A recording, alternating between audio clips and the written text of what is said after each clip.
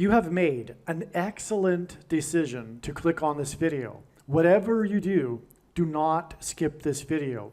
I do realize that it is long. It doesn't matter how long it takes you to go through this video, but do not skip this video. Among countless other amazing things, this is the only video where you will hear the extremely important prophetic significance of Jimmy Carter's funeral. You will also only hear the full, extremely prophetic significance of Hurricane Beryl in this video, among many other things. Do not skip this video. It is predicted that on July 23rd, 2024, former President Jimmy Carter will die.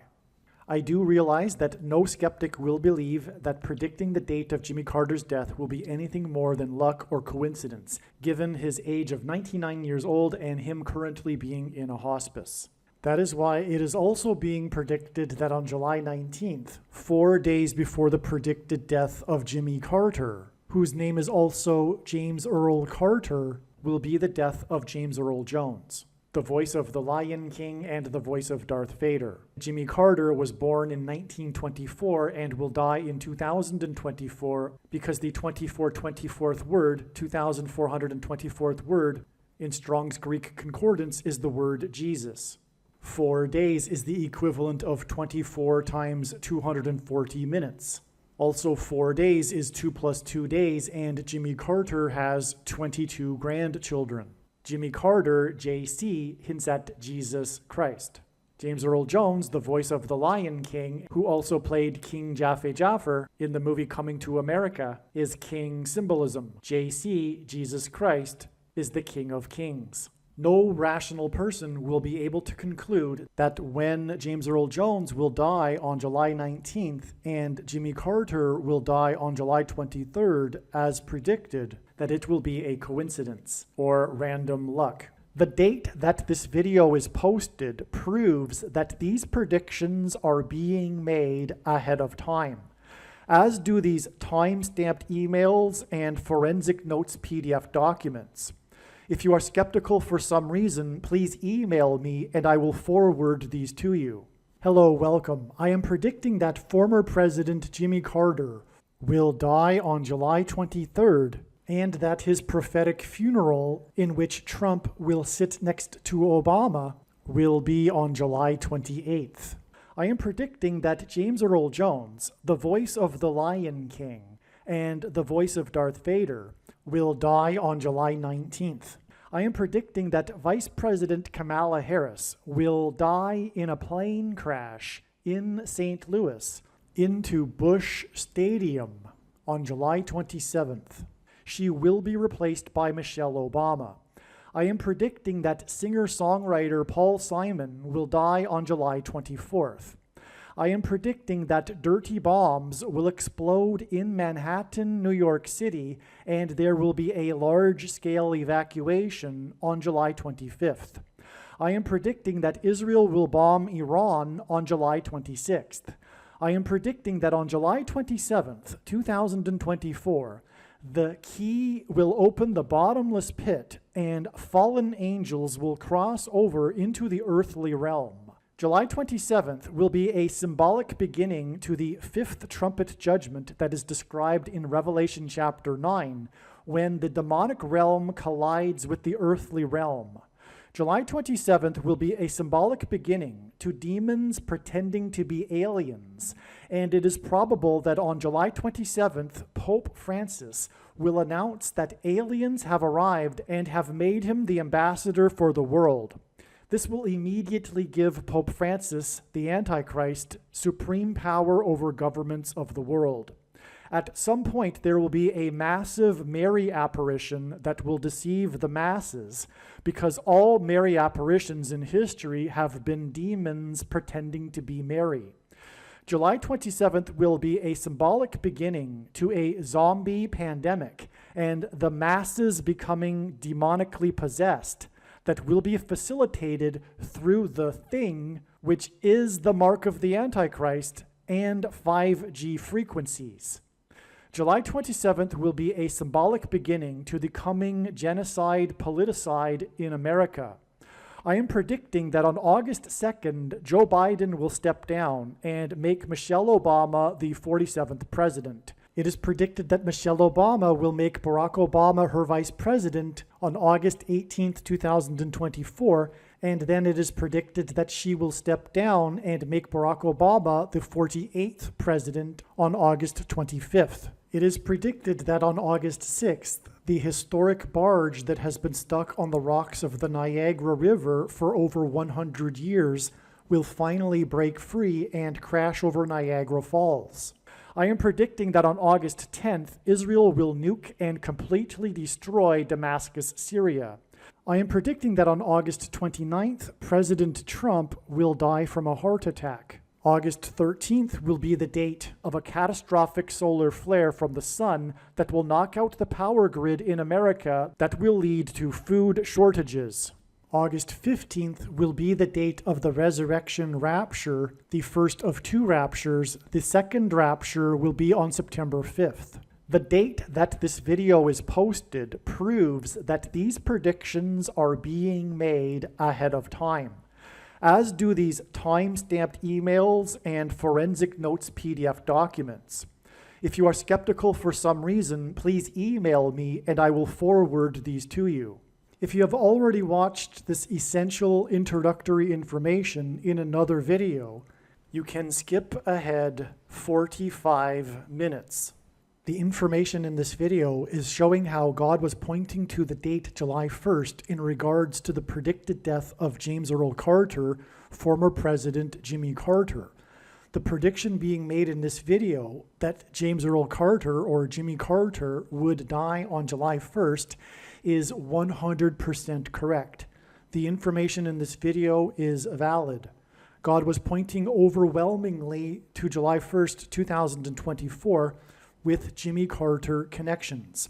Not only is the information in these videos that predicted July 1st valid, it is extremely important and must be watched. Through the connections God used to point to July 1st, God told important stories and revealed essential knowledge.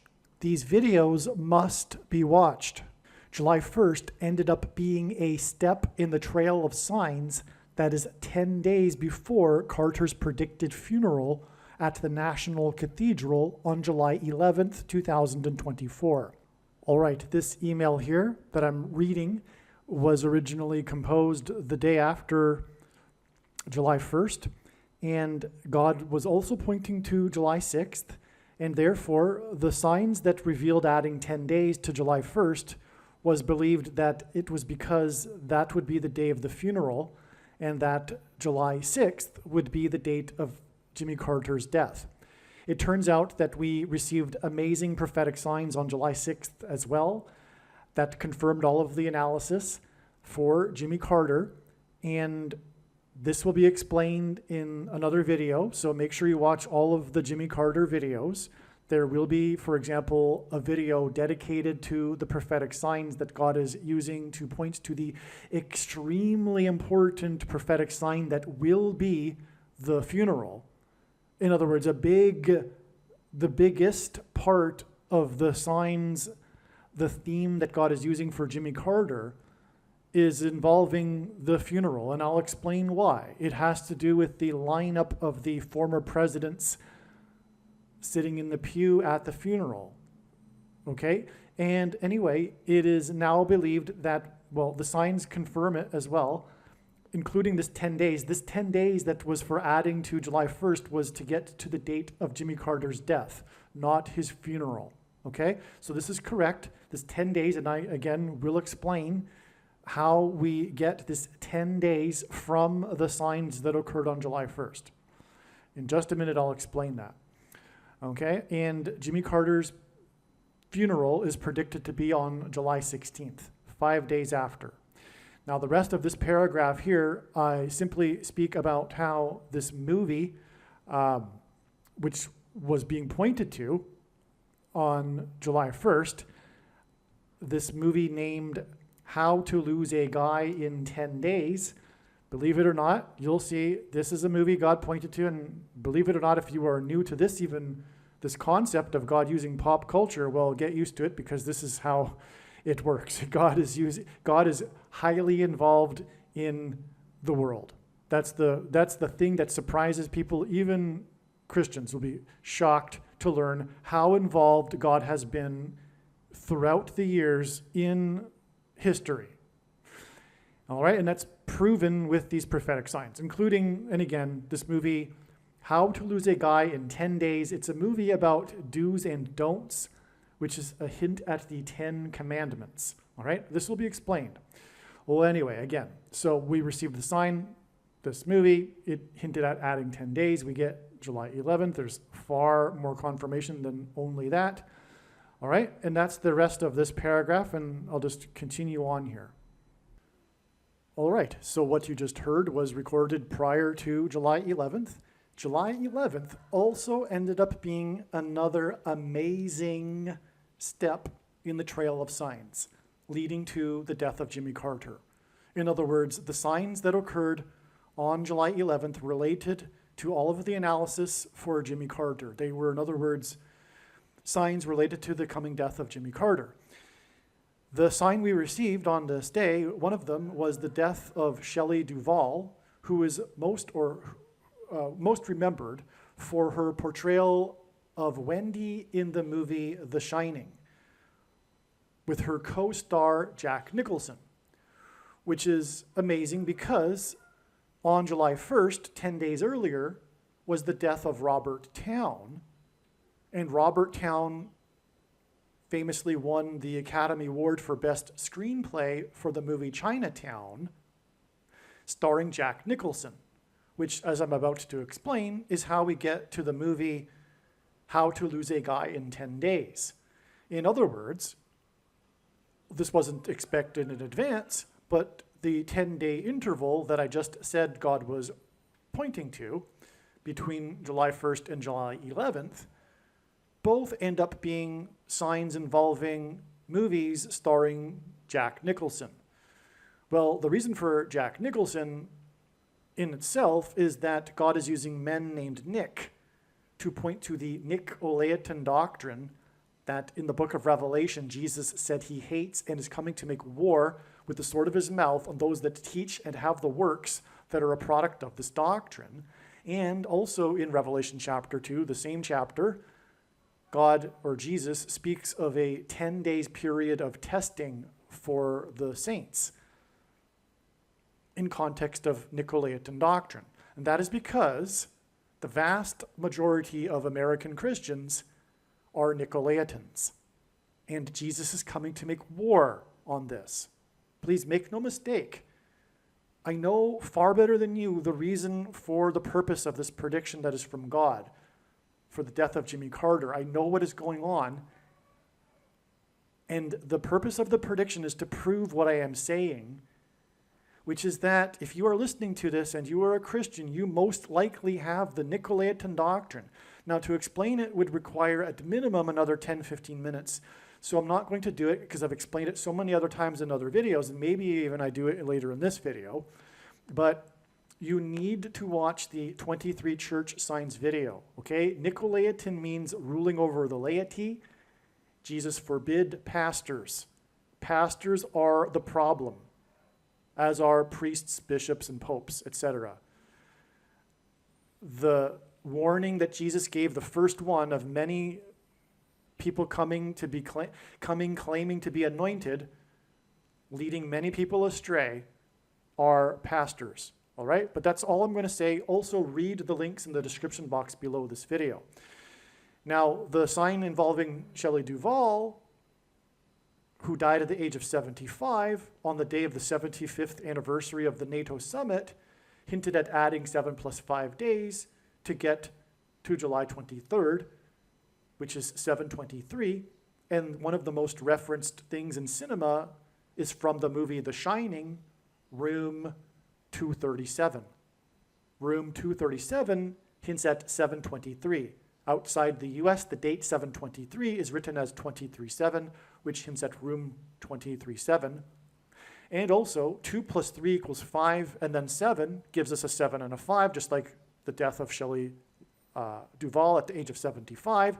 So room 237 also hints at 2 plus 3 equals 5 plus 7 equals 12, and it is 12 days after July 11th that we get July 23rd, the date it is predicted that Jimmy Carter will die, and that's also why Shelley Duvall died at the age of 75 on the 75th anniversary of the NATO summit, which also hints at adding 7 plus 5 to get July 23rd. Now, trust me, I am only scratching the surface here. I have made an amazing video. It is so profound, you have no idea. I can't exaggerate that. I can't express that enough, okay? And it is titled The Shining Video. I've titled this movie, or this video that's explaining in far more detail than I just have, the signs that occurred on July 11th. And I've titled the video The Shining. It is an absolute must-watch. Of course, the wise person will recognize when the prediction comes to pass that every minute of every video should be watched, including every minute of every Jimmy Carter video. But make sure you watch the Shining video on this channel.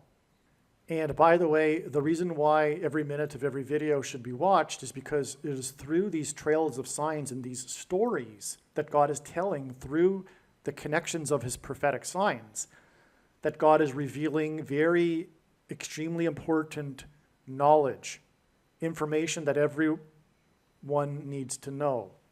The question is, how did God point to this movie, How to Lose a Guy in 10 Days? One of the extremely profound ways in which God pointed to July 1st was that it was 1,290 days after the first Israeli took the thing on December 19th, 2020.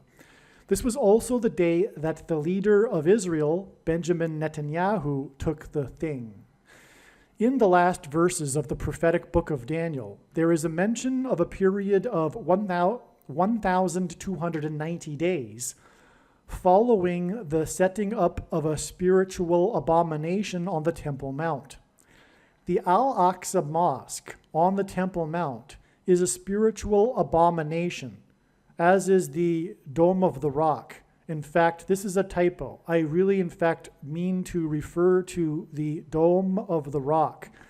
The Al-Aqsa Mosque and the Dome of the Rock are the two mosques on top of the Temple Mount, but I'm specifically referring to the Dome of the Rock, the golden dome in the iconic images of the Temple Mount, the mosque with the golden dome. Okay, so the Dome of the Rock on the Temple Mount is a spiritual abomination, and it was completed in 688 AD. 688 AD plus 1,290 years was 1978, the year of the Camp David Accords that were brokered by President Jimmy Carter. The giving back of the Sinai Peninsula to Egypt with the Camp David Accords was an extreme transgression against God. In the prior verse in Daniel, there is a mention of 1,260 days. 688 AD plus 1,260 years was 1948, the year that Israel was reborn after 19 centuries. In other words, the 1,260-day years connection to 1948 is a second witness that confirms the relevance of adding 1,290 years to 688 AD to get 1978, the big year prophetically for Jimmy Carter. And that is why this number 1,290 is relevant with Jimmy Carter and in context of a spiritual abomination, which is why after the first Israeli and the leader of Israel took the spiritual abomination, which is the thing, was July 1st. And this was one, again, of the ways that God was, extremely profound ways in which God pointed to July 1st in regards to Jimmy Carter. Here is the text that I was referring to in Daniel chapter 12, the last chapter of the very prophetic book of Daniel, in the last verses. Here's this 1,290 days I was mentioning. And again, from the prophecy in Ezekiel, where God told Ezekiel to do something for a number of days that it would symbolize a number of years, we know that this can be interpreted as a period of years. And anyway, we are also here in this passage, there is a mention of this abomination, all right? So there's a spiritual abomination happening in this passage in context of the 1,260 days. What I am referring to, of course, is not the primary fulfillment of this prophecy. This is just a symbolic secondary fulfillment that God is using in his big picture of science. It's very important. We are talking about the mark of the Antichrist, and then 1,290 days later, we get July 1st, but that's a parallel with the abomination, because this is talking about the Temple Mount. It's talking about the regular burnt offering, which is what the ancient Jews used to do on the Temple Mount. It's talking about the temple, the Jewish temple, and it's talking about an abomination. And today, the Dome of the Rock sits directly on top of where the former Jewish temple stood. The Jews would love, or the Orthodox religious Jews would love to rebuild the temple, and they can't because the Dome of the Rock is there, because it is an abomination. And that was completed in 688 AD, and when we add the 1,290 years, we get 1978, which was the year of the abomination orchestrated by Jimmy Carter, with the pressure to have Israel return land for peace, the biggest transgression against God. Here is the 1,260 days I mentioned. It's mentioned 7 times in Bible prophecy. Sometimes it's mentioned as 1,260 days, and sometimes it's mentioned as time, times, and a half time. That's because the time is 1 year, and times is 2 years, and a half time is a half year. So that's a total of 3.5 years. And in biblical prophetic years, year is 12 months of 30 days each. And so 3.5 years is 1,260 days. And if we add this to the Dome of the Rock, just like we added the 1,290 days, we get 1948, the year that Israel was reborn. And you can't get 1948 in the Bible unless it is the inspired word of God. What I meant a minute ago about what Jimmy Carter did with the Camp David Accords, which is when Israel gave back the Sinai Peninsula to Egypt. What I meant by it being the biggest transgression is that this is the biggest transgression that the world collectively will do in the end. The division of Israel and the making of Jerusalem an international city, led by a world body led by the Antichrist, Pope Francis and Barack Obama. There are 2 Antichrists. Now, upon further consideration, I need to be more precise about what I said earlier about this 1,290 days that I'm describing not being the primary fulfillment. What really needs to be said is that, contrary to what most people that are interested in Bible prophecy still believe, is that these numbers of days are actually literal, and they are to have a literal fulfillment. They are only symbolic, and they are used in multiple ways. And this is, again, one way.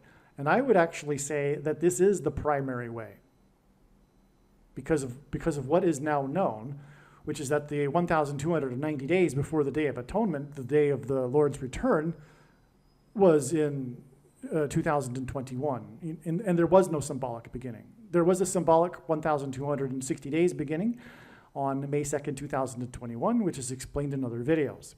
But this is actually a primary fulfillment. And one thing to add to this is because the next verse speaks of this 1,335 days, and what it is referring to is the date, the event of the resurrection rapture.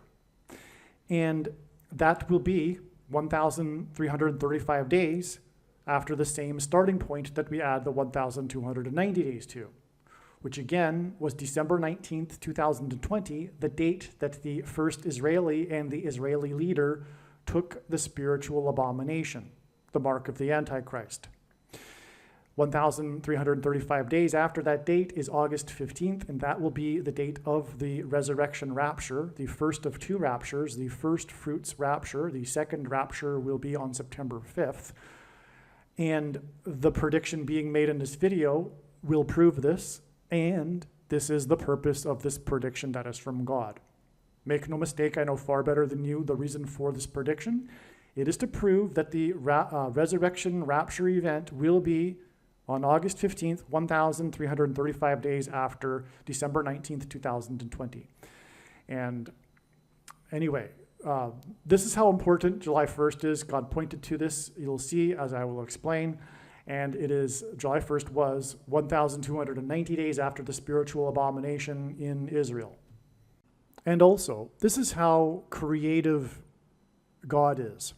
If we think about it, this is one major reason why God established July 1st as a step in the trails of signs that are leading to the death of Jimmy Carter.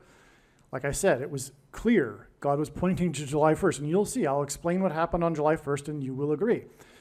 But one reason being for doing that is in order to establish this, what I just mentioned, the extra 45 days.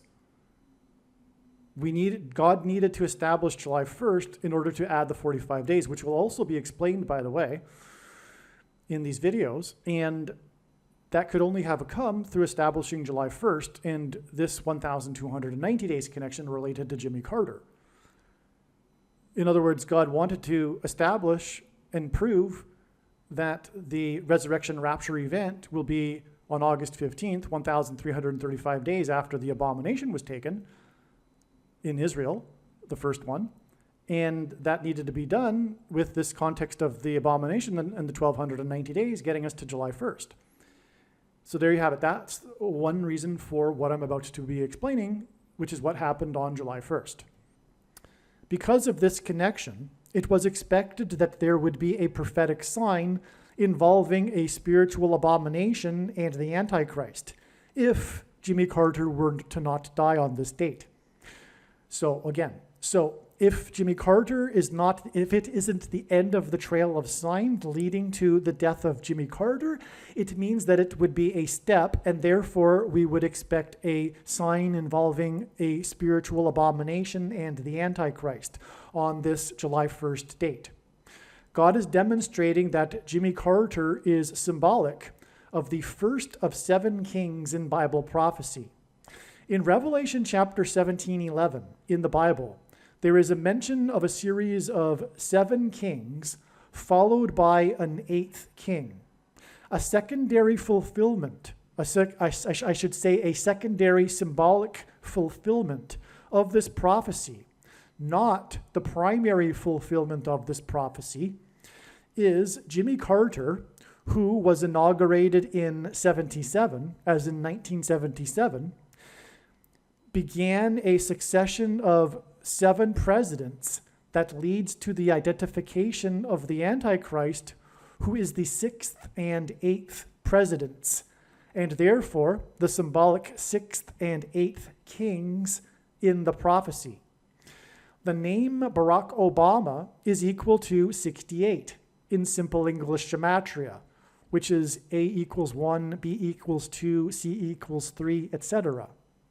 And therefore, his name in a succession of presidents that begins with Carter, Barack Obama is the 6th president and is predicted to become the 8th president, which is why his name equals 68 in simple English gematria. Trump is the 7th president after Carter was inaugurated in 77, which is why Trump was elected by 77 electoral votes. And on Trump's inauguration day, in the year that ended in the number 7, he was exactly 70 years, 7 months, and 7 days old. 77 days after his inauguration, Trump launched 59 missiles into Syria. 59 is the 7th super prime number. The 17th prime number is 59, and 17 is the 7th prime number, making 59 the 7th super prime number.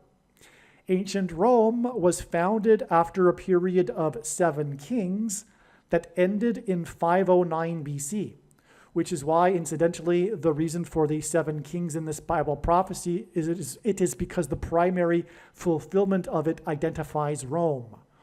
Okay, so in ancient Rome, it is widely known in ancient history, or rather, it is widely known that ancient history tells us that ancient Rome was founded after a period of 7 kings that ended in 509 BC. 509 hints at 59, the 7th superprime number. At Carter's funeral, the presidents will be lined up in chronological order, which will point to this prophecy in Revelation about a chronological order of 7 kings, followed by an 8th king. Trump, the 7th king, and Obama, the 8th king, are predicted to sit next to each other at Carter's funeral. In the prophecy, it is said that the 8th king was, is not, and will be again. Obama was the president, is not the president, and it is predicted he will become the president again on August 25th, 2024. The predicted funeral on July 11th will be exactly 509 days after Carter first went into a hospice, and this hints at the succession of kings in Rome that ended in 509 BC. George W. Bush will also be sitting in the row of presidents at Carter's funeral, and Bush will turn 78 years old. In other words, his 78th birthday will be the date it is predicted that Jimmy Carter will die, on July 6th. His age of 78 will hint at the 7th and 8th kings in the prophecy. George W. Bush is the 5th king in this fulfillment of the prophecy, and it's only symbolic, and it's a secondary to the primary one, as I said. But George Bush was the 5th king after Carter in this fulfillment of the prophecy, and the prophecy speaks of the first 5 kings being similar and having left the scene before the 6th through 8th kings. As mentioned, on July 1st, it was expected that either Jimmy Carter would die or there would be prophetic signs that provided king and spiritual abomination symbolism. On July 1st, the Supreme Court ruled that the president is entitled to immunity from prosecution for official acts of his duties as president. President Biden is not the symbolic 8th king in this prophecy because he is a puppet of Obama's people in the permanent government ruling class of Democrats in Washington, otherwise known as the deep state. In response to the Supreme Court's decision,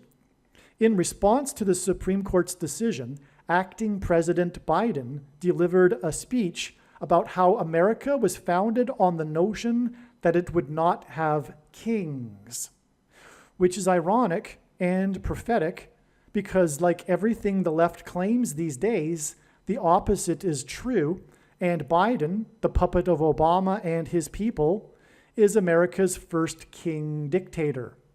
Also, in the Supreme Court's dissenting opinion, Justice Sotomayor, Obama's first appointee, said that America now has a king.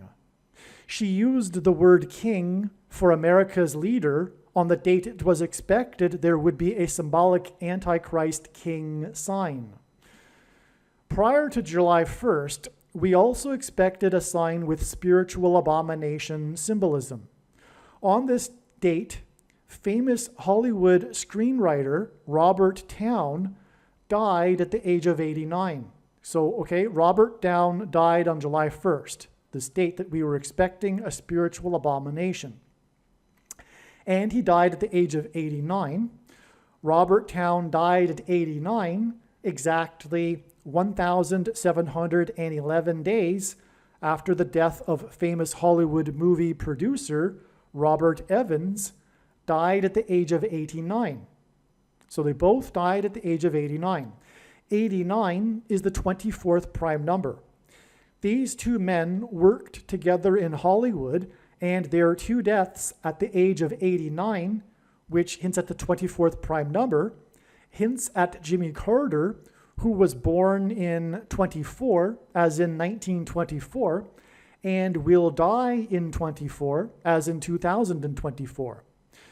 Jimmy Carter's initials, JC, hint at Jesus Christ, and G2424 in Strong's Greek Bible Concordance is the word Jesus. Robert Towne's death on 7/1, July 1st, 7/1, 1,711 days after the death of Robert Evans, hints at the prophecy in Revelation 17:11 about the 7 kings followed by an 8th king. All right, so the 1,711 days hints at Revelation 17:11, which is why Robert Towne died on the day the Supreme Court Justice said that America now has a king. This hints at the coming Antichrist king, who will be defeated by the King of Kings at his second coming in 2024. If the starting date is not included in the calculation, this period of 1,711 days in between the deaths of Robert Evans and Robert Towne is also 1,710 days, and 171 is the 18th triangular number, and 18 is equal to 6 plus 6 plus 6, and 666 is the number of the Antichrist in Bible prophecy. In Bible prophecy, the period of the Antichrist's rule is symbolized by 7 years. Robert Evans is credited with making Paramount Studios a major success after ruling as its chief for 7 years, as in the Antichrist's period of 7 years. Robert Towne won the Academy Award for Best Screenplay for his movie Chinatown, which Robert Evans produced. The movie starred Jack Nicholson, and during its production, Nicholson learned from a reporter that his deceased sister and mother were in reality his mother and grandmother, which was an eerie coincidence given that in the movie, which Nicholson was filming at the time of him learning this, Nicholson's character learns the shocking secret that Faye Dunaway's character is both the sister and the mother of another character as a result of incest with her father at the age of 15. The movie was directed by Roman Polanski, who is known for the sexual relationship he had with a 13-year-old girl. Polanski's pregnant wife, Sharon Tate, was murdered by Manson family members. Polanski directed the movie Rosemary's Baby, which Robert Evans also worked on. The horror movie Rosemary's Baby is about a pregnant woman who gives birth to the baby Antichrist. In the movie, the baby has the eyes of his father, Satan, and the baby is an abomination. Robert Evans died exactly 2,620 weeks after the release of Rosemary's Baby, and 262 is the 84th semi-prime number. The name Obama is equal to 84 in Hebrew gematria, and Obama was born, the Antichrist was born, as in Rosemary's Baby's Antichrist birth, on the date 8/4. Therefore, the movie Rosemary's Baby connects to the death of Robert Evans, and his death connects to the death of Robert Towne on the date that it was expected that there would be a prophetic sign involving a spiritual abomination.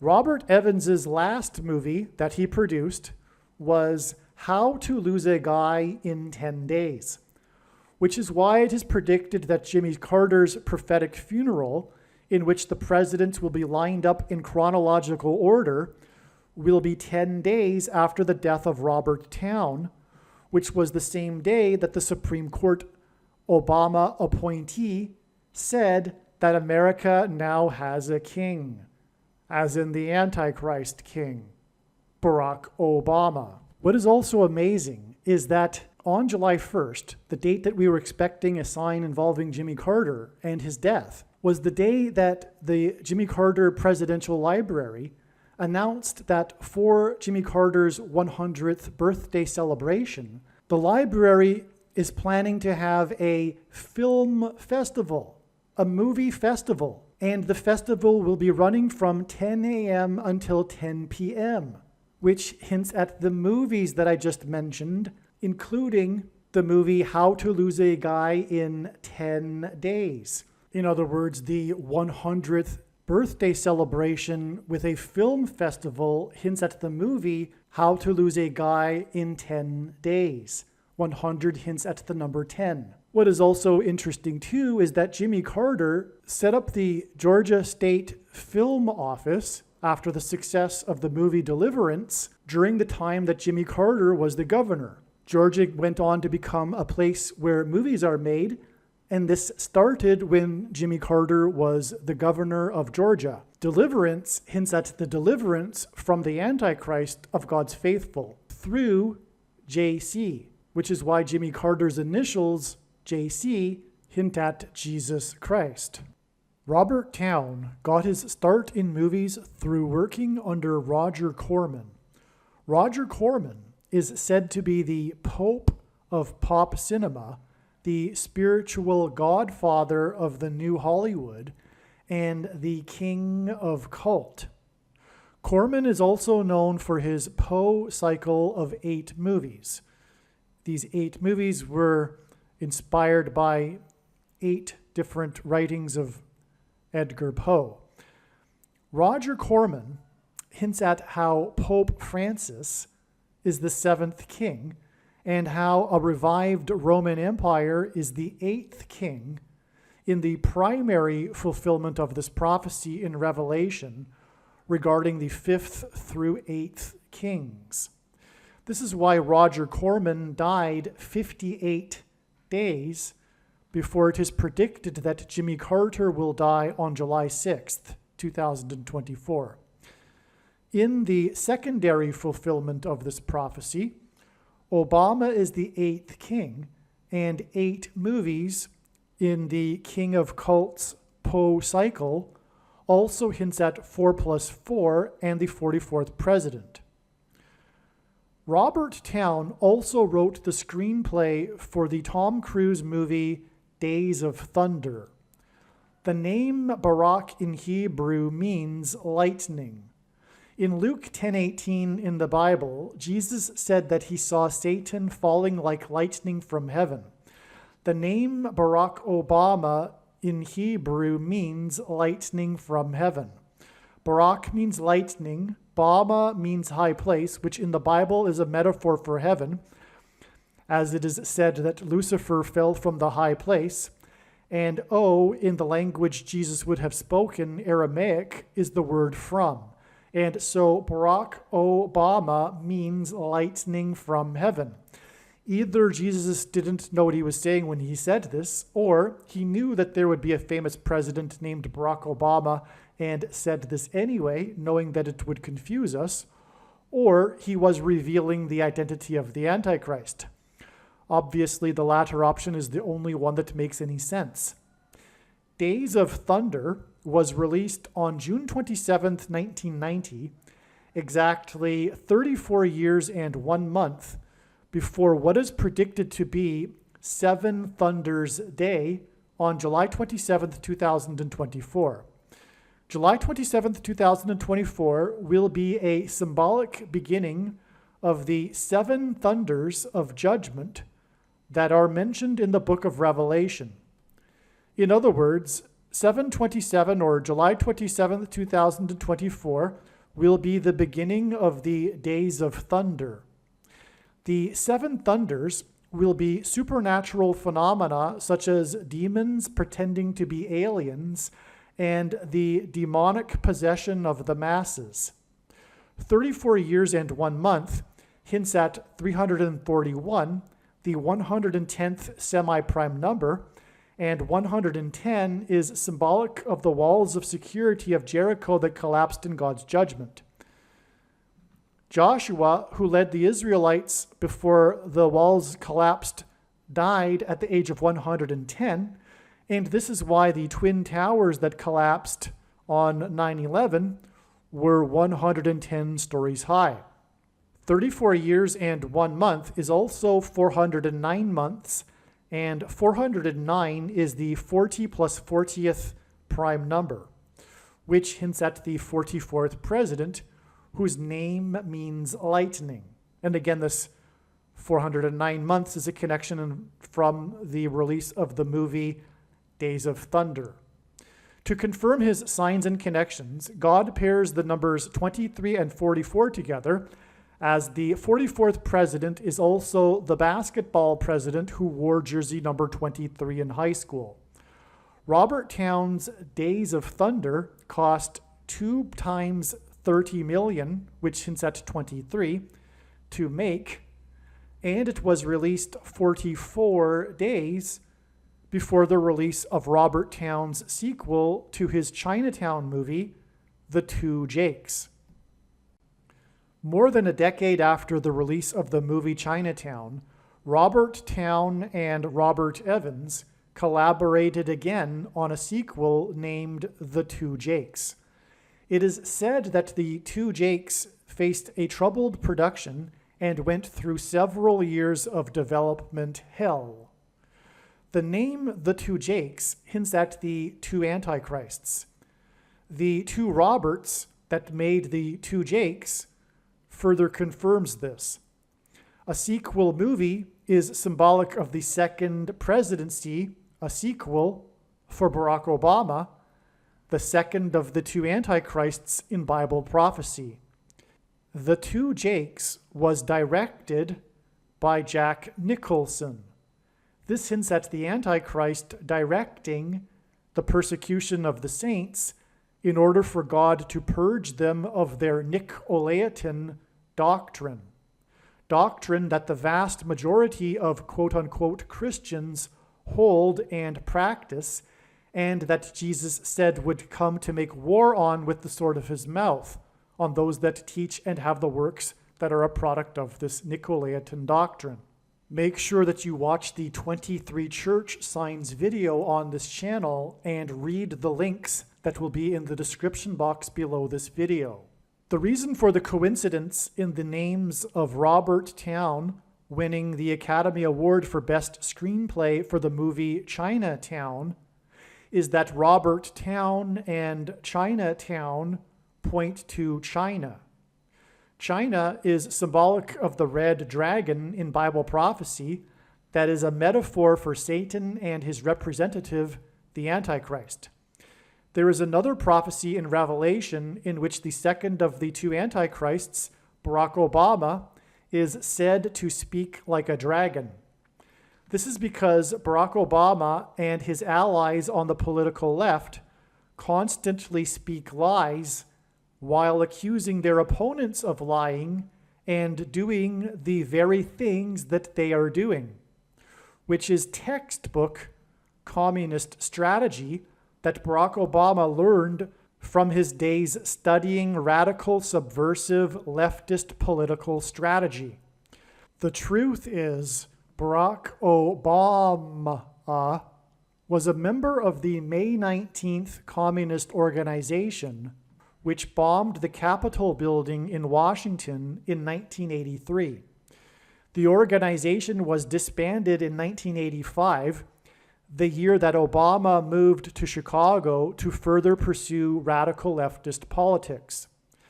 The purpose of this prediction in this video, that is from God, is to prove what I have just said.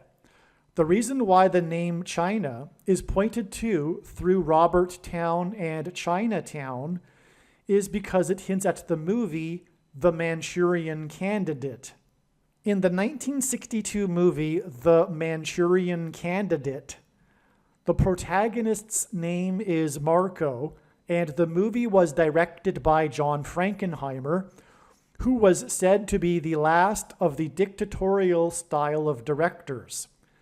The name Frankenheimer hints at Frankenstein, and he also directed Island of Dr. Moreau, about genetic experiments that create half-human, half-animal creatures.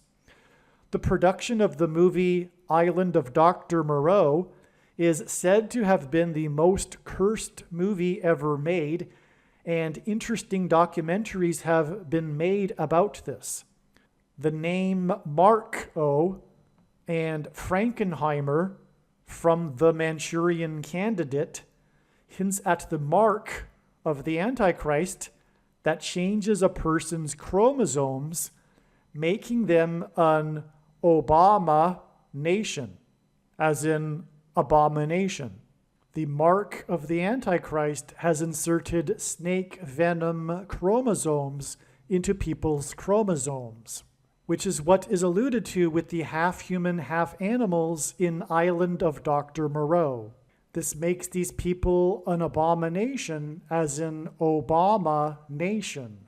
The number 22 is symbolic of the mark of the Antichrist, and Frankenheimer's The Manchurian Candidate cost $2.2 million to make. John Frankenheimer died exactly 22 years before it is predicted that Jimmy Carter will die on July 6, 2024. At Carter's funeral, Joe Biden will sit in the row of presidents, followed by Trump and Obama. Biden and his brain dementia is symbolic of the character in The Manchurian Candidate that is brainwashed by communist operatives within the US government and who isn't fully aware of what he is doing. Obama is symbolic of the communist Manchurian Candidate in the movie The Manchurian Candidate, who is waiting for the death of someone in order to gain the president's office and usher in an authoritarian regime in the US.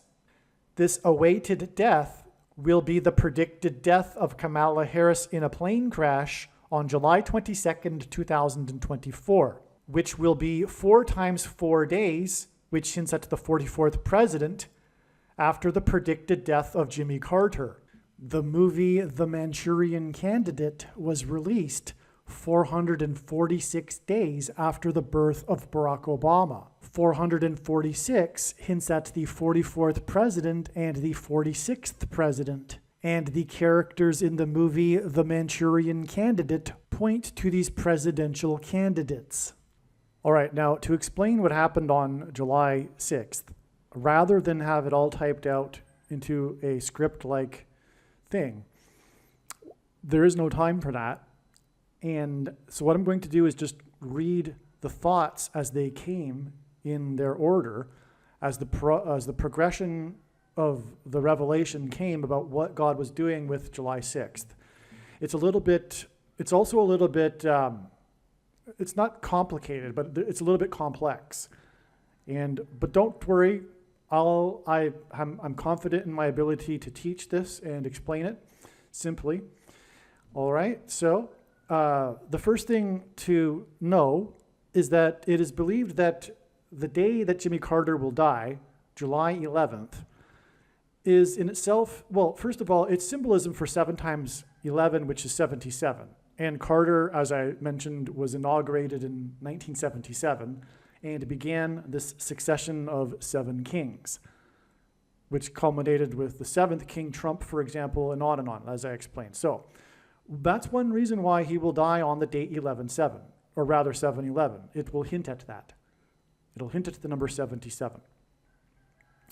But also, the date 7/7 hints at this. And the reason why that's relevant, today as I'm speaking, it is actually the early morning, because I'm in a time zone that's ahead of the US, so it's actually quite early. It's early morning East Coast time. And today it is expected that later in the day, in the evening, Hurricane Beryl will hit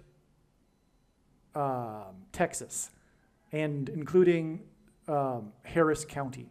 And God has been using Harris County in his signs to hint at the coming disaster of Kamala Harris, which is how Barack Obama, the Antichrist, will become the president again through her replacement after her death in a plane crash in St. Louis, which will also be due to weather, turbulence, lightning. It'll bring her plane down. So this is one reason why this Hurricane Beryl.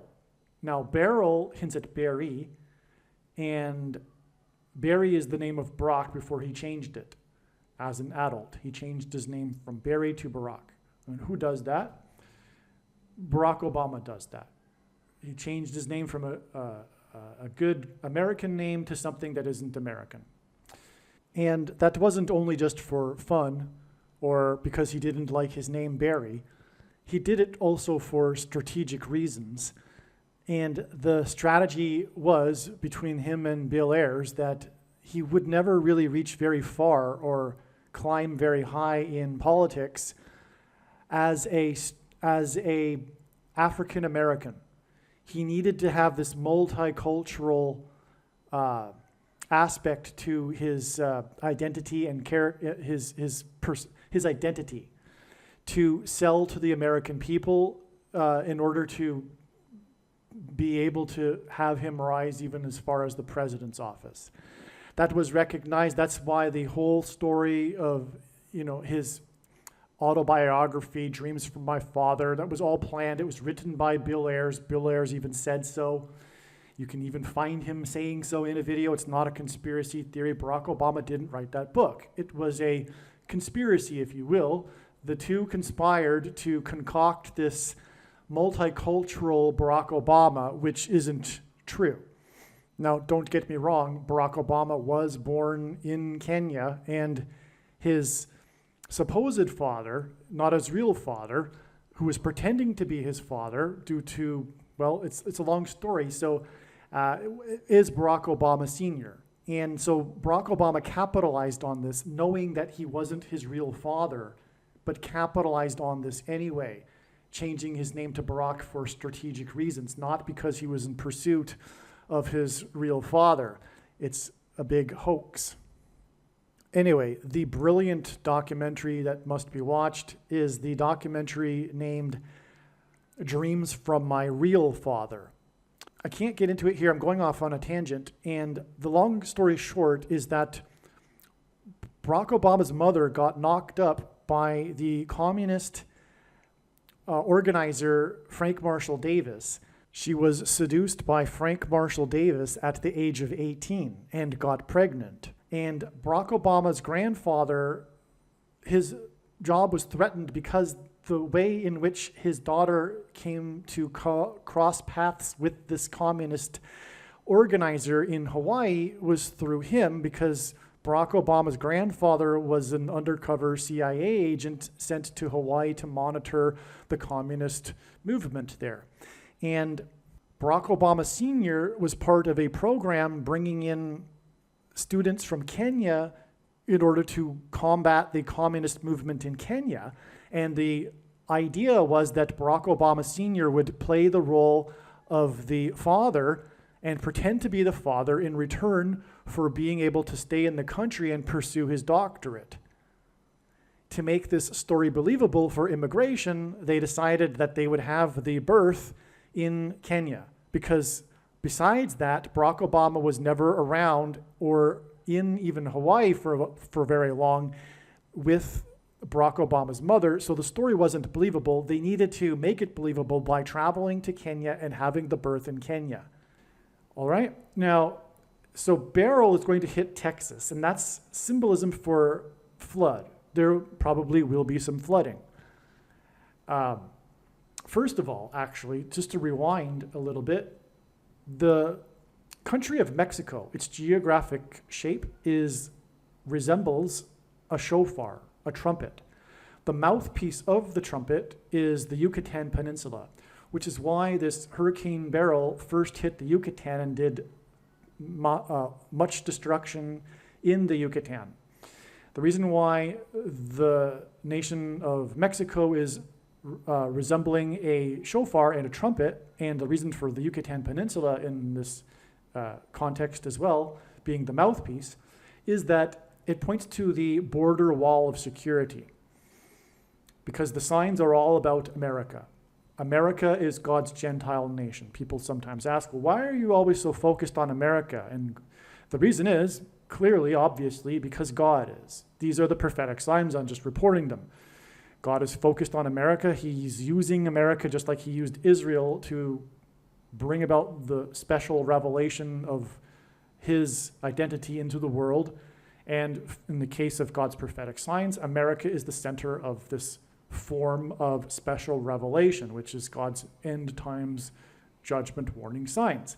And so the reason why the border wall of security is so symbolic with Mexico, and thus its collapse currently is symbolic of what I'm saying, which is that it symbolizes the walls of security of the ancient city of Jericho collapsing in God's judgment after the Israelites blew trumpets. And that's why trump, which in archaic English means trumpet, why Trump and his presidency and election campaign were synonymous with his border wall of security.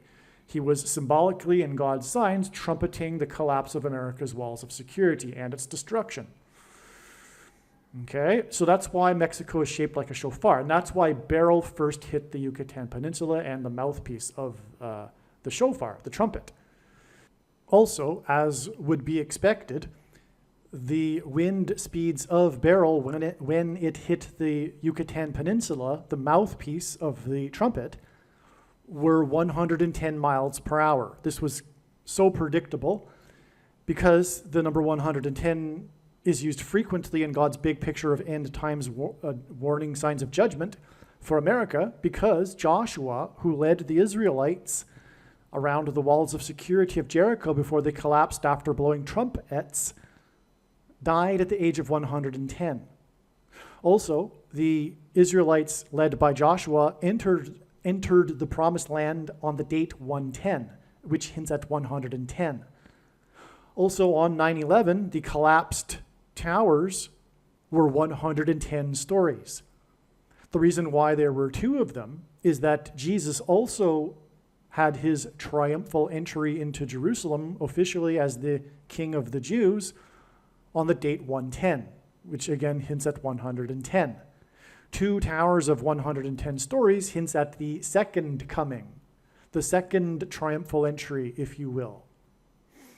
And so that's why the wind speeds that blew into the mouthpiece, and that's another thing, the symbolism here of the hurricane is about its winds, and it's hitting the mouthpiece, which is symbolic of blowing into the trumpet. But the wind speeds were 110 miles per hour. It's amazing. Now, as I'm about to explain, the Beryl hurricane is, well, I recorded what I'm about to explain yesterday, but as we speak, it's hours away from hitting Texas on the other side of the border wall of security on the date 7/7. And that's also by design because of this parallel with the book of Joshua. Because when the walls of security collapsed, the Israelites marched around the walls of security 7 times while blowing 7 trumpets. In fact, it's also 3 sets of 7 because they marched around the walls once per day for 7 days, and then on the 7th day they marched 7 times while blowing 7 trumpets, which is why the Beryl storm, with its 110 miles per hour that hit the mouthpiece of the shofar, will cross over the border wall of security, symbolizing the collapse of walls of security and entering the enemy, entering Jericho, entering America, and destruction coming for America on the date 7/7, because it hints at the marching around 7 times while blowing 7 trumpets.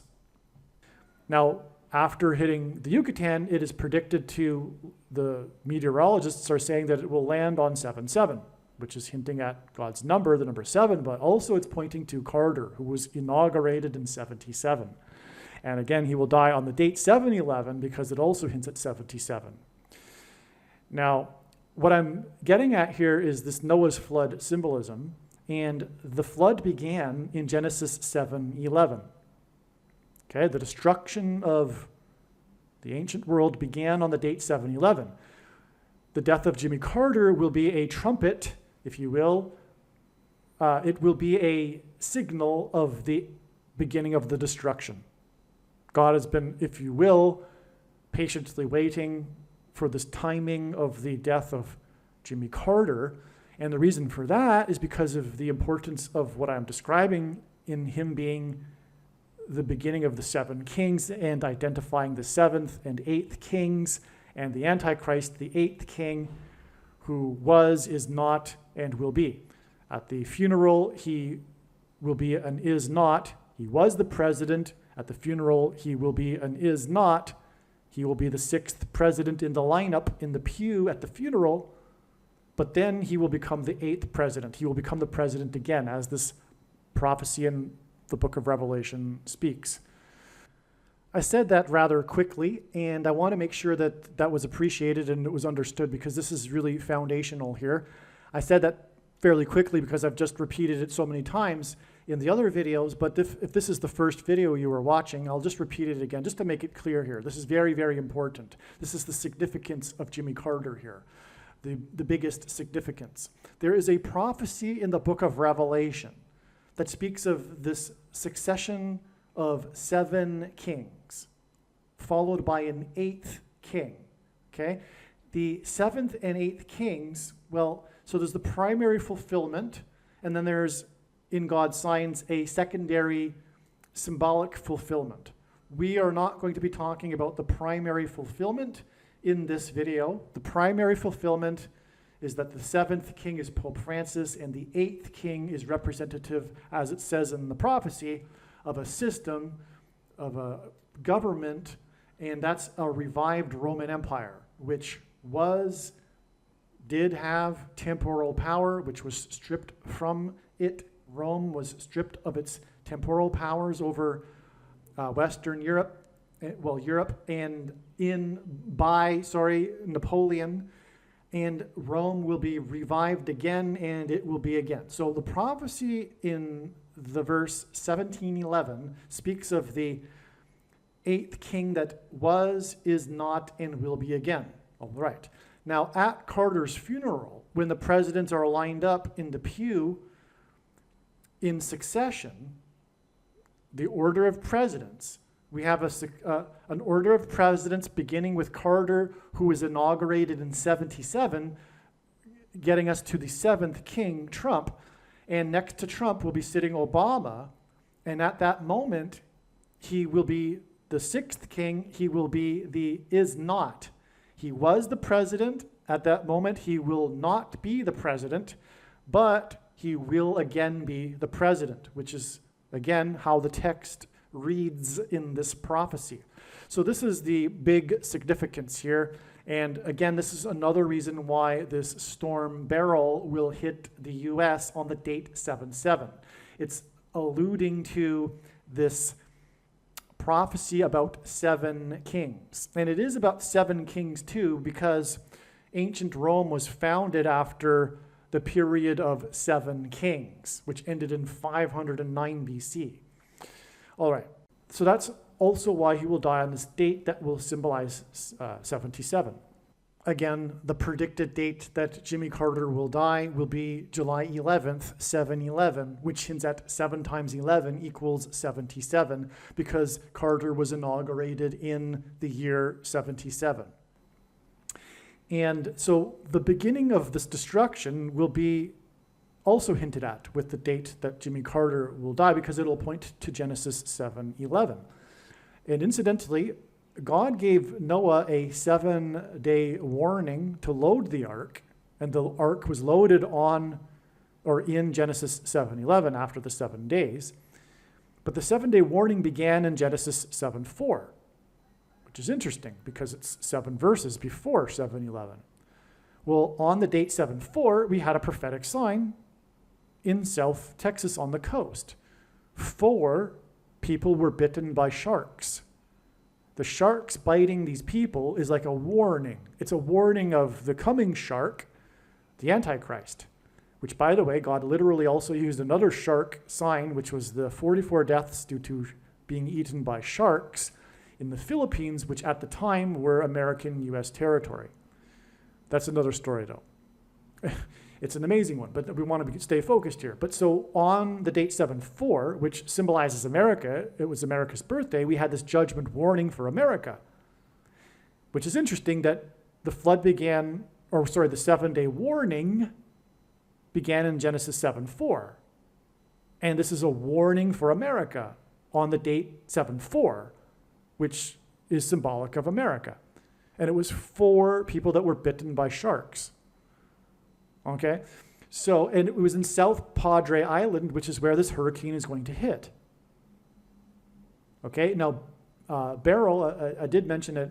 Beryl, by the way, is the 8th storm in the Atlantic named Beryl in history, which ends at 4+4, and the 44th president.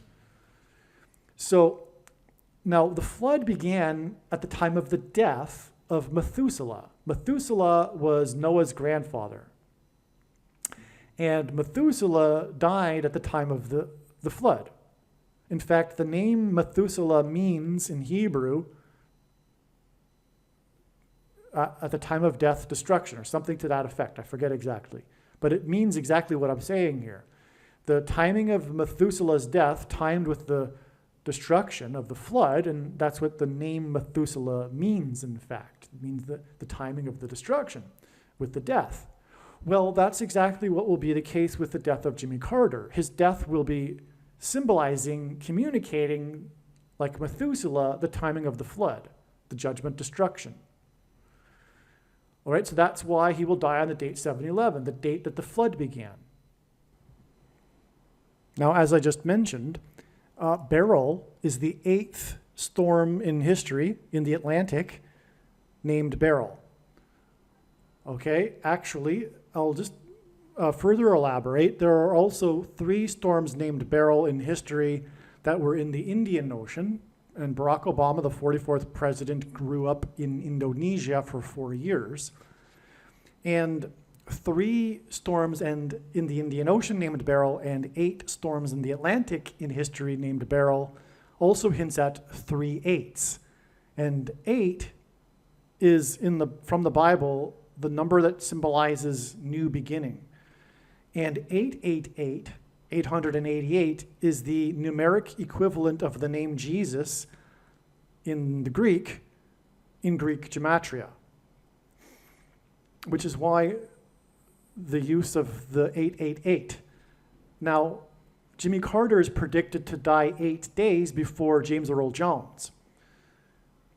James Earl Jones is king symbolism. He was the voice of the Lion King, and Jesus is the Lion King. Prophecy says that the Messiah would be descendant from the tribe of Judah, which is symbolized by the lion. Okay, also, James Earl Jones played the King Jafar in the Eddie Murphy movies Coming to America. He, in fact, played a dying and dead king. He also read the audiobook. James Earl Jones reads the King James Bible. And he was also the voice of Darth Vader, which is Antichrist king symbolism. And so, James Earl Jones's death will be 8 + 8 + 8 days before the 9th of Av in the Hebrew calendar, which begins at sunset on August 12th, and the day of the predicted solar flare on the surface of the sun, a lion's roar. God is using this as a metaphor, a lion's roar for the coming solar flare, that eruption on the sun, that will send a coronal mass ejection that will knock out the power grid a couple of days later. Well, anyway, that's 8 + 8 + 8 days. That's hinting at Jesus, the King of Kings, and this is from the death of James Earl Jones, who is king symbolism, and furthermore, he's symbolism for the king of the tribe of Judah, Jesus. So, and again, James Earl Jones is predicted to die 8 days after the death of Jimmy Carter, who, as I'm explaining, is also king symbolism. Well, what is fascinating beyond words is that Methuselah, and again, I'm explaining how Jimmy Carter's death will be symbolic of the death of Methuselah, who died at the time of the flood, and that's what the name Methuselah means. In octal counting. So our number system is based on 10. But if we use a system based on 8, okay, so I jumped ahead. Methuselah in the story died at the age of 969. Okay? 969 using the base of 8, the octal counting system, is equal to 1,711 in a base of 10. In other words, our system, the system that we use. Okay? The equivalent of our system, 1,711, would be in the base of 8, 969. Does that make sense? I hope that makes sense. No, the reason why it didn't make sense to me and why I wanted to reassure is because I got it backwards. So in base 10, 1,711 is equal to 969 in base of 8. Nope, I said it wrong again. Okay, sorry. In the base of 10, 969 is equal to 1,711 in the base of 8. Okay, hopefully that's a little abstract, I know, but there's, because we're so used to counting in sets of 10. But if we count in sets of 8, all right, our system of 969 is equal to 1,711 in the base of 8. Okay, why that's so amazing is because it's the base of 8. And the reason why 1,711 is so significant is because what we are talking about is how Jimmy Carter is pointing to the prophecy of the 7 kings and the 8th king in Revelation 17:11, which is why in the base of 8, Methuselah, who died at the age of 969, in the base of 8, 1,711 is equal to 969 in the base of 10. Hopefully you got that. So just again, Methuselah died at the age of 969. And 969 in equivalent of it in the base of 8 is 1,711. Jimmy Carter is symbolic of Methuselah and Revelation 17:11. That's why it's so amazing. Now, hopefully you got that. Hopefully I had done my job there and taught it well enough for you to be able to appreciate that. Hopefully, if you did, your jaw is dropped because, again, beryl. So also beryl, the instance in which this word occurs in the New Testament is in Revelation chapter 20 in regards to the foundation of New Jerusalem, in which there are, as a metaphor, the use of stones, and the 8th stone, and it even says that the 8th stone in the New Jerusalem is beryl. So beryl is a type of precious stone, and it says in the book of Revelation that it is the 8th stone. So this Hurricane Beryl is the 8th Atlantic storm in history named Beryl. And in octal counting, 1,711 is the equivalent of 969, the age at which Methuselah died. And Methuselah is flood symbolism, as is the Hurricane Beryl. So, and Beryl is hitting on the date 77, which also hints at Carter, who was inaugurated in 77. All right. Now, the thing I also forgot that I was getting at earlier, the reason for bringing up the fact that there are 3 other Beryl storms in the Indian Ocean, is that the first of all of them, all 11, the 3 in the Indian Ocean and the 8 in the Atlantic in history, the first of them all was named in 1961. which was the year that Barry Obama was born. Yeah, so, and just to be clear one more time, the reason for all of this is that it is pointing to the 8th king. It again is all about identifying Barack Obama as the 8th king. Because at Jimmy Carter's prophetic funeral, the lineup of the presidents will be hinting at the 8th king, because President Trump is the 7th king. He's the 7th after Jimmy Carter, and that's why President Trump was inaugurated in the year ending in 7 at the age of 70 years, 7 months, and 7 days old. And 77 days after this was the day that he launched 59 missiles into Syria, and 59 is the 7th super prime number. And the 7 kings' reign in ancient Rome ended in 509 BC, which the number 59 hints at. And so that's why Beryl and Methuselah give us Revelation 17:11 through the age at which Methuselah died, 969, being the equivalent in the octal counting of 1711, which hints at Revelation 17:11, which speaks of the 8th king, the Antichrist, Barack Obama. So, okay. So that we've gotten that now. Let's see.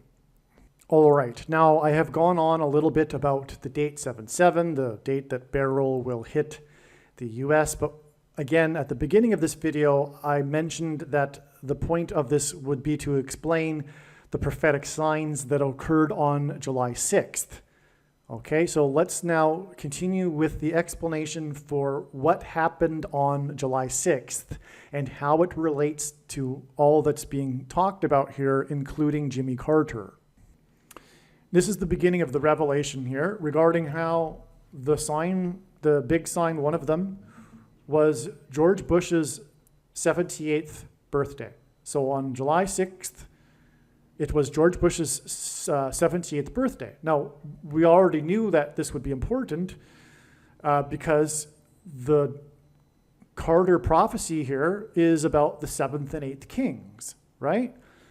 Okay, and God again was pointing to July 6th regarding Carter, and so George Bush's birthday on that day being his 78th, you'd figure, of course, points to this prophecy of the 7th and 8th kings that God is using Carter to point to. All right, so let's see.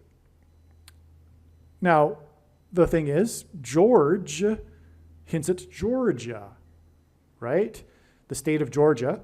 And one of the ways in which God pointed to July 6th ahead of time was that it was exactly 24 plus 24 months after the Georgia guide stones were demolished. Okay? And also exactly 666 months after Carter's UFO sighting in Georgia. And Carter is from Georgia, for that matter. So this isn't a coincidence that the president's name is George and his 78th birthday is prophetic. In other words, all along since George Bush's birth, the reason why his name is George is because it ultimately points to Georgia and Carter. It's all coming together at the end, right? Okay, so, but the question is, how can we confirm this more?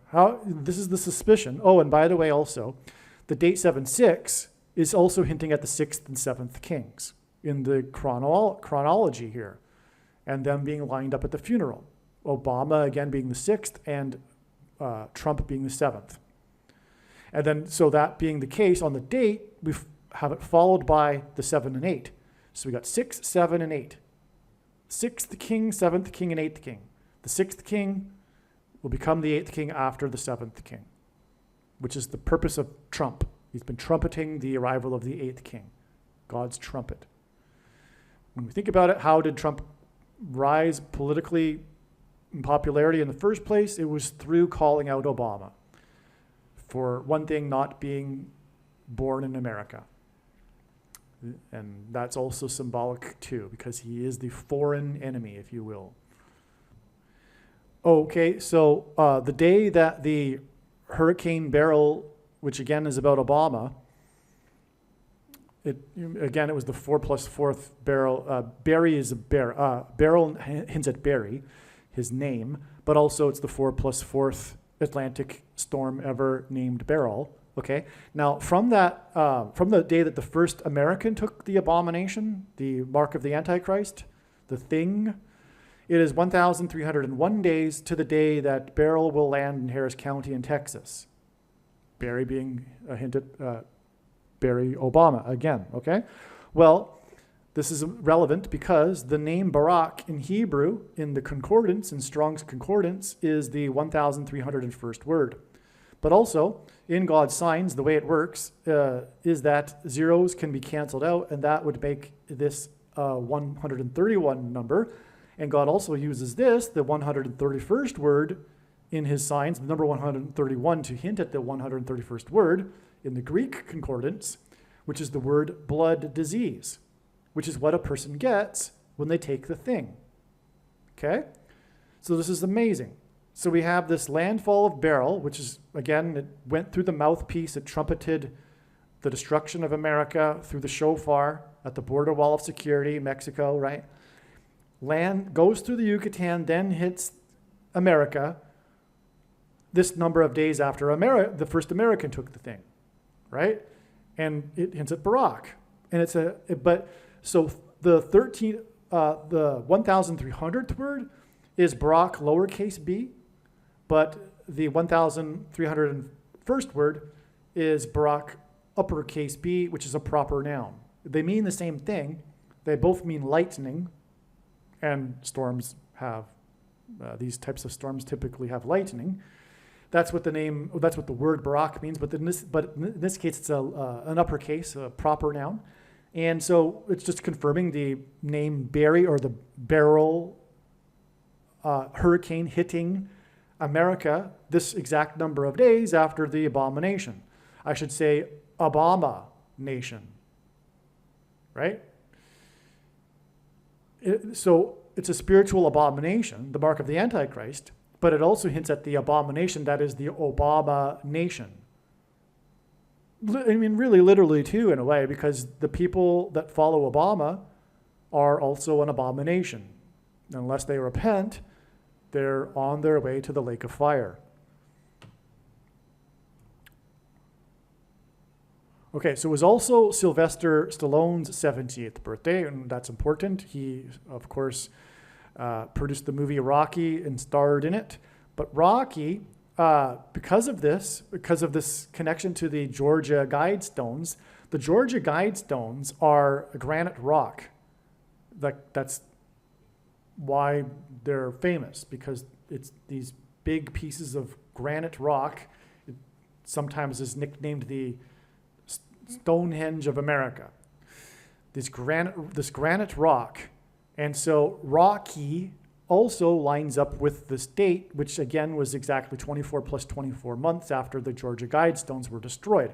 Oh, and by the way, the reason why that was relevant, I didn't explain, is because Carter was born in 1924, and will predicted to die in 24, which hints at 2424, and G 2424, the 2,424th word in Strong's Greek Concordance, is the word Jesus. And JC, Jimmy Carter, hints at Jesus Christ. And so that's the reason for why that's relevant in regards to Jimmy Carter. Oh, and also, I forgot to mention this, the date 7-6, because Jimmy Carter was the 76th governor of Georgia, and he was elected president in 76. All right? So it's relevant that Sylvester Stallone's 70th birthday is on the same day as George Bush's 70th birthday, which again hints at Georgia, and it also hints at the granite rock Georgia Guidestones, which I'll explain more in a minute here. So we're on the trail here of figuring out what God is doing here. Okay. Well, here's that diagram again. Might as well just show it. So you see here on the top, the 24 plus 24 months to the Georgia Guidestones. And by the way, Carter became, let's just get into it a little bit here. Why not? Carter became the longest living president on the date March 22nd, 2019, the longest living president in history, because it hints at Genesis 3:22. The date March 22nd, 3:22 hints at Genesis 3:22, which is the verse that speaks of the big lie, the first lie ever told from the serpent in the garden to Eve about how she surely will not die. It's this promise of immortality that will come about at the end of the age. It will come full circle. The big lie that is coming, I believe, through the demons that will be pretending to be aliens, will be this promise of immortality through transhumanism technology, which, by the way, is the thing. The thing that people have taken already is transhumanism technology, right? It's not really a thing that they thought it was. It was transhumanism technology presenting itself in a format that they thought could become like the thing that they thought it would be. But the real primary purpose of that sort of technology has all along been this quest for manipulating people's chromosomes and ultimately seeking immortality. Okay, and speaking of which, and the first lie being told in the garden, that was told by the serpent, the symbol of evil in the Bible, and that's why the thing that people took has put snake venom chromosomes into their chromosomes. All right. Well, anyway, this date is exactly 276 weeks. And that's this number 276 is one of three unusually specific numbers in the Bible, and it occurs in the context of a shipwreck, speaking of the coming flood judgment, and Jimmy Carter symbolizing Methuselah. But also, 276 is the 23rd triangular number, which in a triangle of numbers, the last number in the 23rd row is 276. And the number 23 God uses in his signs because it points to Barack Obama, who is the basketball president who wore jersey number 23. It is also the 9th prime number, and then number 9 is the most important number in God's big picture of signs, as from the Bible it symbolizes God's judgment. And the way in which his signs works is that he pairs certain numbers together, such as 9 and 23, because the president who wore jersey number 23 was inaugurated in 2009. And this number here, 45, is the 9th triangular number. So we have these two triangular numbers that confirm each other here, these two connections, okay? But back to the Georgia Guidestones. The day that Carter became the longest living president, which is this hint at immortality, because of the date that he became the longest living president on, which hints at Genesis 3:22, was exactly 39 years, and Carter was the 39th president after the Georgia Guidestones first opened, okay? Now, the Georgia Guidestones, why are they so important in God's science? Because they symbolize George Bush, George H.W. Bush, actually, and his coining the phrase, if you will, New World Order. He's famous for his speech to Congress toward a New World Order, delivered on 9/11 in 1990. All right, now, much will be said more about this in a minute. It's important. This is what is being hinted at here through George Bush's 78th birthday on this date. Okay, and by the way, speaking of the 78th birthday, in the news 7 months and 8 days earlier was Laura Bush, because she was attending the former First Lady's funeral. Okay, and so that's another sign. I won't get into the details, but that's also a confirmation of the relevance of George W. Bush's 78th birthday, 7 months and 8 days after Laura Bush was in the news in context of Carter. Okay, and again, George, it's a Georgia, and so we got the Georgia Guidestones, we got the two men with the birthdays, their 78th birthdays, which hints at this prophecy regarding Carter and the 7th and 8th kings. And it's hinting at Georgia because of George and because of Rocky, because of the Georgia Granite Rock Guidestones. So this is how important the Georgia Guidestones are. Now, what is that about? Why is this so important? Again, I'm hinting at it I'm getting to it. It's the New World Order, which involves the Antichrist, okay? And I'll explain more in a minute. All right, one thing before we move on here is that this 276 weeks connection regarding the date that Jimmy Carter became the longest living president also hints at 276s. And this is related to Carter because he was the 76th governor of Georgia, speaking of Georgia Guidestones, and he was elected as the president in 76. So that's 276s. Now, what I'm going to do for the next couple of minutes is play a clip that I already produced for this video later when I'm explaining this diagram, because again, at the beginning of this video, I mentioned that I would be explaining this diagram at the end of the video. In other words, the explanation for this diagram came prior to July 6th, and I already explained how it ended up being a step in the trail. And so what I'm doing now is explaining first what happened on July 6th, and then I will explain how God was pointing to July 6th ahead of time. Well, part of that explanation that I explained ahead of time regarded the Georgia Guidestones. And so what I'm going to do now is just play a clip of that, just a couple of minutes, in which I explained the Georgia Guidestones. I need to insert this now in order to get to the bigger point, which is how this relates to the New World Order and George H.W. Bush, which is being hinted at through George W. Bush and his birthday on this date, his 78th birthday.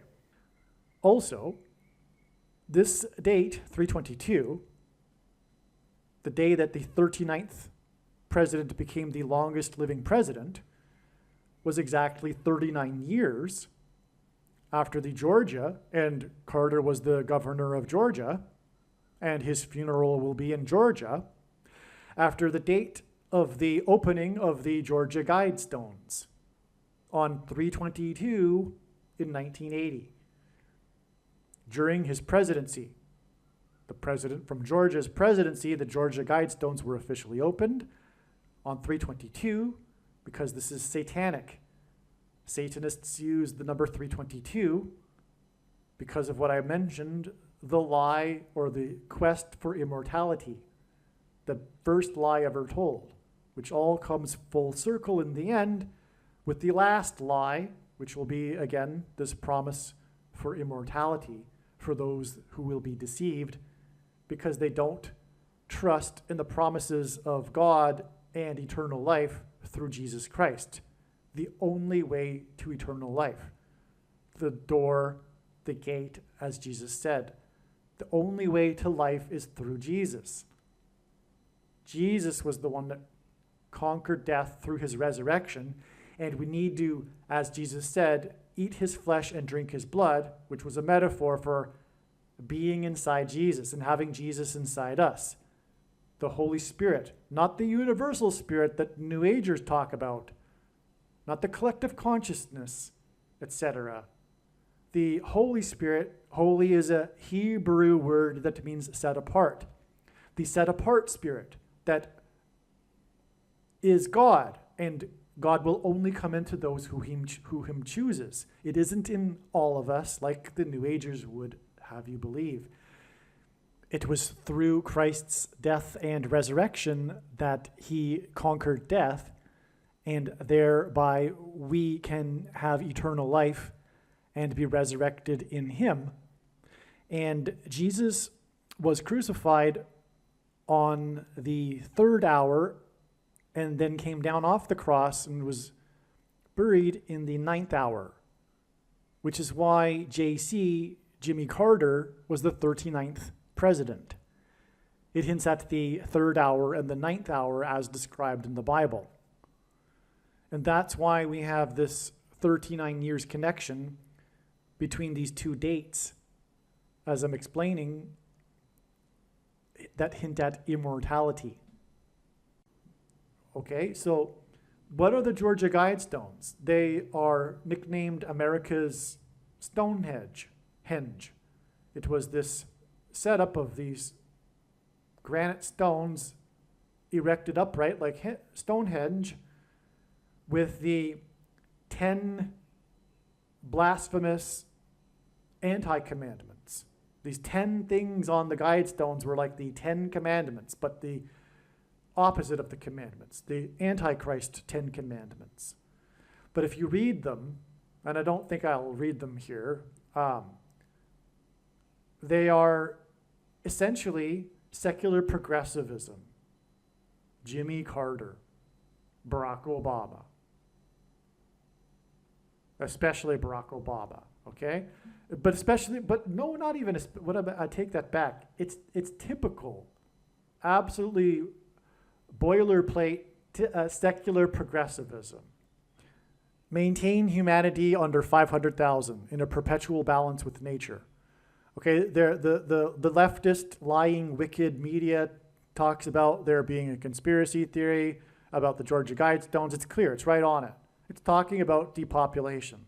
So whoever put it together was talking about a coming catastrophe that will reduce the world's population, and then the first commandment is to limit the human level of people on Earth to 500 million, okay? So this is the dream of this is satanic. This belief that the world is overpopulated is satanic. It is a lie from Satan. It is not true.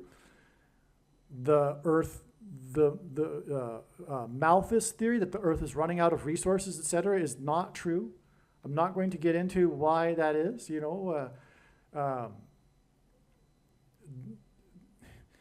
resources don't run out.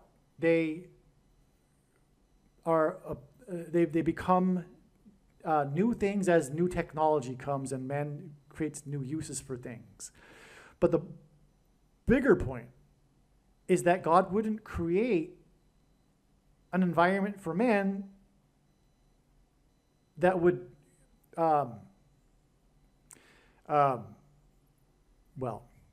the idea that there is a limited amount of space and that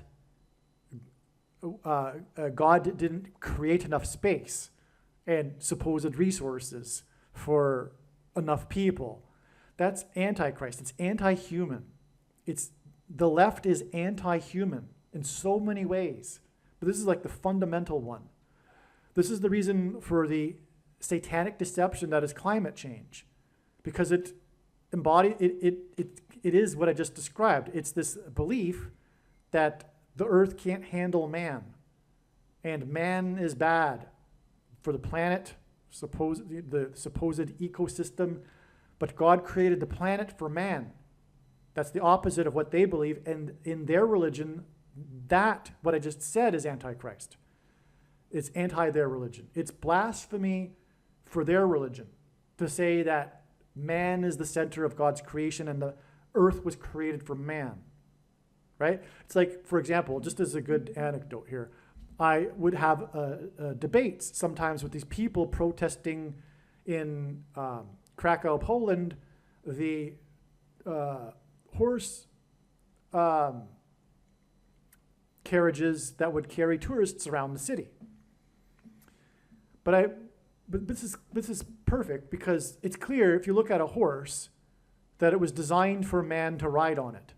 Furthermore, as I tried to explain to these people, there wouldn't be civilized. Well, they even would accept it, but it doesn't change their worldview. But there wouldn't be civilization without horses. Horses were an integral part of the development of civilization. There wouldn't have been civilization. They wouldn't have had the paper to create their protest signs on had it not been for horses. Horses were created for man. So this is play. And so if you have a worldview where God is focused on man, you won't be protesting horses like they do, like for example. So anyway.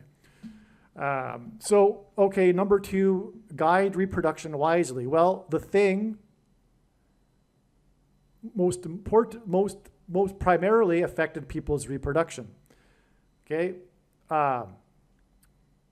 unite humanity in a living new language. That's the opposite of the Tower of Babel, right? The language symbolism here, when the people came together, united, Jesus said, do not think that I have come to unite people. I have come to bring the sword and division. That's what he said. Even many Christians are confused about that, especially, well, not especially, most Christians, but basically all Catholics are confused about that. Bringing humanity together, right? Jesus said, do not think I came to bring peace and unity. I came to bring division and the sword. I'm quoting Jesus, okay? People that don't know the Bible think they know who Jesus was, but they have no idea. They do not know Jesus at all. Okay? They think of him as some loving teddy bear guy that was like a hippie or something.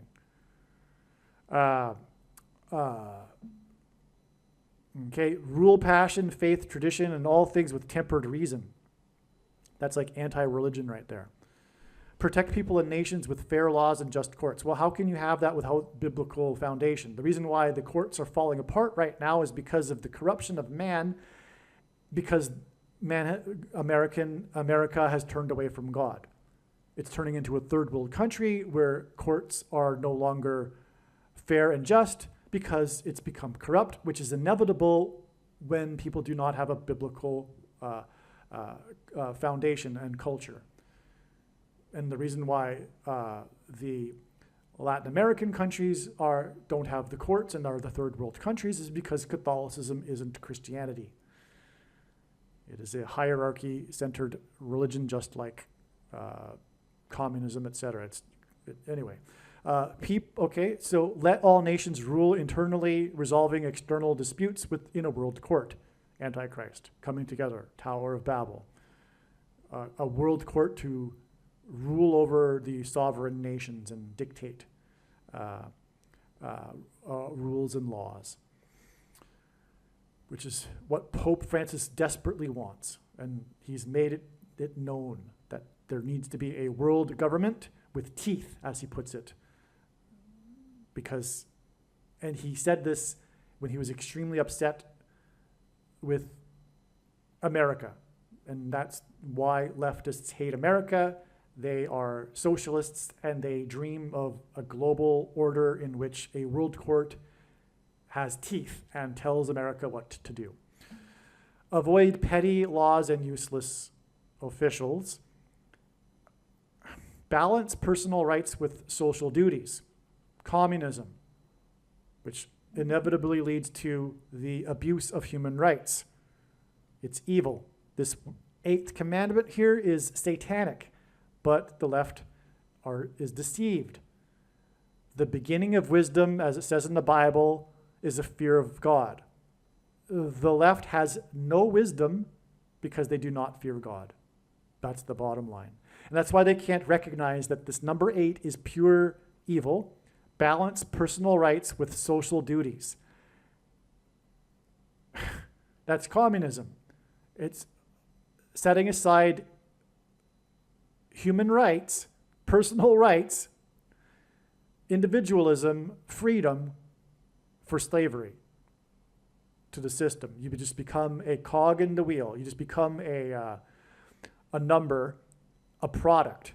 In communism, your worth, your value is based on how much you can do for the system, for the machine. You aren't an individual. Prize truth, beauty, love, seeking harmony with the infinite. Okay, that's Eastern philosophy. That's Eastern religion. That's Antichrist. Harmony with the infinite. You are part of the creation, pantheism. God is the creation itself, an impersonal energy. You are part of God. You are God. You just need to remember that you are God. And you can do so through supposed spiritual practices such as meditation and yoga, etc. This is satanic. God isn't the creation itself. He created the creation. He is holy, which means separate from the creation. That concept for them is blasphemy. to say that God is separate from the creation and he's a righteous God interested in righteousness and evil and sin. Okay. Be not a cancer on the earth. Leave room for nature. Leave room for nature. Again, this emphasis coming back to the other commandments. The first one, the world is overpopulated. Leave room for nature, etc. Be not a cancer. Humans are a cancer on the earth, in other words. This is satanic. This is evil. The conspiracy theories are true about this stone, this Georgia Guidestones. I have personally seen a video in which a drone flies on top of the Guidestones, and on top here, it's clear that it's set up for conducting blood sacrifices. There's even evidence of a recent blood sacrifice on top of it. But the way the stone is cut out is like ancient pagan religion when they cut out of stone for purposes for their blood sacrifices. So, in other words, satanic rituals were done on top of the Georgia Guidestones, and it was intended for that purpose. This is a satanic worship place. Okay? So I think it was worthwhile to go, oh, by the way, 500, the 500th word in Strong's Concordance, speaking of 500 million, is the word Antichrist. And it is mentioned 5 times in the New Testament. The word demon is mentioned 5 times, and the word adversary, which is what Satan means in Hebrew, is mentioned 5 times. This is pure Satanism. Okay, it's satanic. Okay, so this was worthwhile to go into because of the diagram that we're studying here, because of God's signs and connections pointing to the Georgia Guidestones. You will not hear anywhere else how God has incorporated the Georgia Guidestones into his big picture of signs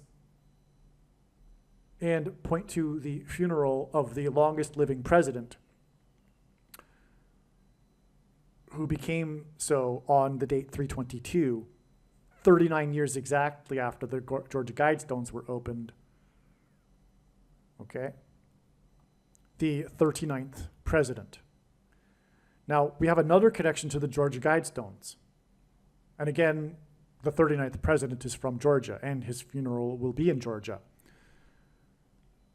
And this president, as I explained earlier, was born in 1924, and will die in 2024, which hints at G2424, the word Jesus in the Greek Concordance, which is why the Georgia Guidestones were demolished, blown up by a protester on this date. The end of the Georgia Guidestones was July 6th, 2022. 7-6 again hints at Jimmy Carter, the 76th governor of Georgia, which is why the Georgia Guidestones were blown apart on the date 7-6. Exactly 24 plus 24 months, 2 years, to his funeral in Georgia. 24 plus 24 months hints at 2424 in concordance, the word Jesus, and it hints at Jimmy Carter, JC, who was born in 24 and will die in 24. All right, before we continue, I just want to insert something here back to the date 7-7 and the Hurricane Beryl hitting Texas and the US on the date 7-7.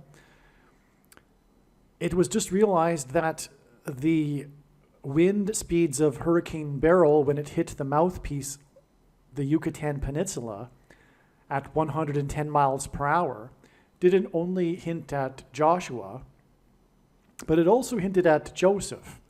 Joseph in the Bible, like Joshua, is a type for Jesus, typology for Jesus, and Joseph had his dream in Egypt that involved a period of 2 sets of 7 years.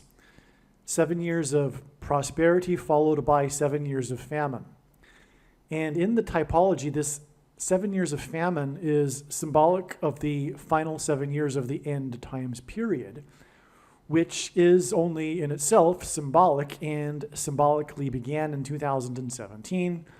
That's another story, but anyway, the prediction in this video, the purpose of it from God is to prove this, that the 7 symbolic years began in 2017 and the second coming of Lord Jesus Christ is in October of 2024.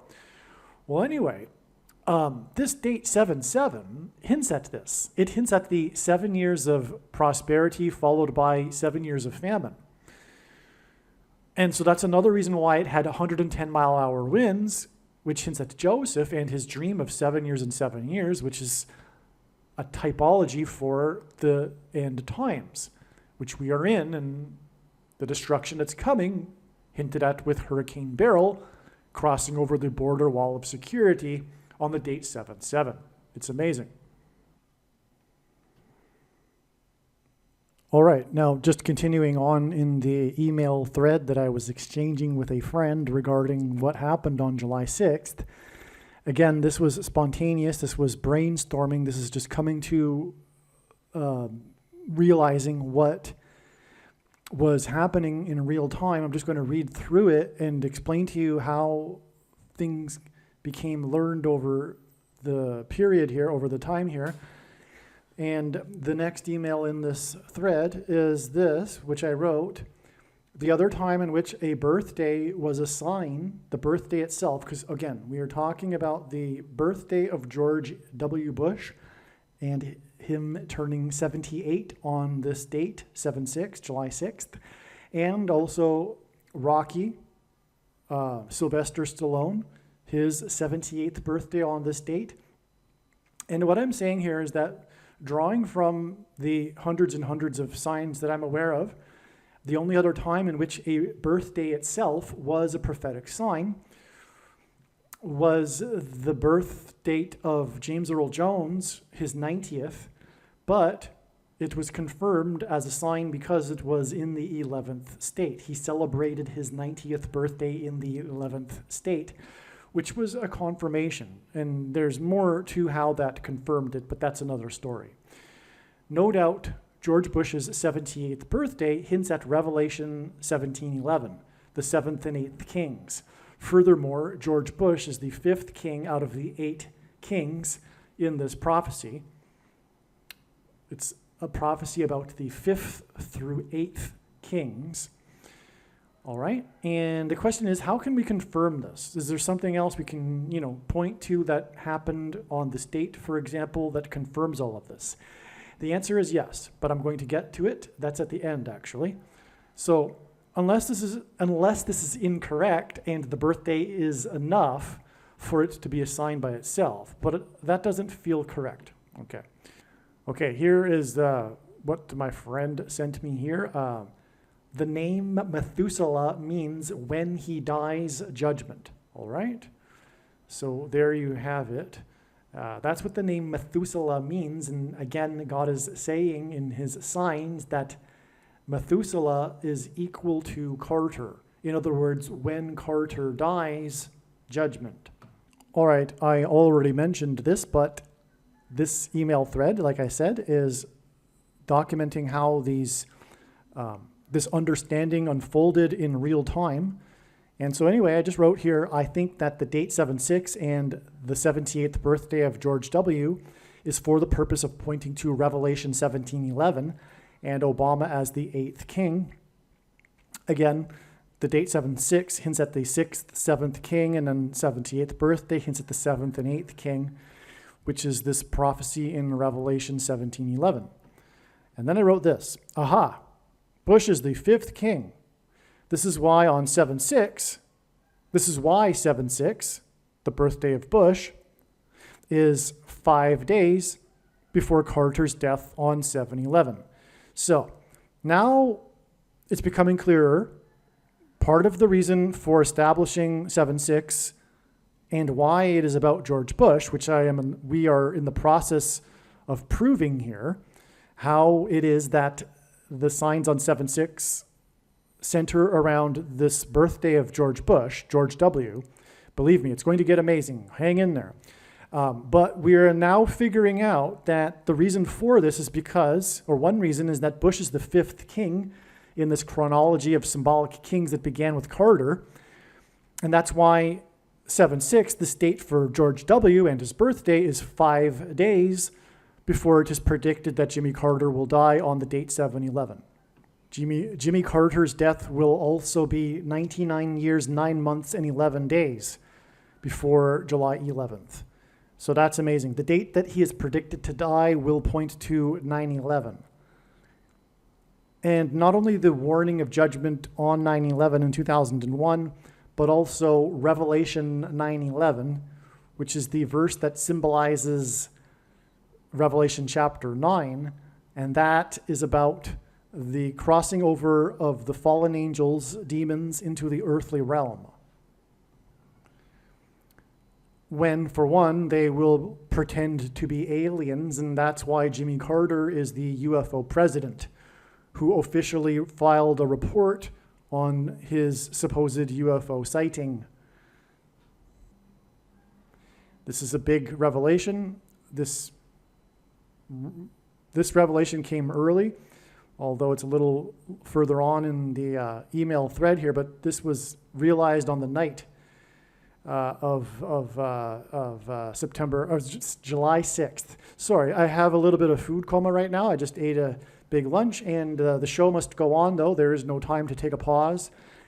I must continue recording, and so I'm going to be messing up, as you can tell. So, Carter's death will be 5 days before the funeral and 8 days before James Earl Jones, who is King Symbolism, his death, okay? I'm writing to a friend. It's like abbreviated short form notation, really. So Carter's death will be 5 days before his funeral and 8 days before the predicted death of James Earl Jones, who is also King Symbolism, just like Carter. And this hints at the 5th and 8th kings in the prophecy. Again, this prophecy is about the 5th through 8th kings. And that's why Carter's death will be 5 days before his prophetic funeral, in which the presidents, who are symbolic of kings, will be lined up, the 5th through 8th kings, in other words, and Carter's death will be 8 days before the death of James Earl Jones, and that's a 5 and an 8, and therefore it's more confirmation. It's a hint at the 5th through 8th kings in Revelation chapter 17. All right. Okay, it seems Rocky's 78th birthday on this same day is confirmation for Georgia granite rock guide stones, which equal George H.W. Bush New World Order, which is what I have mentioned already. Rocky was released in 76. That's a number that hints at Carter, but Rocky, the actor who portrayed Rocky, had his 78th birthday on the date 7/6. All right? That's amazing confirmation. Now, in other words, this is a second witness. This is a confirmation for the relevance of Sylvester Stallone's 78th birthday on July 6th, 2024. All right? The fact that the movie Rocky was released in 76, and that is actually significant. It's the year that Carter was elected. But what I mean by it being significant is that Rocky, the story of the movie Rocky, is more than the actual movie.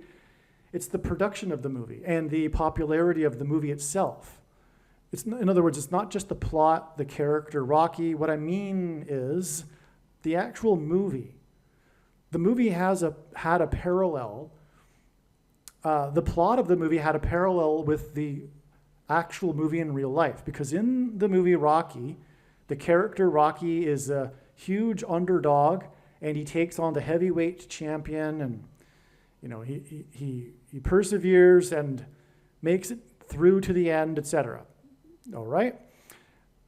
This was an independent movie produced on, I believe, a budget of $1 million, which is extremely small, and but it became the highest-grossing movie of the year, and beat all of the big Hollywood movies, including the big one, of that year that otherwise would have won Best Picture at the Academy Awards, All the President's Men. And that's what I mean by Rocky being significantly tied to the year 76, because the movie Rocky beat all of these other movies in 76. That's the point. It became the highest grossing movie and it won Best Picture for the year 76. And the movie that it beat was All the President's Men, which is why we have this. Rocky was released in New York City on November 20th, 1976.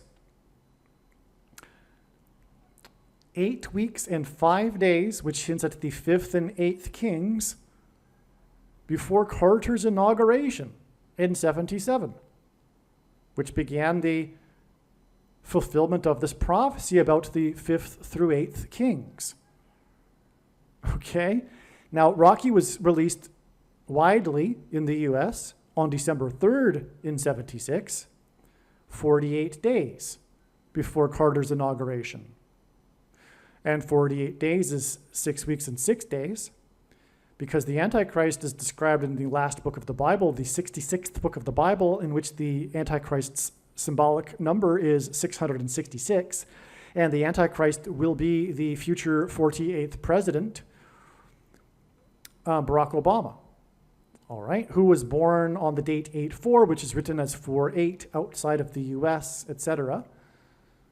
And his name, Barack Obama, in Hebrew gematria is equal to 84. Well, anyway, the movie Rocky. So the movie Rocky, you know, I haven't even begun to explain the prophetic significance of the movie Rocky. That would take another video, but I'll just sum it up. The movie Rocky is about its location, which is Philadelphia, which is one of the 7 churches that Jesus wrote letters to in the book of Revelation, and said that this would be the only church that would be spared the hour of tribulation. So God uses this city of Philadelphia in his signs for this purpose, for prophetic purposes. Rock is symbolic of Christ in the Bible. The rock in the Bible is symbolic of Jesus. And the theme song became a major hit, a big hit. It's the instrumental. There's really no singing aside from a little bit of chorus, but it's a trumpet song.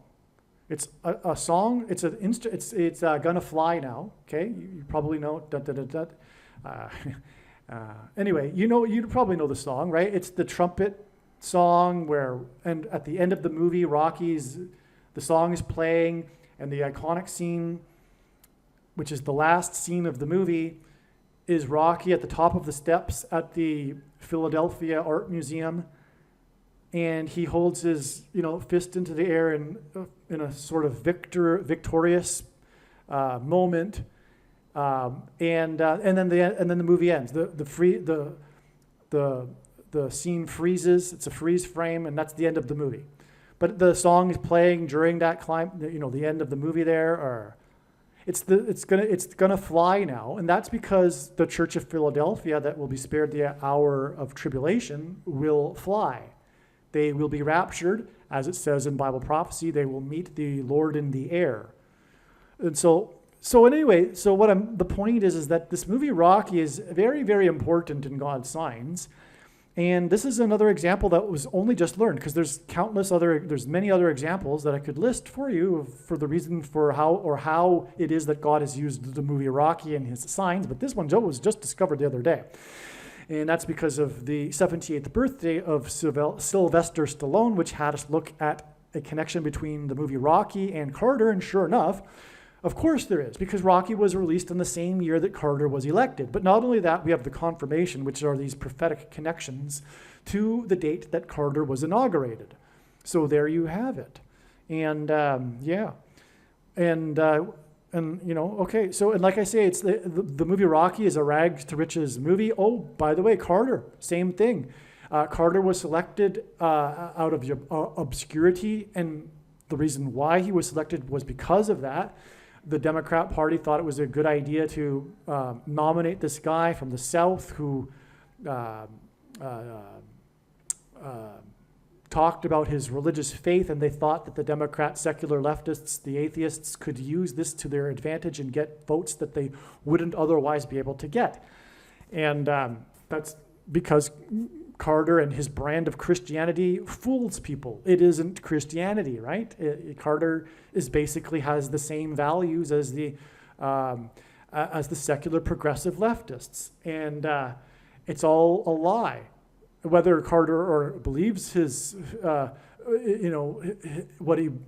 don't believe personally that Carter was intentionally fooling people.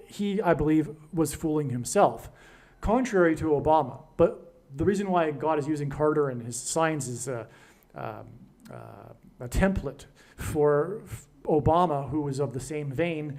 But in Obama's case, he really does know that he is hoodwinking the people, the masses, presenting himself as a centrist. But anyway, Carter was all about his moralism, and that's why he rightly so was criticized by conservatives of the time and for years after. And also, Barack Obama is constantly moralizing, although when he moralizes, it's 100% lie, but it sounds good. And his moralizing is what the foolish people, the unwise people, find attractive about him, one of the things about him.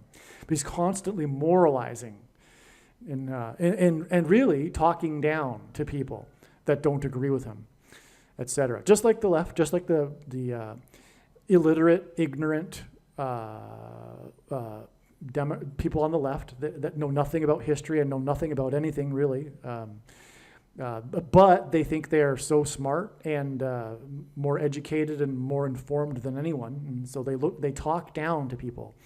They think of themselves as the elites, the enlightened ones, which is why they feel justified in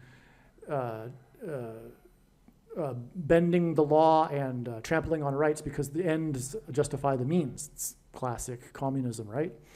Anyway, I'm getting off track here, but we got to point here to arriving at the significance of the movie Rocky and its connection with Carter. And as I mentioned, it was the independent film Underdog that beat All the President's Men. That's amazing, because here we have another connection to the president, right? Because of Rocky beating All the President's Men in the Oscars. It was the big showdown between these two movies at the Oscars that year. And the thing about it is that Rocky was produced by this outsider, Sylvester Stallone, a Hollywood outsider, and on a really small budget, whereas All the President's Men was your typical high-budget Hollywood movie.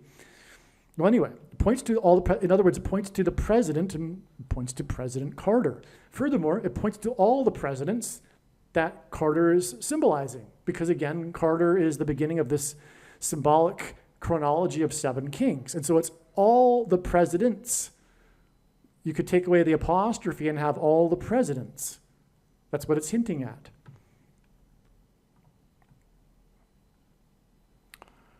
Okay, as I explained, the parallel between the character Rocky and the real-life Rocky movie's popularity in the culture. Okay, and All the President's Men will hint at the presidents lined up, all of them, at the funeral of Carter's. That's the point. That's why the 78th birthday of Rocky, which also hints at the granite rock of the Guidestones, which I just explained, and how it connects to the date of the 78th birthday of Rocky as well. But Rocky also hints at Carter because, and the 78th, of course, also hints at the 7th and 8th kings, Trump and Obama. And Trump trumpeting Obama. That was the purpose of Trump and his presidency. It was to trumpet the arrival of the Antichrist, the 8th king. Okay, and so Rocky and his 78th birthday also hints at that. Now here we go. Carl Weathers. Okay, actually, that's a typo. His name is Weathers. Carl Weathers, who played Apollo Creed Now get that. Okay, so there's more going on than just Carl Weathers, but let's just do this first. Carl Weathers, as in the Noah's flood, storm, and Methuselah, died 156 days before July 6th. The reason why God uses the number 156 is because the 156th prime number is 911, which hints at 9/11, the warning of judgment. Okay, and so Weathers hints at Methuselah and the Beryl hurricane, right? And he died 156 days before the 78th birthday of Sylvester Stallone, his co-star in the movie. Right? Because Sylvester Stallone's character Rocky battles it out with Carl Weathers' character. Okay, not only that though, the date that Carl Weathers died, which by the way was February 1st, is exactly 23 weeks, which is also 44% of a calendar year before the date it is predicted that Jimmy Carter will die. And the movie Rocky, in which Carl Weathers stars, was released in 76. And Jimmy Carter was elected in 76th. Before that, he was the 76th governor. So there's your Weathers. It's pointing to this Beryl storm, which, as I have been explaining, is pointing to Jimmy Carter, and that's why it'll hit the U.S. on the date 7/7, because it hints at Carter, who was inaugurated in 77, right? It's just amazing. So that's Carl Weathers, but also his character's name in the movie is Apollo Creed. Apollo is a hint at Apollyon. It's the same word, it's the same derivative, it's a derivative of the same name. And in Greek, in Revelation chapter 9, the meaning of the name Apollyon is spelled out. It's in Revelation 9:11. Oh, and speaking of which, because, like I was saying, the 9:11 doesn't only hint at the warning of judgment on 9/11, but it hints at Revelation 9:11, which is Apollyon. Wow, I didn't even know that till just now. So Revelation 9:11 speaks of King Apollyon. That's another reason for the king symbolism in Carter, for example. Right? So King Apollyon is mentioned in Revelation 9:11, and Carl Weathers died a number of days that hints at Revelation 9:11 before the date of Sylvester Stallone's birthday, his 78th. Now, King Apollyon is a name being used in lieu of Satan. It is Satan. It's the king of the underworld, the king of the demons that are coming out of the bottomless pit, as described in Revelation chapter 9. Apollyon, the meaning of the name, as it even says in the text, means king of destruction. Okay? Now, Creed, Apollo Creed, is the name, and creed is a hint at the gospel. It's a hint at believing the truth. So, that's amazing. I didn't realize, so Carl Weathers' connection also hints at Revelation 9:11. Okay. And again, the date of Carter's death will also be a hint at weather, because it's a hint at the date or when the flood began, which is in Genesis 7:11. And it was weather, it was rain and weather that flooded the area that Noah was in. I personally don't believe that there was a worldwide flood, and there is excellent reason to believe so from the text of the document. Contrary to what others believe, it's the earth doesn't mean the entire earth. It just means, anyway. I'm not going to get into that argument. If you want to look up more about that, you can look it up online.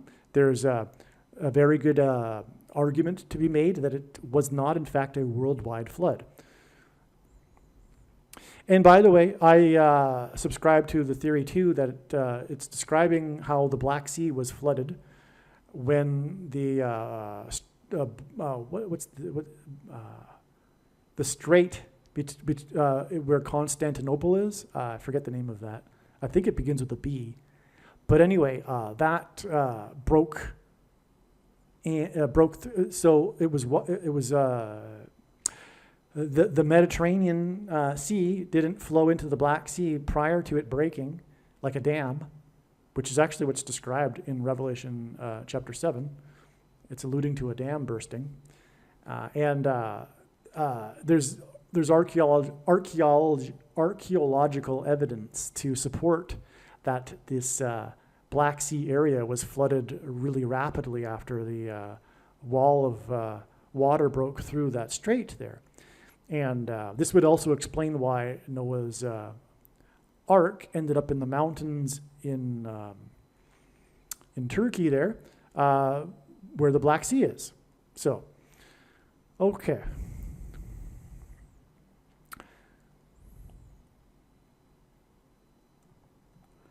Now, another Rocky movie actor recently died. It was Burt Young.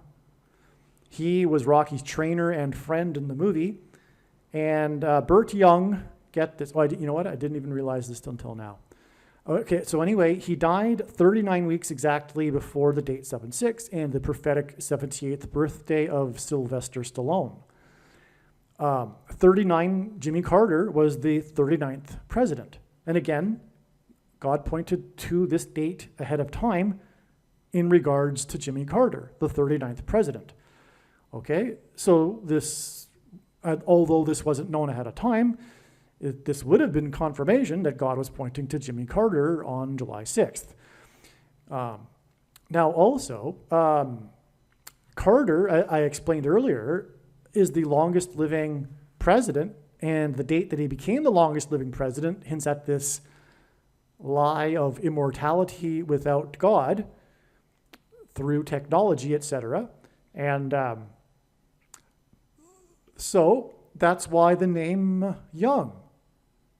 Because Jimmy Carter's, that's the thing about Jimmy Carter, right? He's the longest living president, and as I explained, it hints at this transhumanism technology and the Georgia Guidestones and immortality. Well, yeah, that's why the name Young, Burt Young. That's why he died 39 weeks before this date that was regarding the 39th president.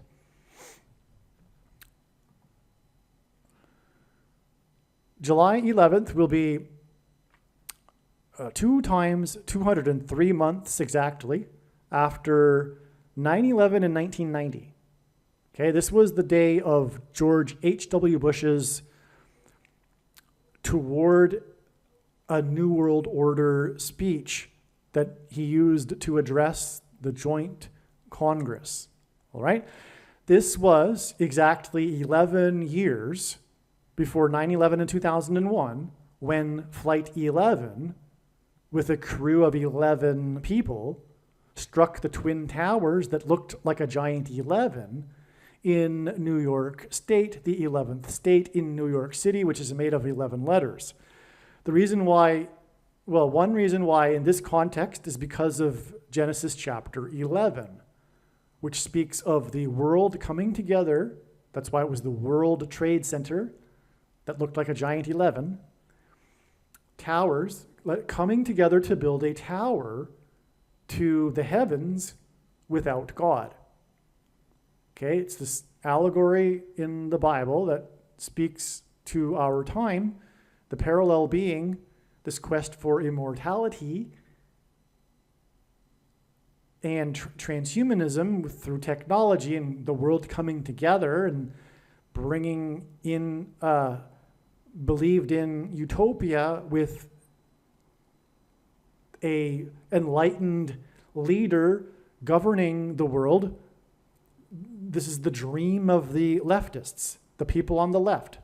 They worship the state. When one ceases to believe in and worship a god, you don't worship nothing, you end up worshiping the state.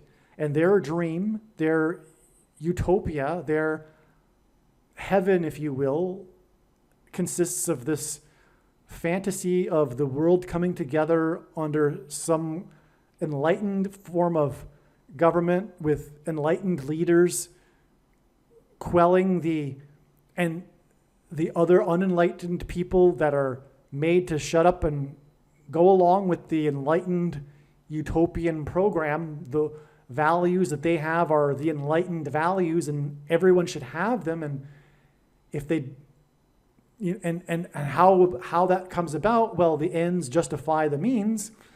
And anyway, that's in a nutshell Barack Obama, the Antichrist, and the world coming together. And that's why this is also the equivalent of, hints at the 48th president, because 2 times 203 months hints at the number 223, which is the 48th prime number, which hints at the 48th president, the future president of Barack Obama. Okay, and that's why Jimmy Carter and his death will hint at this. And again, Jimmy Carter is all about this prophecy that's pointing to the Antichrist, who will bring the world together and point to the utopia under his enlightened leadership. He will be the savior of the day in the moment of crisis. People will be willing to give him unchecked power in an emergency, in a crisis, which is classic textbook communist strategy in a revolutionary takeover. And so anyway, God is pointing to all of this through this connection. Okay? This exact 2 times 203 months, which hints at the 48th president. Now, this is the reason why Rocky hints at the Granite Rock, Georgia Guidestones, and why it connects to the birthday of Sylvester Stallone, the actor who portrayed Rocky. Okay, so in other words, Rocky is part of all of this that points to the Georgia Guidestones, which is part of this symbolism that's pointing to the New World Order, and that is why the date that Carter will die will also be pointing to George H.W. Bush's famous speech toward a New World Order. Rocky is all about its location, which is the second state. Carter is about his location, the fourth state, and you will hear this at the time of his death. The news will be talking about how he spent his entire life in this one location, this small town in rural Georgia, before he became the governor, and then after leaving the White House, went back to the same small town in the fourth state. Okay, so Carter, in other words, is Mr. Georgia, and Rocky is about the second state, Philadelphia in Pennsylvania. That's, like I said, a big part of the movie Rocky is its location, and that's why God uses it, because it's Philadelphia. So anyway, you have here the second and fourth state, which hints at Carter, who was born in 24 and will die in 2024. And G2424 is the word Jesus, Jesus Christ, Jimmy Carter, JC.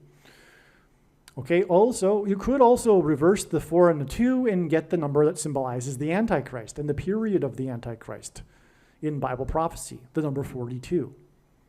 On June 6th, 1966, in other words, 6-6 in the year 66, New York Senator Robert F. Kennedy used the phrase New World Society in his Day of Affirmation address in South Africa. This was exactly and by the way, this is the Rainbow Nation, as it's called. And Obama is the Rainbow President, who famously lit up the White House in rainbow colors and said that Bishop Desmond Tutu was his role model. Anyway, and Desmond Tutu is a leftist communist. This was exactly and I shouldn't have gone there. Now I have to explain it a little bit. Well, anyway, Desmond Tutu, his death was a major prophetic sign, and he is also Antichrist symbolism. Desmond Tutu was in rebellion with God. He was not of God. And long story short, just like Obama and Carter, they present themselves as, even Obama, although not quite like Carter, presents himself to be a Christian, but he isn't. And anyway, it's this leftist brand of Christianity. But Carter and Desmond Tutu too was anti-Israel and anti-God. I'll just give you one example and then I'll move on. Desmond Tutu once said that if God is against homosexuality, then he is against God. Well, the news is that God is against homosexuality. It is a sin. It is an abominable sin. And, well, there you have it. Well, anyway, let's just move on. But there's a reason spiritually why Obama is tied to Desmond Tutu and South Africa. Well, anyway, this was the day that, on the 66666 date, that Kennedy used the phrase New World Society, all right? This was exactly 4 times 40 months, which hints at the 44th president, before the first pope visited Carter at the White House. Okay, that's a very important date. The pope is this world figure too. He's also a communist, Pope Francis. And he is the first of the 2 antichrists, in fact. Barack Obama is the second one that gets his power from the first one, as it says in Bible prophecy. And these 2 men will be the leaders of this new secular left world government, etc., and new world order. And that's the reason for this connection. Okay? The Pope is obviously a man of the world. He doesn't even live in a country. The Vatican is a state on its own, and because it's an international place, if you will. Anyway, and speaking of which, their goal will be to make Jerusalem an international city. And just like Desmond Tutu would want to. Okay? And Desmond Tutu was a big UN guy. That's the other thing I forgot to mention. Desmond Tutu was a big UN guy, just like Barack Obama and the Pope will be leading a new, the UN, but, well, anyway, let's just move on. It'll be like, I don't think it will be in its current form. There will be something, the UN will have teeth, as to use the words of Pope Francis. Pope Francis is desperate to have a world government that has teeth, as he puts it. Well, so anyway, so the 4 times 40 months between this 666 sign about the New World Society and the visit of the first ever Pope to visit the White House, which was when Carter had the first Pope visit the White House. This connection is 4 times 40 months, which hints at the 44th president, which ties him, the 44th president, to the Pope, the Antichrist. Okay, and the Pope visiting the White House is very Antichrist too. I mean, why would you even do that? The supposed leader of denomination that isn't a legitimate denomination of Christianity.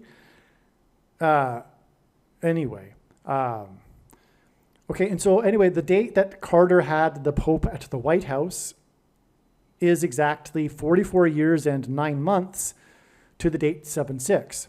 In 2024, Sylvester Stallone's birthday and George W. Bush's birthday that connects to the Georgia Granite Rock Guidestones. Okay, Franklin Roosevelt spoke of the New World Order on Armistice Day on November 11th, 1940, exactly 83 years and 8 months before July 11th, 2024, the date it is predicted that Jimmy Carter will die. 838 is the 252nd semi-prime number, which is a number that is only divisible by 2 other prime numbers, and God uses these numbers. The number 252 hints at 2,520, which is the number in Bible prophecy that symbolizes the period of the end times. So let me read that again. The President Roosevelt, by the way, the 32nd president, which is 4 times 8, which is the 48th president. Roosevelt was the only president to serve more than 2 terms, just like Barack Obama will serve more than 2 terms. Okay, and Roosevelt, the 32nd president, the name Obama in simple English gematria is equal to 32. Okay, and so Roosevelt spoke about the New World Order on Armistice Day on November 11th, 1940, exactly 83 years and 8 months, which hints at this number 252, which is symbolic of the period of the end times and the Antichrist.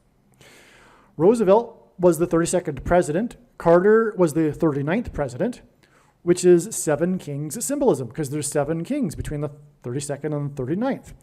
And again, Carter, in turn, begins this chronology of 7 kings after his inauguration in 77. But to give us another witness, a second confirmation, we have the 32nd president connecting to the death of the 39th president through this mention of the New World Order. Okay, that's amazing, because again, the 8th king, that's it, actually. Because if you read the prophecy, the 8th king isn't actually a person. It's a system. It's not a nation, but it's a conglomeration of nations. It's a UN, if you will. But I don't know it's going to be. I personally think, well, no, I take that back. There will be some form of new UN, but the 8th king isn't even about the UN. It is about the revived Roman Empire. In other words, among the Western nations, the seat of power and the capital will once again be Rome. Right? So another part of that prophecy is the 10 kings, which are different than the 7 kings, okay?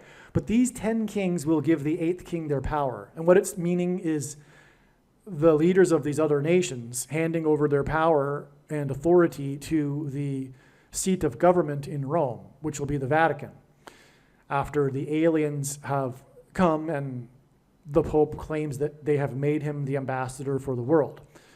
All right? So the 10 kings are also only symbolism. I'm not expecting a literal 10 kings. It may be, but it certainly doesn't need to be. But the 10 kings are alluding to the 10 kings that will be together in on this, and they will be Western nations, which is why it will be a revived Roman Empire, because the West is the former Roman Empire. Okay? So, okay, so you get the idea. Now, Bush spoke at George H.W. Bush spoke of the New World Order in his address to Congress on March 6th, 1991, after the Persian Gulf War, exactly 400 months before 7/6, this date that God was using to point to Carter. This is amazing. Now, first of all, Carter was known for the Camp David Accords, which forced or pressured Israel to giving back to Egypt the Sinai Peninsula. Okay, so Carter is tied to Egypt.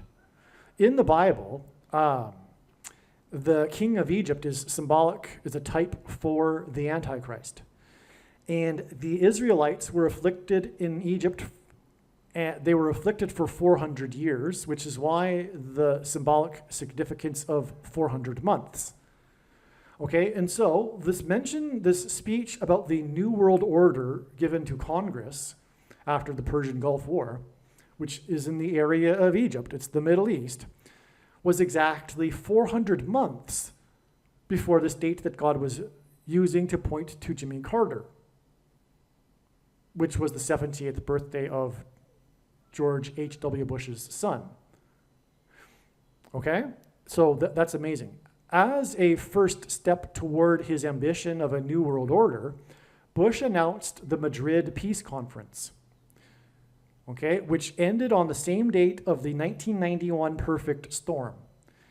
Now, a Hollywood blockbuster movie starring George Clooney was made titled Perfect Storm. It was made after this storm in 1991. It was based on real life.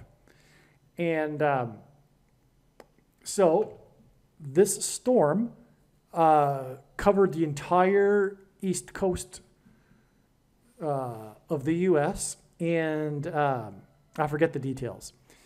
But I made a video about this in the first 5 videos I ever made, a series of 5 videos that talked about how these record-setting weather events coincided with the U.S. and the world, these symbolic moments of the world seeking to divide Israel, God's land. And this is an example of it, okay? So that's why the perfect storm occurred on the very day of the end of the Madrid Peace Conference that was organized by Bush as a first step for his new world order. So the New World Order is this system that's coming, but the big thing that it'll do that will be the big transgression against God is the division of Israel and the making of Jerusalem an international city. So that's why Bush's mention of the New World Order ties directly, right after that, as his first step, the Madrid Peace Conference. Okay. Now, when the talks resumed, the day that the talks resumed, because they stopped and then they resumed in 1992, that was the day that Hurricane Andrew hit. And at the time, it was the costliest and I think the deadliest hurricane that ever hit the U.S. It hit Miami. Okay, so that was another example of the long string of examples of these weather events that coincided, these destructive record-setting weather events that coincided with this effort to divide Israel. Because Genesis chapter 12, 15, I believe, says, paraphrasing, God saying to Abraham, I will bless those who bless you, and I will curse those who curse you.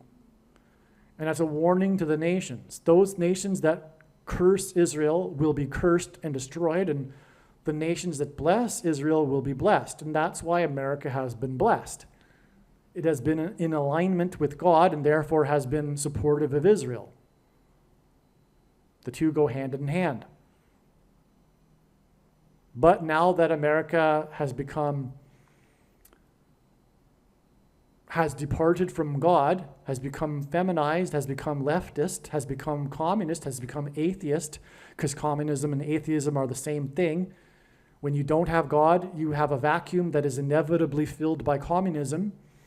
That's what's happening right now. That's why the communist coup that is underway currently in America, it's because the vacuum is being filled after America's departure from God. And so when that happens, the nation inevitably turns against Israel as well, because it's in rebellion against God. And spiritually, that's what a people do when they are in rebellion against God. They resent Israel. Okay, so now Bush's Toward a New World Order speech on 9/11 in 1990, which in itself, the date hints at 9/11, was exactly 11 years before Flight 11 and the crew of 11 hit the Twin Towers that looked like a giant 11, which was the World Trade Center, as I explained. Okay, I already explained that. Now, so George Bush equals Georgia Guidestones equals Carter from Georgia, who, in the vein of the New World Order, pressured Israel to return the Sinai Peninsula to Egypt, which is the reason for this 400 months connection again between this date pointing to Carter and George Bush's speech about the New World Order. Okay. Does all of this connect to George Washington and King George? Symbolism for tyrannical government and the Antichrist. George Washington defeated King George's army, right? So, and of course, the revolution, the birth of America, was symbolism for a tyrannical government, because before the revolution, the government of America was King George and the British Parliament, right? So it was a rebellion against their own government. But that's what's coming. The tyranny will be coming from our own government. The Antichrist for America is a president. It has to be. It's King George. It'll be the new King George.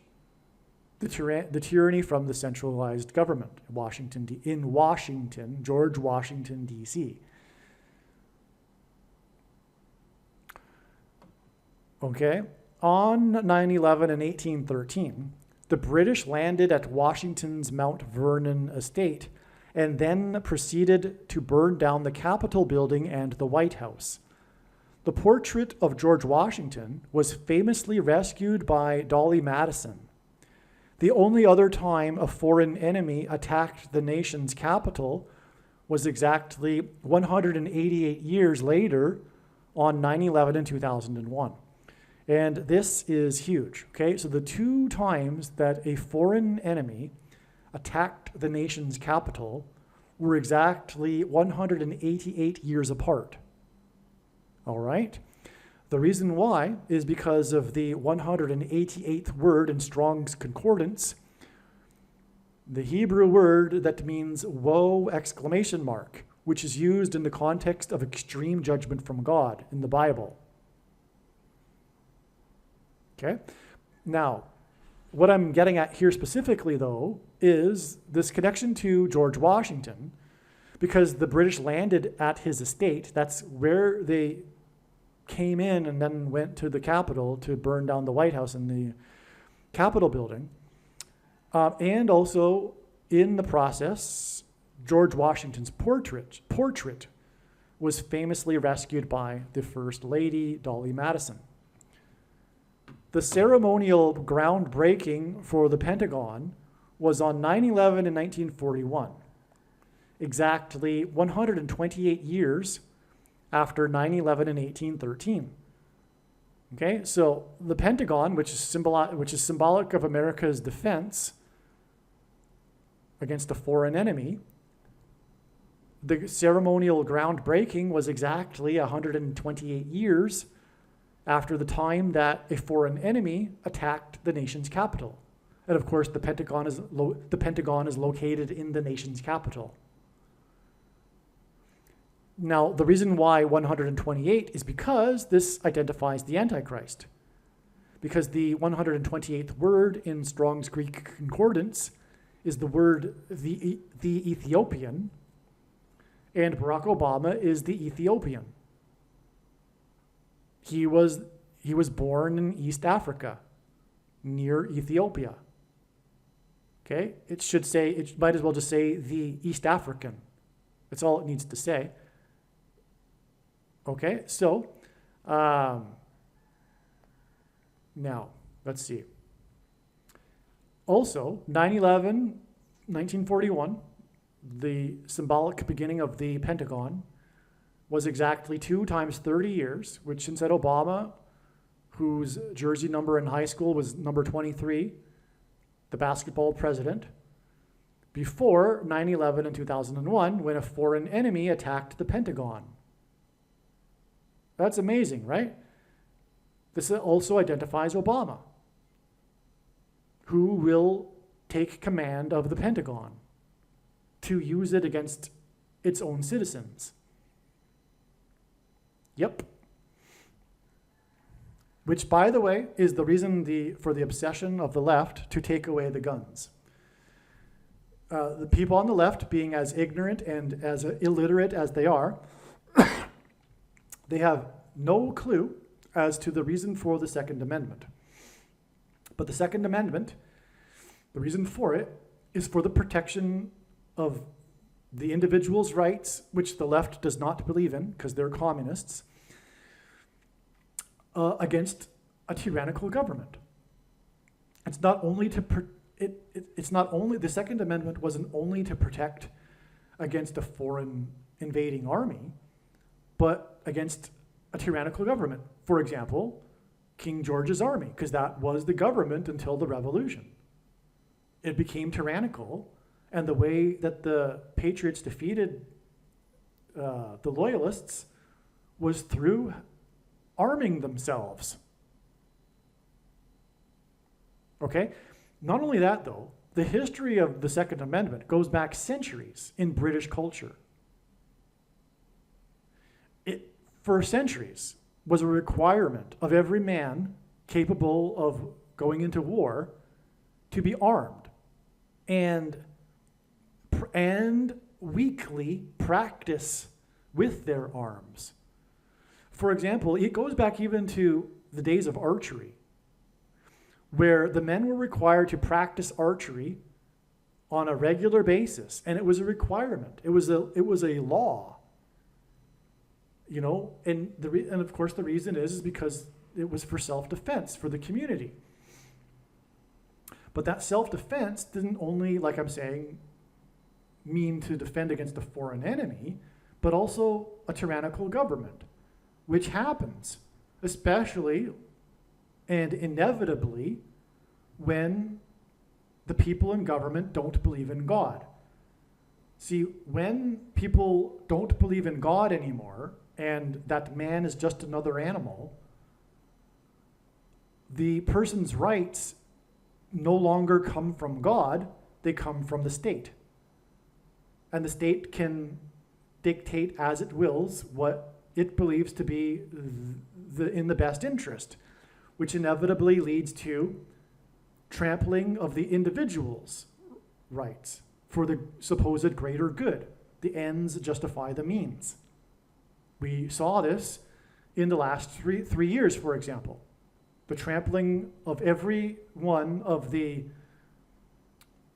amendments in the Constitution except for the Second Amendment. The left was not able to get at that one. But in other words, the reason for the last 3 years is exactly because of the misunderstanding that the left has regarding government. The only purpose, the sole purpose of the government is to protect the rights of the individual. But when an individual is not created in the image of God, there is no respect for the individual's rights, and the rights of the greater good become paramount over the individual's rights. But what created America and British civilization, and the reason why the world wants to move to a Anglosphere nation, Australia, Canada, America, the UK, is because of its culture of individualism, which is rooted in its Protestant Christianity and individual rights and rule of law. But the founders knew, and they even said so repeatedly, that what they had created was wholly unfit for an ungodly, unreligious people. A people, a culture that does not believe in the God of the Bible cannot have democracy. And that's what we are seeing currently with the left. In the name of supposedly protecting democracy, they're bringing it down because they have a spirit of Antichrist within them. They are evil. Communism and socialism and progressive liberalism, secular liberalism is evil. And they will do evil things, such as the oppression of individuals. But although they don't consciously know it, because for one, they're illiterate and they're ignorant, they know nothing, they're unenlightened people, they're really dumb, they do not understand the Second Amendment, but unconsciously they have a spirit of Antichrist, because it's all spiritual. And the reason for the drive to take away the guns is because the powers that be, if you will, which, and what I mean by that is the leaders of the left, but also spiritually underneath that, Satan knows that the thing that stands in their way to their new world order are conservative Christians in America and their guns. The Soviets knew that it would be futile to invade America because of the overwhelming amount of guns. You could not take over this people, which was the exact purpose of the Second Amendment. It's every man's duty and responsibility to be armed and own a gun, and all kinds of guns. No restrictions on the type of gun either, because there aren't restrictions on the types of guns that the government has. And the purpose of the Second Amendment is to protect the community against a tyrannical government, including one inside their own nation. Right? You connect the dots and you put together what should have happened during the last few years. But in places like Australia, they were fooled into disarming themselves many years ago. They furthermore do not have the values to understand anything. Not only that, with the proof of that, and for the UK but for that matter, and France just yesterday, after all that happened, they tossed out their centrist governments and brought in a even further left government. This just tells you how sick the Anglosphere culture is at this point. And the emphasis is on, in God's wrath, on the Anglosphere countries. Let's just also clarify that. The wrath that is coming is primarily focused on America, the UK, Australia, and Canada, and New Zealand. Because these were the nations that had received the most amount of light, the most amount of blessings. And the cursing will be commensurate with the amount of blessings it received. That's why Australia and Canada and the UK and the blue states in America were the worst in the world in the response to the CVD disease. These were the worst totalitarian, Australia being the worst of all. Okay, so, and by the way, another thing that the left is so ignorant about, the mass shootings are not the result of guns, they're the result of people no longer believing in God. As Nietzsche said, God is dead and it'll take generations for us to wash the blood off our hands. He knew that the result would be the 20th century being the bloodiest in history. But this also applies to the mass shootings. The mass shootings have become a form of suicide. These people that are angry and want to kill themselves figure that they'll take out a few people out when they go in revenge, and because they don't fear God. They don't believe in a God. They don't fear God. That's a result of secular progressivism, not conservative Christianity and Christians with their guns. Again, just like the left, on every single thing, they have it completely backwards and upside down because it's a lie from Satan, and Satan's prerogative is to lie and turn everything upside down. The opposite is the truth in every case. And this is just another example. And so anyway, also, Satan is behind the mass shootings because he's behind the left and he's behind this drive to take away the guns, which is what's coming. Which is why what is coming is the tyrannical government coming for the guns, which will lead to all kinds of problems. Let's just put it that way. So,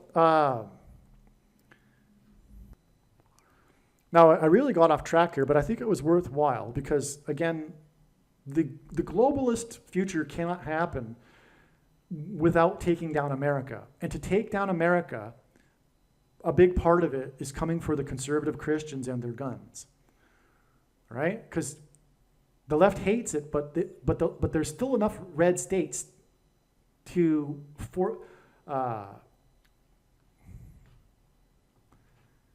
foil their plan. It's still frustrating for them to get what they want done. In this new world order plan, the globalist vision, the technocratic led left utopia government that they desire, and the reason for the left's hatred of America is rooted in this, but it's spiritual. America being God's Gentile nation is the reason why the left hates it, just like it hates Israel. It's like I said earlier, there's a spiritual reason why people on the left, the agnostic atheists and Islamists, the reason why they hate Israel is because, spiritually they're in rebellion against God. Well, the same applies to their sentiments toward America. And the thing that stands in their way is America, but really it's the red states, and really it's ultimately the conservatives and their guns. And so that's why it was worthwhile, I think, to go off onto this tangent when we were talking about this connection between the New World Order and the Pentagon and how it points to Barack Obama. With this, for example, exact 2 times 30 years connection from the symbolic beginning of the Pentagon and 9/11 and the collapse of the World Trade Center. the One World Order, New World Order, World Trade Center. Okay, so 9/11 in 1813 was also exactly 11,000 weeks, or 77,000 days, before July 6th and George W.'s 78th birthday. It was Flight 11 that crashed into the World Trade Center, and it was Flight 77, which is 11 times 7, that crashed into the Pentagon. Okay, so on 9/11 we have a 77, because it was Flight 77. This connection is George Washington symbolism, because it connects to the day that the British landed at George Washington's Mount Vernon estate. Furthermore, through the 9/11 events, God pointed to George Washington. The death of Jimmy Carter, who was inaugurated in 77, will be 5 days after the 78th birthday of the symbolic fifth president, George Bush, George W., which hints at George Washington, which was 77,000 days after 9/11 in 1813, when the British landed at George Washington's estate. That's amazing. So you get that? So the British landing at George Washington's estate, which I've established already to be a significant date, is exactly 77,000 days before this date, July 6th, that hinted at Carter, who was inaugurated in 77, but it was also George W., as in George Washington's birthday, and he was the fifth president in this chronology of kings, and George W.'s birthday is 5 days before the predicted death of Jimmy Carter, who was inaugurated in 77, which is why the 77,000 days. George Washington died exactly 146 years and 6 months before the birth of President Trump. 1,446 is the 430th semi-prime number. H430 is the word in the Hebrew concordance that means God. The Israelites were also afflicted for 430 years. Trump is the 7th symbolic president who is symbolically trumpeting the Antichrist 8th king. Also, through the 9/11 events, God pointed to George Washington's walk down Wall Street, and on 9/11, Trump called into Channel 9 News and trumpeted his tower on Wall Street and how it had become the tallest tower in Lower Manhattan. In other words, this is the connection between Trump and George Washington. Okay, so in other words, Trump is, if you will, a sort of type for George Washington, who is this symbolic figure that God is using to point to things. And this is why the birth of Trump connects profoundly to the date that George Washington died. But also the two men overlap. They point to each other, or rather, Trump is pointing to Washington on 9/11, when Trump called in on 9/11. Because he was talking about his tower on Wall Street, and 9/11 was all about pointing to George Washington's walk down Wall Street. Because the towers collapsed and cracked the foundation of Federal Hall, which is symbolic of America's foundation in God being cracked. Federal Hall is where George Washington was first inaugurated. Upon being inaugurated, he marched down Wall Street into Trinity Chapel, where he consecrated the nation to God, saying that if the nation were to ever turn away from God, it would lose its divine protection and blessings. Trinity Chapel was the only building at Ground Zero that didn't suffer any damage, not even a broken window, and on and on. God was pointing through the events at Ground Zero, the beginning of the nation.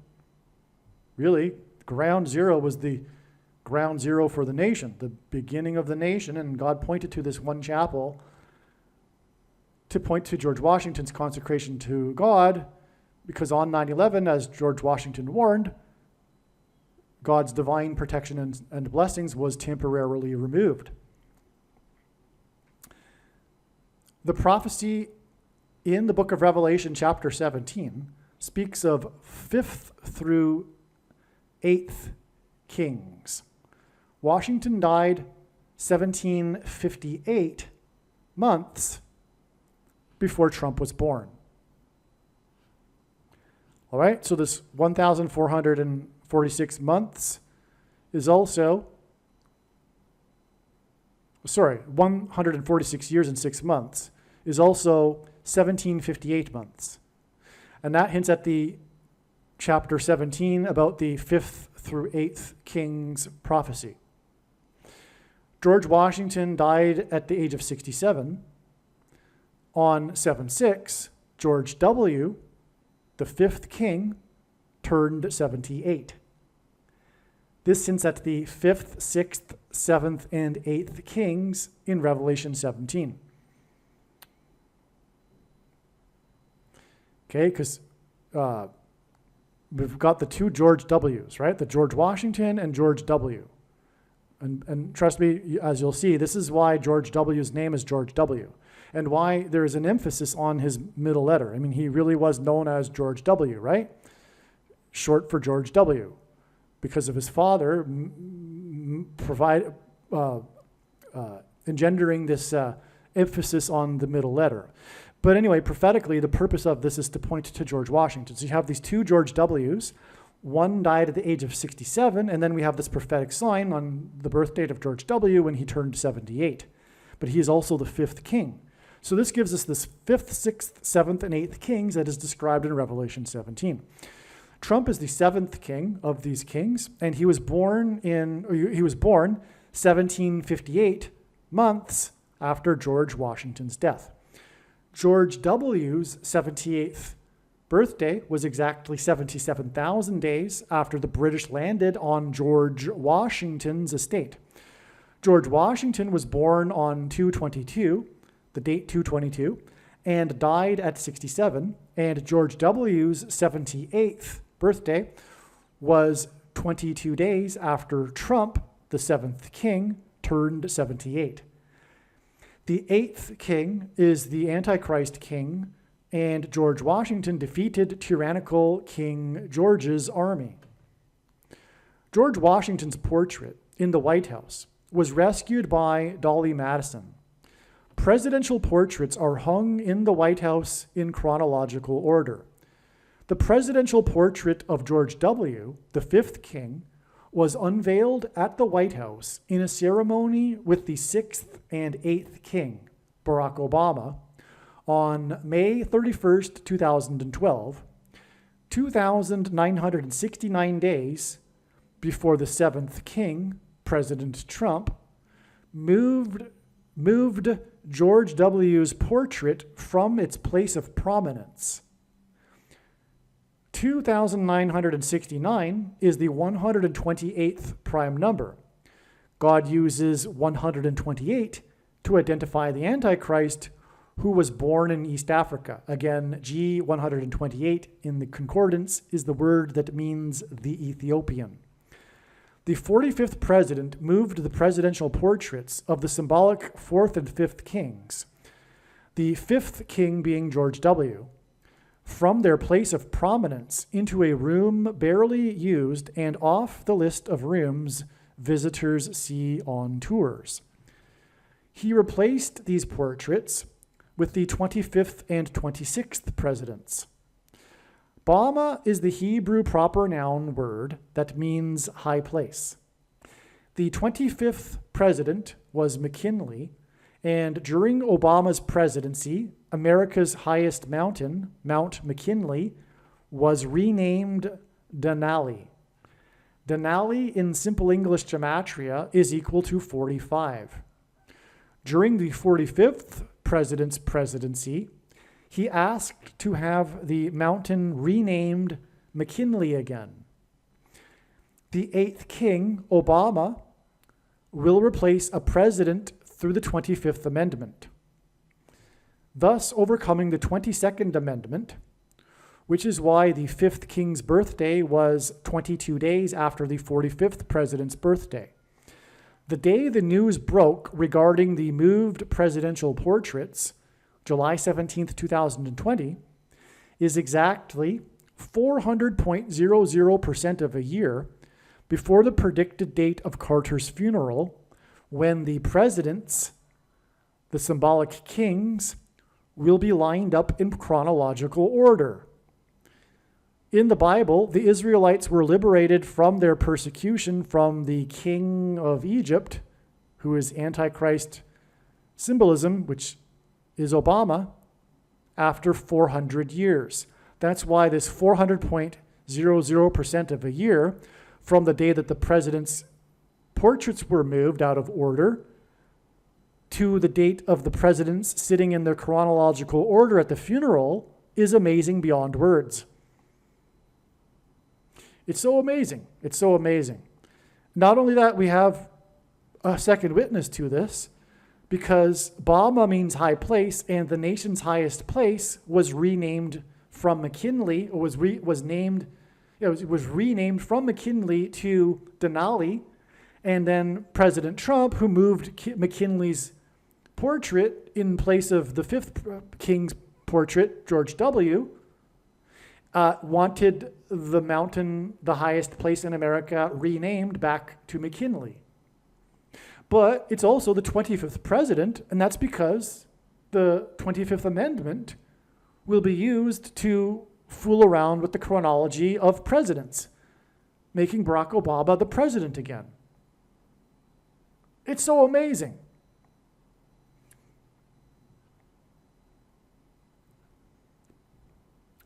The 8th king will be appointed through the 25th Amendment. The 25th prime number, and that's how he'll get around the restriction in the 22nd Amendment on someone being elected to the office more than twice. He will be appointed instead. Okay, so the 8th king will be appointed through the 25th Amendment. The 25th prime number is 97. The 25th president died while in office, and that's how the president will become the president again. Well, I'm jumping ahead. So the 25th president died while in office exactly 97 years before a famous racehorse named Barack Obama died. Obama will become the president again through the death of Kamala Harris while she is in office. Barack Obama's presidential portrait was unveiled in the White House on the date 9/7 in 2022, exactly 97 weeks before it is predicted that the presidents will be lined up in chronological order at Carter's funeral. That's so amazing. Okay, so the president, because the portraits are all about them being hung in presidential order, right? The president got his, Obama's got his unveiled on the date 9/7, which hints at 97 and the 25th prime number and the 25th Amendment. And this date, 9/7, is exactly 97 weeks before Carter's prophetic funeral, in which the presidents will be lined up in chronological order. This 97 weeks is also 1 year, 1 month, and 9 days, which hints at 9/11. And through the 9/11 events, God pointed to George Washington. It was George Washington's rescued portrait from fire and destruction by the enemy that began the tradition of hanging presidential portraits, which is why George W.'s portrait was unveiled by the enemy, Obama, and why it connects to the day that the 7th king, Trump, moved George W.'s presidential portrait. And to refresh your memory, that date that the George W. portrait was unveiled by Barack Obama in the White House was 2,969 days to the day that President Trump moved the portraits. And that hinted at the number 128, which hinted at the Ethiopian. Okay, so back to what I was saying here. Which in turn, okay, so Trump moved George W.'s portrait in July of 2020, and that was in turn, it connected to the predicted date of Carter's funeral with exactly 400.00% of a year, when the 7th king will sit next to the 6th king, who will also be the 8th king, Obama, who will be sitting next to the 78-year-old George W., who is the fifth, which will be 5 days after the fifth king, George W., turned 78. Well, actually, no, it'll be 10 days. The funeral will be 10 days. It'll be 5 plus 5 days. 5 days later will be Carter's death, and then 5 days after that will be the funeral. Okay, so 5 days after the fifth king, his birthday, will be the date of the death, and then 5 days after that will be when he, the fifth king, will be sitting next to the sixth king, who will be sitting next to the seventh king, which trumpets the eighth king, Obama. The day that the 45th president moved the 25th president's portrait into a place of prominence was exactly 25 plus 25 days before the Kentucky Derby on the date 9/5, September 5th, which hints at 9 times 5 equals 45, and the 45th president. As the horses were being led out to the track, the horse named Thousand Words reared back and fell over onto its trainer, fracturing his arm. The horse was scratched from the race. The name Thousand Words hints at the saying that a picture is worth 1,000 words, which is why Thousand Words was scratched on the date 9/5, which hints at 45, 25 plus 25 days after the 45th president moved the 25th president's picture. Thousand Words' number in the race was number 10. The winner of the Kentucky Derby, the horse named Authentic, was horse number 18. In the winner's circle, this horse behaved erratically and again knocked over its trainer, which was Hall of Famer horse trainer Bob Baffert, who that year was the trainer of both Thousand Words, number 10, and Authentic, number 18. In Luke 10:18, Jesus said that he saw Satan falling like lightning from heaven. The name Barack Obama in Hebrew means lightning from heaven. Barack means lightning, Obama means high place, which in the Bible is a metaphor for heaven, as it is said that Lucifer fell from the high place. And in the language Jesus would have spoken, Aramaic, the word for from is O. And so Barack Obama means lightning from heaven. Either Jesus didn't know what he was saying when he said this, or he said this knowing that there would be a president, famous one, named Barack Obama, and said this anyway, knowing that it would confuse us, or he was revealing the identity of the Antichrist. Obviously, the latter option is the only one that makes any sense. And so, okay, on the same day that the Kentucky Derby sign pointed to Bama, a high place, was the day that Trump boats sank to the depths of a lake in Texas at a Trump boat rally. These Kentucky Derby and Trump boat signs that pointed to Luke 10:18 and high place, Bama, involving Thousand Words, were 25 plus 25 days after Trump moved the 25th president's picture.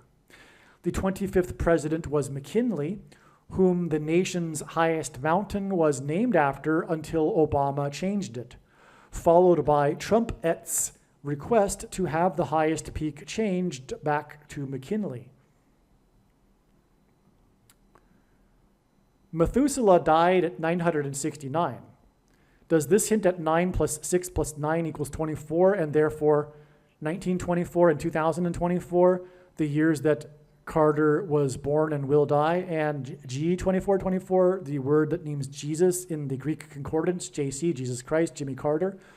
Is there another way to connect Methuselah to Carter? Okay? So I'm looking for how. So the thing is, like I've explained already, Methuselah, or Carter, is symbolism for Methuselah. When Carter will die, it'll be the beginning of judgment. Just like when Methuselah died, it was the beginning of judgment, which is what the name Methuselah means. All right, so what can connect Methuselah to Carter? Now, I was just brainstorming here. It could be this, but there's more, okay? There's also this too, which is that Jimmy Carter is predicted to die on 7/11, which hints at Genesis 7/11, which was when the flood began and when Methuselah died. Okay, but there's probably another way, and yes, there is. I'll just get to that.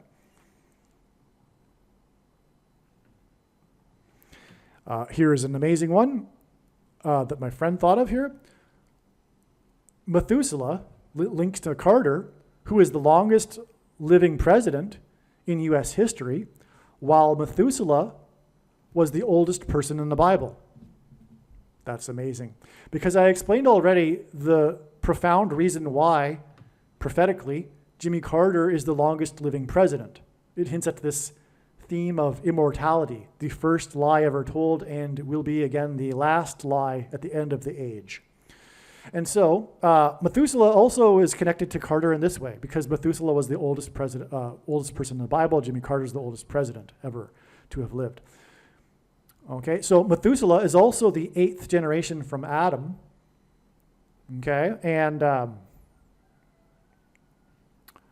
well, again, the storm Beryl is pointing to Carter, and it's the 8th storm named Beryl, and the Beryl usage in the Bible is the 8th stone used in the foundation of the New Jerusalem.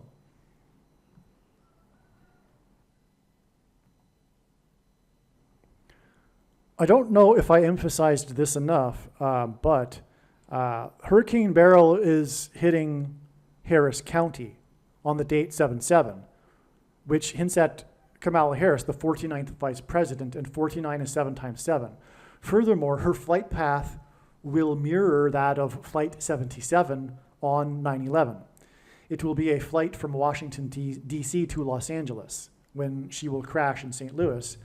The flight that was hijacked on 9/11 that departed Washington was on its way to Los Angeles before it was hijacked and crashed into the Pentagon. Oh, this is pretty interesting. Methuselah is equal to 112 in simple English gematria, and so is Kamala Harris. And so Beryl is a storm that hints at Methuselah, as I have explained, and it's hitting Harris County, which is a location that God has been using in his signs to point to Kamala Harris and her death in a plane crash, which will be, by the way, due to weather, just like this storm is a weather event. So Methuselah and the name Kamala Harris are equal to 112 in simple English gematria. McKinley is 8 letters. Michelle is 8 letters. McKinley sounds like Michelle or Michael. McKinley was the 25th president, which hints at the 25th Amendment, which will be used to make Michelle Obama the vice president and then the president, after Joe Biden will step down, which is predicted to be on August 2nd. Okay, McKinley died exactly 44 years and 9 months, which is the same connection as the Pope's visit with Carter at the White House to July 6th, as I mentioned before. So McKinley died 44 years and 9 months before Trumpet was born. And again, Trumpet was trumpeting Mount McKinley, and therefore Obama, because Obama means high place. McKinley died 97 years before the Barack Obama racehorse died. His vice president, Hobart, died in office exactly 117 years and 9 months before the eclipse peaked over St. Louis at 1:17 p.m. The eclipse engendered an X, which hinted at in Ezekiel which is hinted at with Ezekiel chapter 9. Also, the Antichrist was the president from 09 until 17, which is why this 117 years and 9 months connection. But it's also hinting at how Kamala Harris will die in office in St. Louis, and Hobart died in office with this 117 years and 9 months connection, and the eclipse peaked over St. Louis at 1:17 p.m., and that's, by the way, why Kamala Harris will die while in office in St. Louis. It will be pointing to the eclipse that peaked at 1:17 p.m., which again is the reason for the 117 years connection. Trump, and by the way, you need to watch the Eclipse 117 p.m. video. That's like the foundational video. You need to watch that video. I'll say it again. There is a video titled something to the effect of Eclipse equals peaked at, Kamala Harris will die on July 22nd equals Eclipse peaked at 1:17 p.m. Trump descended the golden escalator of Trump Tower exactly, this isn't related to this video, so let's move on. July 6th, 2024. Okay, this is amazing. July 26th, 2024, the date we are talking about in this video, was 1,880 days exactly, which hints at H188 in Strong's Hebrew Concordance, which again is the word that means woe exclamation mark, used in the context in the Bible of extreme judgment from God. So, therefore this is important. Very important. July 6th, 2024 was 1,880 days after the heritage tree fell on May 14th, 2019 at the Washington Monument due to the soil being too wet. Okay, so we were talking about earlier. What we were talking about? We were talking about how George W. and his birthday on July 6th could connect to George Washington, which would just confirm everything. This is it, because it's the Washington Monument we're talking about. So there was this heritage tree, I forget the type of tree, but it was like a 200-old or more tree that was there at the time of the construction of the Washington Monument, all right? It fell over due to the soil being too wet, all right? Exactly 1,880 days before this prophetic birthday of George W., as in George Washington. In the news that day, it was reported, the day that the tree fell at the Washington Monument, it was reported on that same day how Washington, D.C. had received its wettest 365-day period in history with 71.05 inches. This was on the exact 71st anniversary of the rebirth of Israel. So in other words, this 365-day period coincided with the 71st year of Israel, and it was the wettest period in Washington, D.C. that resulted in, at the end of the year of the 365-day period, with the falling over of the tree at the Washington Monument. And in the Bible, the felling of trees is symbolic of God's judgment. The National Park Service, which gives this national symbolism, posted on Twitter about the fallen tree at the Washington Monument at 9:20 a.m. In Genesis 9:20, Noah began to be a man of the soil and planted a vineyard. That could have been, that's a quotation there, okay? He began to be a man of the soil and planted a vineyard. George Washington was known for being a man of the soil and for the vineyard at his Mount Vernon estate that he planted. Truly, after he left the president's office, he became a horticulturalist. He is famous for it. If you visit the Washington, the Mount Vernon estate, it's largely focused on the horticulture that Washington had there. Okay, so and part of that known history is how he tried to start a grape vineyard, but it didn't work out. But today, still to today, the area of the estate in which there are produce, where there is produce growing, is called the vineyard area. Okay, so there's still an area of the estate called the vineyard. And anyway, Noah began to be a man of the soil and planted a vineyard in Genesis 9:20, and the tree fell at the Washington Monument, as in George Washington Monument, at 9:20 a.m. Or it was officially recognized by the National Park Service at 9:20 a.m. Okay, this was also the day that Trump trumpeted a return to the moon by 2024.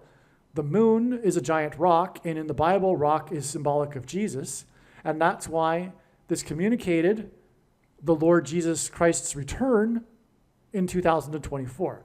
All of the return to the moon by 2024 signs have been hinting at Christ's return in 2024. But this was the big one. And the big one occurred on this date that was expected in advance to be a date for very, very big signs. And we had the falling over of the tree and Trump trumpeting the return to the moon by 2024 on this date. Huge. And it was an Israel date, because the Lord is returning to rule from Israel for the 1,000 years of peace. Okay, so this was a huge date. Now, this huge date that was about George Washington was 1,880 days before this George W. Day, the birthday of George W., the 78th, and the prophetic reason being it pointing to the death of Carter 5 days later, the 5th president in the chronology, and also pointing to, at Carter's funeral, the lineup of presidents and hinting at the 7th and 8th king, Barack Obama. Okay, Carl Weathers, we talked about him earlier, right? The actor in the movie Rocky. Carl Weathers died 22 weeks and 2 days before the birthday of Sylvester Stallone. And Washington was born on the date 2/22. God pointed to Washington through the 9/11 events, and 22 weeks and 2 days is 156 days, and the 156th prime number is 911, which I mentioned earlier. I mentioned the connection between Carl Weathers and the birthday of Sylvester Stallone and how it hints at 9/11. I mentioned all of that earlier. But now I want to revisit this because of this connection here, pointing back to the George Washington Monument and how George Washington was a man of the soil. We have clear connection between George Washington and George W. But a second witness to this is that Carl Weathers died with this connection of 22 weeks and 2 days, which hints at 9/11. Or George Washington, who was born on the date 2/22, and the connection is a number that hints at the 156 days, hints at 9/11, and through the 9/11 events, God pointed to George Washington. And again, this connects to the date of Sylvester Stallone's birthday, which is the reason for the connection from Carl Weathers. So it all confirms itself. It's like everything is a second witness to everything else. The name George means farmer, earth worker. Carter is known for being a peanut farmer, a man of the soil, just like George Washington. Before he was the governor, he was a peanut farmer. Okay, so, and George also hints at this. This is why the birthday of George W.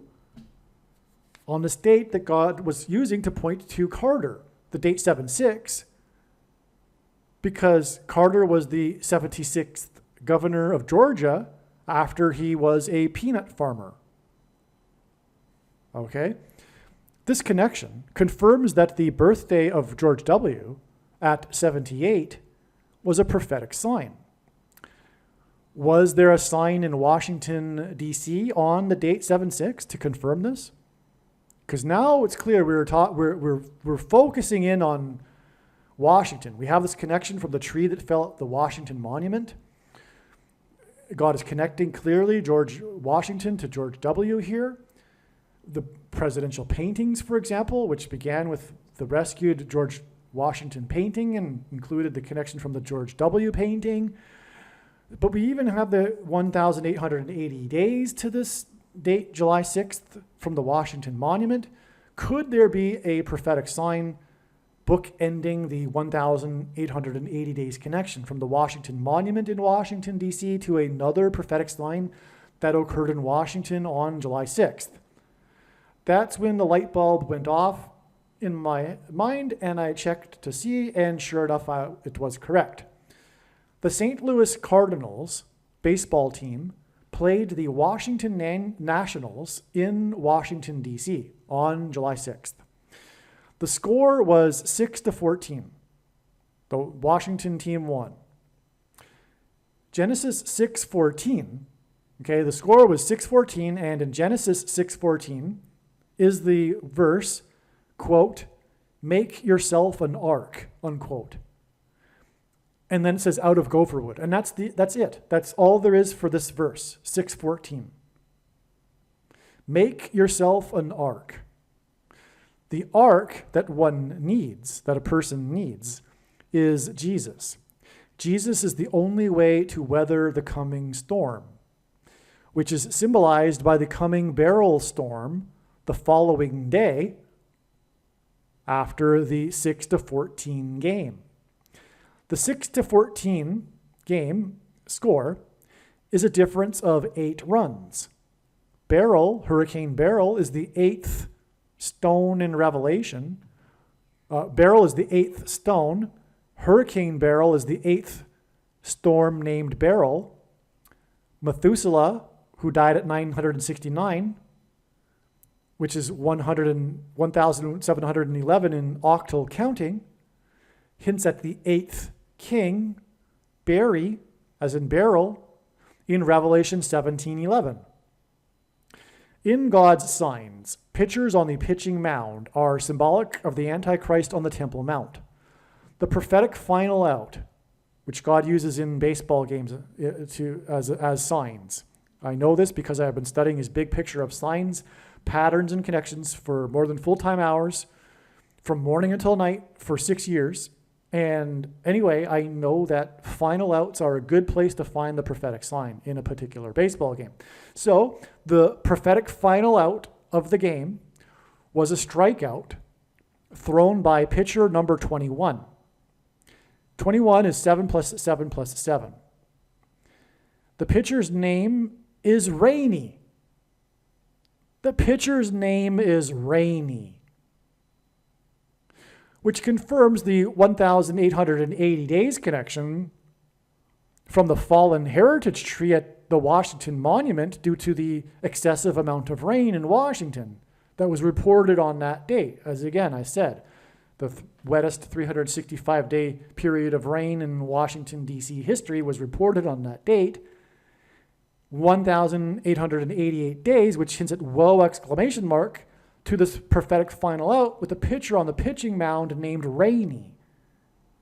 Furthermore, the 3 sets of 7 here are symbolic of judgment because of the symbolic 3 sets of 7 that the Israelites enacted before the walls of security collapsed in God's judgment on the city of Jericho. But in the account of the flood, there are 3 sets of 7. All right, so including the loading of the ark with the 7 clean animals, the 7 birds, the 7 unclean animals, and the 7 days warning, okay, before the rain started. So Rainy was pitching here, the final out. Rainy also confirms the beryl storm. A hurricane is about rain. And the ark symbolism in the 6-14 score. Okay, so the fact that the pitcher's name is Rainy also confirms what I mentioned earlier about the significance of the score, because that's flood symbolism. Make yourself an ark. God is warning individuals and the nation. Judgment is coming with the death of Carter. Make yourself an ark. Time is up. The only ark that will weather the storm is Jesus. The jersey number of the batter for the St. Louis Cardinals, who struck out, is number 63. 63 hints at 3 sixes, and 666, the number of the Antichrist in Bible prophecy. So the pitcher was number 21, the batter was number 63, which hints at adding the two together to equal 84. And in Hebrew gematria, the name Obama is equal to 84. But also, Obama was born on the date 8-4. This date, July 6th, is 4 times 4 days, as in the 44th president. Before Harris's predicted plane crash in St. Louis, due to a bird, as in the St. Louis Cardinals baseball team, strike, as in the strikeout. In fact, the last strike on the St. Louis Cardinal was a foul tip strike caught by the catcher. Oh, and I just realized this. This foul is a play on words because foul also means birds. It was a foul tip, meaning that the ball touched the bat lightly and then bounced off the bat and into the catcher's glove. That's what a foul tip is. It still counts as a strike. And so this is amazing. The final thing of the game, the last strike in the last out, was a foul tip, as in a bird strike, because fowls are birds. Okay? And it was caught by the catcher to end the game. If the catcher didn't catch the ball would have been live and the batter could have run to first base if he wanted to. But the catcher caught the ball. This is perfect symbolism for a bird strike hit on a plane. The catcher's name is Ruiz, which means powerful, famous ruler. His number is 20, which hints at 9 plus 11 equals 911. But also hints at Revelation 9:11, the ruler, powerful ruler, King Abaddon, King Apollyon, the king of the fallen angels that come out of the bottomless pit in Revelation 9. So finally, we have our tangible sign on July 6th that confirms confirms George W.'s birthday. So if you recall the beginning, I said, well, we have had a birthday before be a prophetic sign, which was James Earl Jones's 90th, but he did also celebrate it in the 11th state. So that's something tangible that occurred on that date. Well, this is it. This is huge, as I just explained. Hopefully your jaw is dropped because it is amazing. From everything from the 8-run difference, hinting at the barrel 8th stone and the 8th storm barrel, and it's all flood symbolism. And then at the end with the last strike, hinting at Kamala Harris's bird strike 4 times 4 days later, which will result in the appointment of the 44th president as the president again, which is the reason for pointing to George W. and George Washington, the first president. It's amazing. This email, by the way, was the 100th email, and this one here is the 101st email in the thread, which I've numbered the number 9 thread. That's a coincidence. This is the end of the thread. There's no more. It ends with 9/11 symbolism as a coincidence. That's just a personal sign. I'm just saying that for interest's sake. It doesn't qualify in the league of these other signs because this is a personal sign. You get the I think you can appreciate the difference. And so I have now explained how or what happened, what God was doing through July 6th. It was pointing to the New World Order connections, George W. As I explained, the Georgia Guidestones connections, the Pope visiting the White House connections, and the birth dates of George W. and Sylvester Stallone, and on and on. It was quite something. That's why it took so long to explain. And that would be expected because God pointed to this date ahead of time and to that degree. And so we would expect it to take an hour or two to be able to explain, and sure enough it did. But now that I've explained it, I'm going to now play the explanation for the diagram that was explained before July 6th and the reasons for why and how God pointed to July 6th ahead of time. It is definitely worth listening to, as is really every minute of the Jimmy Carter videos. All right? All right, folks. I thought the video was finished yesterday, but a new revelation, a new epiphany came to me last night or early this morning, and that led to so much else regarding what happened on July 6th and the importance of July 6th.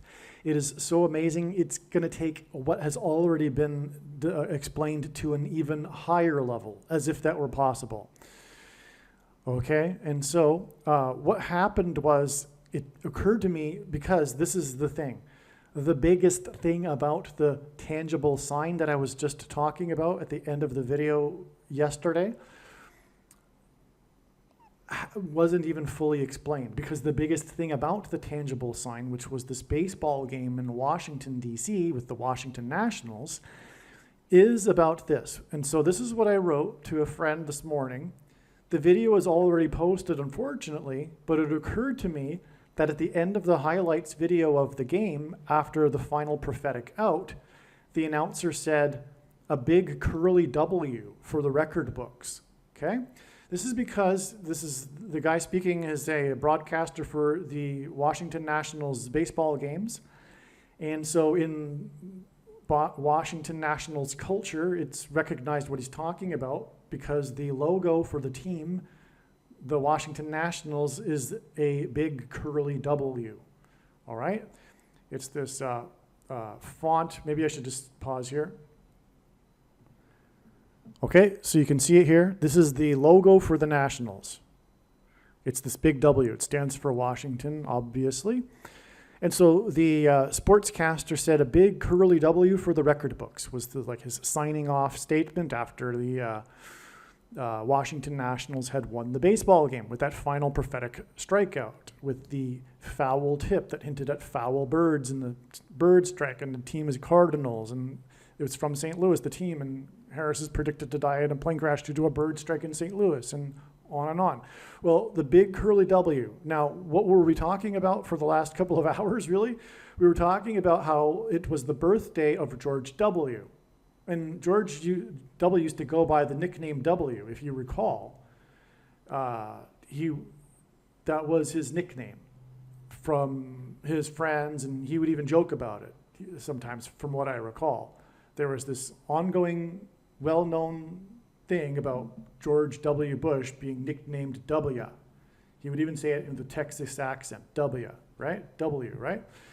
So that's, and again, we were looking for this tangible sign on July 6th to go with the prophetic birth date of George W. And this was it. And it was the big curly W win, because the W also stands for win. So that's why it was a double entendre when the sportscaster said a big curly W for the record books, because it was a W for the record books, which stands for win, but it's also the Washington Nationals, whose logo is the big giant curly W. All right, now, the W letter is the 23rd letter in the alphabet. And Barack Obama's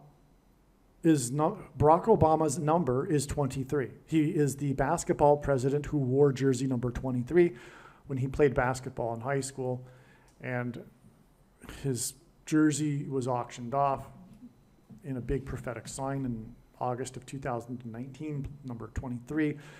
And Michael Jordan and LeBron James, the GOATs of basketball, also wore 23, and on and on. I've explained it many other times in other videos, okay? So this number is associated with Barack Obama, but we have this big W. So the sign is pointing to the W, the Washington Nationals, on W's birthday, right? That's clear, I think, right? Okay, so now I'm just going to start reading what I started writing as the revelation started coming to me, and I wrote it down in this email thread. I think we're on to something here. August 23rd, 2011, the Washington Nationals baseball game against the Diamondbacks, the team from Arizona, which by the way is the 48th state, which hints at Barack Obama, the 48th future predicted 48th president. And diamondbacks are, of course, a type of snake, and snake in the Bible is symbolism for evil, and the two antichrists are symbolized by this because, as I'll explain. Okay, so the Washington Nationals baseball game was being played in Washington, D.C. on the day of the extremely prophetic Washington, D.C. earthquake that occurred on August 23rd, 2011. This was the strongest earthquake east of the Mississippi, and I forget how many ever years. It was felt by 1/3 of the U.S. population because of the amount of people that live on the eastern seaboard, but the earthquakes on the East Coast are felt at long distances because of the way in which the ground is, or whatever. I know, like the tectonic plate or whatever it is. The earthquake vibrations can travel further. So that's why, anyway, 1/3 of the U.S. population felt this earthquake. It was extremely prophetic, but it occurred just outside of Washington, D.C., and it cracked the Washington Monument and caused $34,000 in damages to the Washington National, otherwise known as the spiritual home of America. Did I say 34,000? I mean 34 million. And 34 is a number that symbolizes Barack Obama as well, but that's another story. So this baseball game was delayed 20 minutes because of the earthquake, and it began because of the earthquake at 7:26 p.m., which hints at 726, a very prophetic number, because the 726th word in Strong's Greek Concordance is the word rapture, okay? And so this is applicable to the American church. So the score was 2-0 for the Snakes, which hints at the two snakes that met in the White House garden, and they literally met in the White House garden exactly 49 months earlier, okay? This was when Pope Francis visited Barack Obama at the White House, and there was the big ceremony, and they met in the back of the White House, in the White House garden. And this is interesting because, of course, the snakes, the serpent deceived Eve in the garden, but also when Barack Obama met the Pope for the first time at the Vatican, he gave the Pope a gift of a box of seeds from the White House garden. And in appreciation for the Pope being the first Pope to open the papal gardens for the first time to the public, and when the Pope came to the U.S., he held Mass in Madison Square Gardens, and he met the other Antichrist, Barack Obama, in the White House garden. Okay, so August 23rd, 2011, pitcher number 49 for the team from Washington State. Now, this is a different baseball game on the same day. This is the Seattle Mariners, but they are from Washington State, okay? And during the earthquake, pitcher number 49 on the pitching mound, and God uses pitchers on the pitching mound to symbolize the Antichrist on the Temple Mount in Bible prophecy, okay? And so he, during the earthquake, he was on the pitching mound, okay? And the earthquake was felt in Cleveland, which is where the game was being played, and President Grover Cleveland was the 22nd president, and during the earthquake, a double was hit off this pitcher by a 22-year-old batter on a pitch count of 2-2 with 2 outs. And again, Cleveland was the 22nd president. The teams played a doubleheader, which means that they played 2 games in one day that day. And, and also, what was I going to say? The double, which means that he got 2 bases, okay? The 22-year-old batter, 2 outs, hit for 2 bases. Now, George Washington was born on the date 2/22, and again, this game in Cleveland was against the team from Washington State on the same day that the Washington Nationals lost their game to the Snakes 2-0 in Washington during the earthquake, or just prior to the earthquake.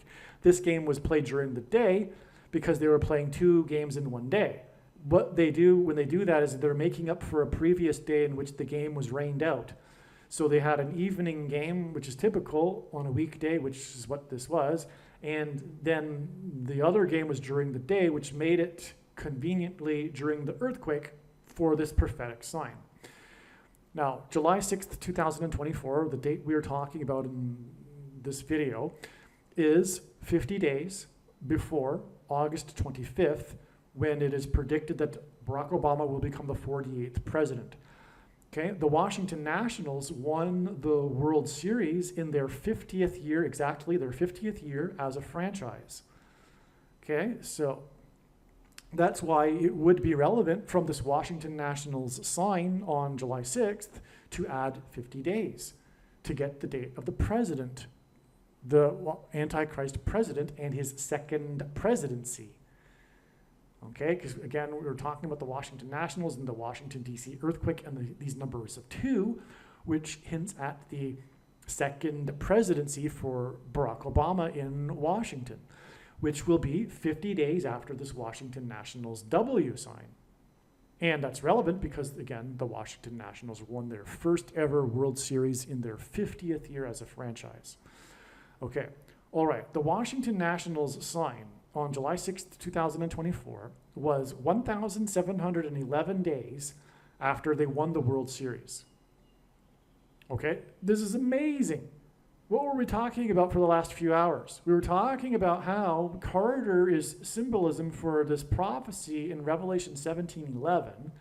We were talking about how Carter is symbolic of Methuselah, who died at the age of 969, and in octal counting, 969 is equivalent to 1,711. Okay, and Beryl, the 8th named Storm, the 8 run difference in the prophetic sign in the game, because again, the prophetic sign was the score of the game, and there was an 8 run difference. 8 storms named Beryl, Beryl being the 8th stone described in the book of Revelation. And octal counting makes that relevant. That gives us the number 1,711, as we were saying earlier. Okay, well, so and again, it's all about this prophecy about the 5th through 8th kings, and George W was the 5th king in this prophecy, and this parallel with the prophecy. Carter beginning this 7 kings prophecy, right?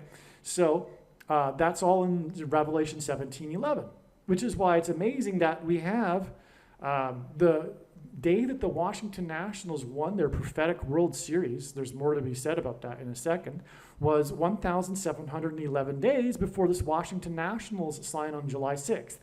That, my friends, completely confirms the significance, the relevance of this prophetic sign. And but what I mean is it confirms that it is a prophetic sign, this Washington Nationals game with the last prophetic out and the score 6-14, hinting at Genesis 6:14, make yourself an ark, the last pitcher named Rainy, right? All that, right? Okay, so that's huge. So let's move on though. The final prophetic out was a strikeout by pitcher number 44. This is in the World Series, okay? In the Washington Nationals World Series win in October of 2019, again, as I mentioned, God uses the final outs of these games for prophetic significance. So the final prophetic out of the World Series that won the World Series, and then they celebrated, was a strikeout by pitcher number 44. And again, pitchers on the pitching mound in God's signs are symbolic of the Antichrist on the Temple Mount in Bible prophecy, who is the 44th president, the Antichrist. So in this prophetic sign, the pitcher is number 44. And who is he striking out? Player number 23 for Cleveland. And Cleveland, incidentally, no, it wasn't against Cleveland. Why that I said that though? Okay, so this player was playing for the team from Harris County, the Houston Astros, and God uses Harris County to point to the coming death of Kamala Harris in a plane crash. Okay, and also Houston is the 4th biggest city, and that goes with this number 44 right here. Okay, now this player was number 23, and God pairs the numbers 23 and 44 together to confirm his big picture of signs, patterns, and connections. This is how God's a big picture of signs, patterns, and connections works. It works on the principle of second and third and multiple witnesses confirming a matter, as the Bible says is required. And this is what makes what is being explained on this channel true and not a product of one's imagination, and different and unique than everything else on the internet that claims to be an analysis of God's prophetic signs. And if we think about it, one simple way in which he would provide a second witness for us is through pairing certain numbers together, such as 23 and 44, Because, and I know this because I've been working and studying God's big picture of science from morning until night for more than full-time hours for more than 6 years. And the reason is because the 44th president is the basketball president who wore jersey number 23. So he pairs number 23 and 44 together, and so we have the 44th pitcher here, number 44, striking out for the final prophetic out, number 23. Now this player for the Houston Astros, the Harris County batter, number 23, also played for Cleveland, and he was in the final out of the prophetic last out when Cleveland lost the World Series to the Chicago Cubs. And that's a whole other story, which I'm not going to get into here. But that also points to Barack Obama, who's from Chicago. And that was dramatic because the two teams with the longest droughts without having won the World Series were Cleveland and Chicago and on and on. Well, anyway, this player played for Cleveland in that team, and then he's playing in this World Series again, and he's the last batter to strike out here. Now, I think he was involved in the last out, from what I recall. I could be wrong, though. I just want to, I don't want to say something that isn't true. I'm not 100% sure that he was the final out in that World Series, but I know that he played for Cleveland in that World Series. And again, Cleveland skipped the 23rd presidency, which is why God is using Grover Cleveland, the only president to serve non-consecutive terms, having skipped the 23rd presidency, which is why Barack Obama wears number 23, because he will also serve non-consecutive terms. Well, anyway, okay, so this batter, though, he struck out swinging on his knee. He fell onto his knee as he swung the bat. All right, he couldn't maintain his balance, if you can picture that. I don't think it's necessary to get the video out, although I used to have it. I don't know if I still do. It's in other videos, in the other really old videos. But he swung out swinging on his knee, okay? Picture that. He's at the plate, he's swinging really hard, and he's swinging so hard that he loses his balance, and he ends up on one knee on the ground, okay? That's very symbolic and prophetic because it symbolizes kneeling to Satan. And this is going to get so huge. Bear with me. Be patient. Remember this. This kneeling symbolizes kneeling to Satan. There's lots to be said here. It's going to climax in such a way you have no idea. It's going to be so amazing, all right? Now, this was exactly 23 weeks, okay? The day that he swung kneeling, player number 23, was exactly 23 weeks, which happens to be, by the way, almost exactly 44% of a year, a calendar year, after Obama posted a pic on Twitter of him at the Washington Nationals Youth Academy, where the kids and the counselors were surrounding him while kneeling on one knee, okay? So they were kneeling. There's a picture of, let me just get that picture for you. Okay, this is very, very important. What I'm describing, this is a big, important thing in what God is communicating in this story that I'm telling and explaining to you. This is the Washington Nationals Youth Academy, okay? The Washington Nationals Major League Baseball team is known for how it serves the underprivileged in Washington, D.C. with this, sports thing. I think it focuses on baseball, but it might include other sports. I know it at least focuses on baseball if it isn't only about baseball.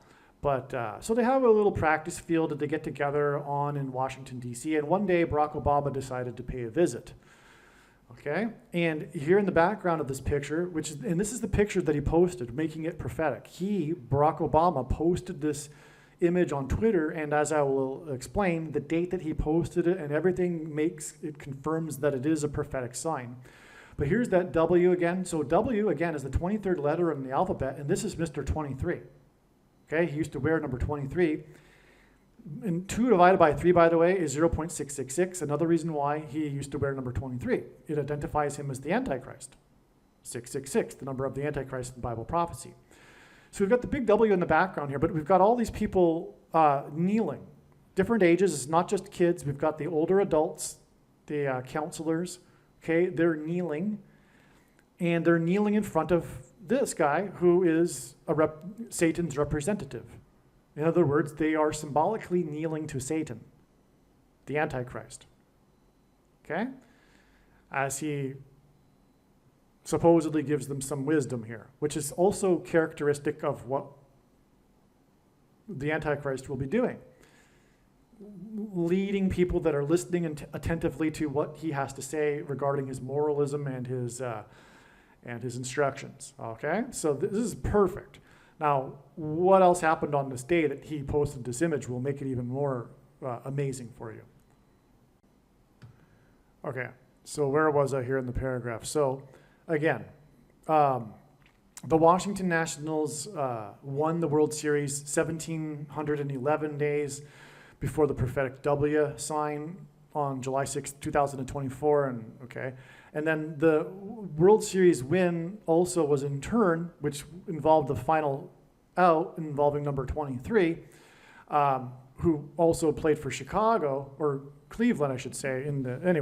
This was exactly 23 weeks, which is 44% of a year, after Obama posted this pic. Okay, so we got all these, all of it still connects, right? In other words, the Obama Washington Nationals pic connects to the Washington W sign on July 6th, 2024. Okay, so let's see. The Washington Nationals Youth Academy threw, that's a typo, it should be THREW, threw, as in throw the baseball. They threw the first ceremonial pitch before the World Series game in Washington. And pitchers on the pitching mound are symbolic of the Antichrist on the Temple Mount. Okay? So in other words, so if you don't know baseball, they have a ceremonial first pitch before games. And before one of the World Series games, they had the Washington Nationals Youth Academy, a few of the kids come out onto the field, and one of the kids threw the baseball to the catcher for the ceremonial first pitch. But the thing is, just prior to this, Barack Obama visited the Youth Academy, and pitchers on the pitching mound symbolized the Antichrist on the Temple Mount in Bible prophecy. So in other words, this connects to Barack Obama, the fact that the Youth Academy threw the first pitch just shortly after Barack Obama visited them. Now, the Washington Nationals Youth Academy pitched the first pitch of Game 4, and this was exactly 22 weeks and 2 days after Obama's picture with the Academy kneeling in front of him. Washington was born on the date 2/22. This 22 weeks and 2 days, which is what that hints at, is also 156 days, and the 156th prime number is 911. It was through the 9/11 events that God pointed to George Washington. Okay, that's amazing. By the way, that's amazing. How is it that 156 days is also 22 weeks and 2 days? Because it hints at 9/11, and through the 9/11 events, God pointed to George Washington, who was born on the date 2/22. Which is why, by the way, exactly 222 months after 9/11 was CVD Disease Day, when the World Health Organization officially declared the CVD to be a pandemic, etc. It was a date that I predicted in advance, by the way, as explained in many other videos. So, okay. So anyway, this is amazing because it's clearly we've got a clear connection here with George Washington. And of course, the city Washington is named after George Washington, and the baseball team is the Washington Nationals. All right, now, the Washington Nationals went on to win their first World Series after the first pitch in Game 4. I think they won in 6 games. No, it was 7 games. The Washington Nationals went on to win their first World Series in franchise history. Oh, and by the way, that's significant because this is like a strange World Series when every game that was played in the home field, the home team lost. And I think that might have been the first time that ever happened, or something. I would want to look back into that, but there's too much going on. I'm not going to. But anyway, that was interesting in itself. So the Washington Nationals went on to win the first World Series in franchise history, and their franchise began in Montreal.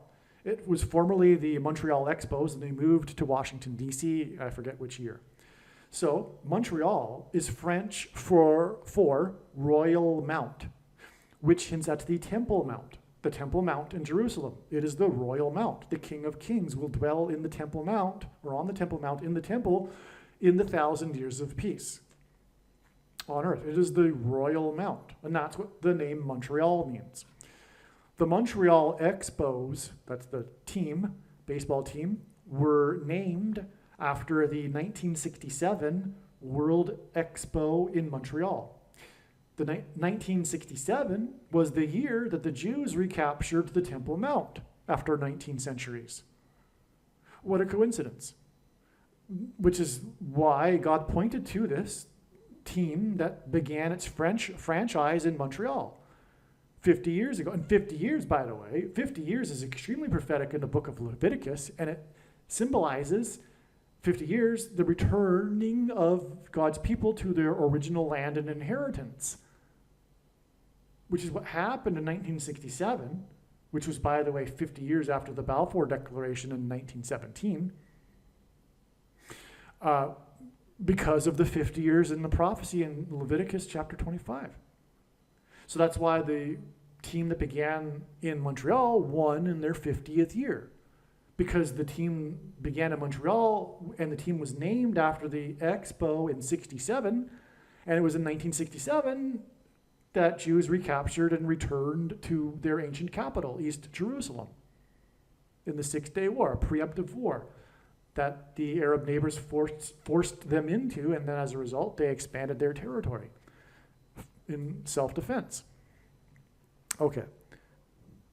The day that Obama posted the pic of him with the kneeling Washington Academy was the day of the prophetic tornado warning in Washington, D.C. Okay, now let me just explain that. So there was a tornado warning in Washington, D.C. on the same day that Obama posted the pic about him visiting the team in Washington, D.C. Okay, now the tornado warning occurred in the Capitol building. There was an emergency alert in the Capitol building telling members of Congress to seek emergency weather shelter. So they've got these shelters set up in the Capitol building, and on the PA system it was announced, seek shelter in the emergency weather shelters immediately. This call, this announcement, this alarm of the tornado warning occurred right as the vote was underway for the aid package for the relief aid for the hurricanes that occurred in the latter part of 2017. These three hurricanes, Harvey, Irma, and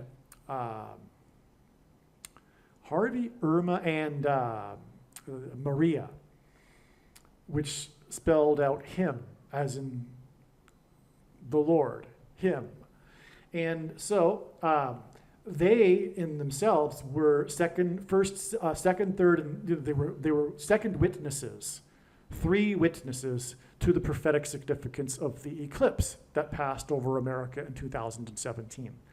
Because the eclipse exited the US and made a bullseye. It ended precisely where Hurricane Harvey was forming in the open Atlantic. And then Harvey landed 4 days later and dumped 4 feet of water over the fourth biggest city over 4 days, and it was Category 4, Harvey. All right, and the eclipse occurred on the 21st, and the Harvey landed on the 25th, and Luke 21:25 is there will be signs in the sun and the sun and the moon, and the roaring of the waves. You know, I haven't memorized the passage, but it talks about the sign in the night sky, or it's not the night sky, but the sign in the sky of the sun and the moon, which is an eclipse, and then the roaring of the waves, which is Hurricane Harvey. All right, so anyway, back to what I was saying. So that's when the tornado warning occurred, right when that vote was going underway for the relief aid for the victims from these hurricanes. Okay, and so anyway, in other words, God was pointing to the eclipse and the hurricanes as the prophetic signs, warning of judgment and destruction with the tornado warning. Okay, now.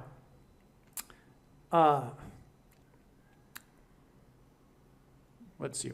And the day that SpaceX launched, this was also the day that SpaceX launched its first 66 Starlink satellites. This was the beginning of Starlink on this same day, May 23rd, 2019, with a stated goal of launching an average of 44 per month, which hints at the 44th president, the Antichrist, whose number is 666.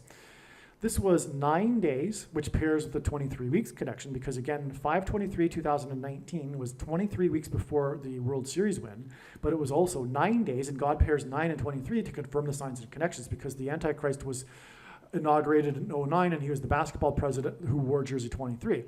So 9 days before this was the day that the heritage tree fell at the Washington Monument. Fortunately, I've already explained this in this video, coincidentally. Well, not really coincidentally, but I didn't expect it to come around again through the Washington Nationals baseball game on July 6th, as it now clearly is doing. So anyway, the Washington Monument tree that fell connects with 9 days, and then 23 weeks, and then 1,711 days to the Washington W sign on July 6th, 2024. Okay, now, also in that windstorm, the tornado warning, the tree fell for a second time 9 days later, because they were in the process of trying to erect it and make it stand up again, and then it was propped up, but the wind knocked over the apparatus that was propping it up, and it fell over again a second time. And again, in the Bible, fallen trees are symbolic of judgment on the nation. So on May 23rd, 2019, 9 days after the tree fell, it fell a second time in a windstorm during an attempt to upright the tree. This storm included the tornado warning at the Capitol building, which was during the vote of the aid package for the victims of the 2017 hurricanes, which were prophetic signs that pointed to the eclipse. The eclipse engendered an X over the nation, the two eclipses, the one in 2017 and the one in 2024, which hints at the mark of the Antichrist, which is why SpaceX, because SpaceX is symbolic of this X and the mark of the Antichrist, launched its first 66 Starlink satellites on the day of the kneeling before Obama pic posted on Twitter. Okay, that's SpaceX did that on the same day as this kneeling to Satan. And what is taking the mark of the Antichrist tantamount to? Kneeling to Satan, kneeling to the Antichrist. All right? It's amazing. I hope you got that. Also, Elon Musk, who owns Neuralink, is symbolic of transhumanism technology. And, well, anyway, let's move on. The tornado warning in Washington and in the Capitol building on the day of the fallen tree and 66 SpaceX satellites was exactly 110 months after Obama signed his Obamacare law. All right?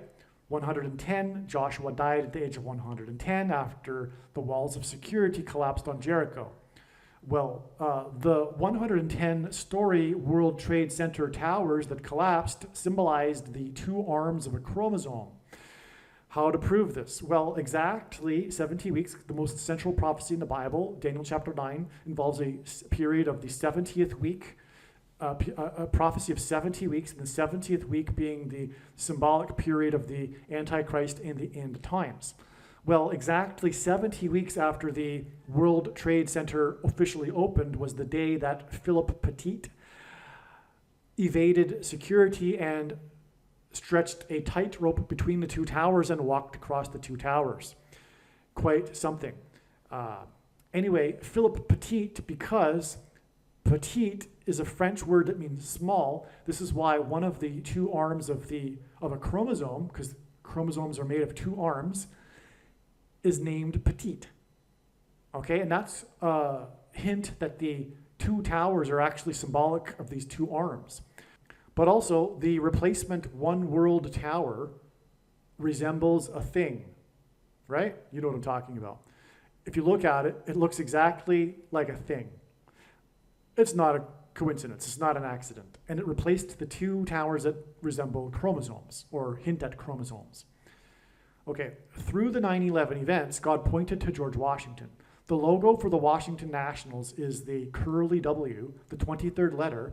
Obama wore number 23 in high school. There are 23 pairs of chromosomes. That's another reason why Obama wore jersey number 23. And a reason for his Obamacare, because we are talking about health care, and that's what the thing is. It's about health care, right? The mark of the Antichrist that changes one's chromosomes, the 23 of them. The thing changes one's chromosomes. Obamacare connects with 110 months, then 23 weeks, then 1,711 days to July 6, 2024, and the W, the curly W, the W, George W. sign. Then 8 plus 8 days to Harris's predicted crash in St. Louis, near the midpoint of the X engendered over the nation by the two eclipses, which is why she will crash in St. Louis. It will be pointing to the midpoint of the X that was engendered over the nation. It'll be 8 plus 8 days after July 6th. In other words, Obamacare connects to the day that Kamala Harris will die next to the X, or point to the X, and Obamacare, healthcare, is used to enforce the mark of the Antichrist. It's about healthcare, socialism healthcare, right? That's Obamacare, and so is the CVD reaction.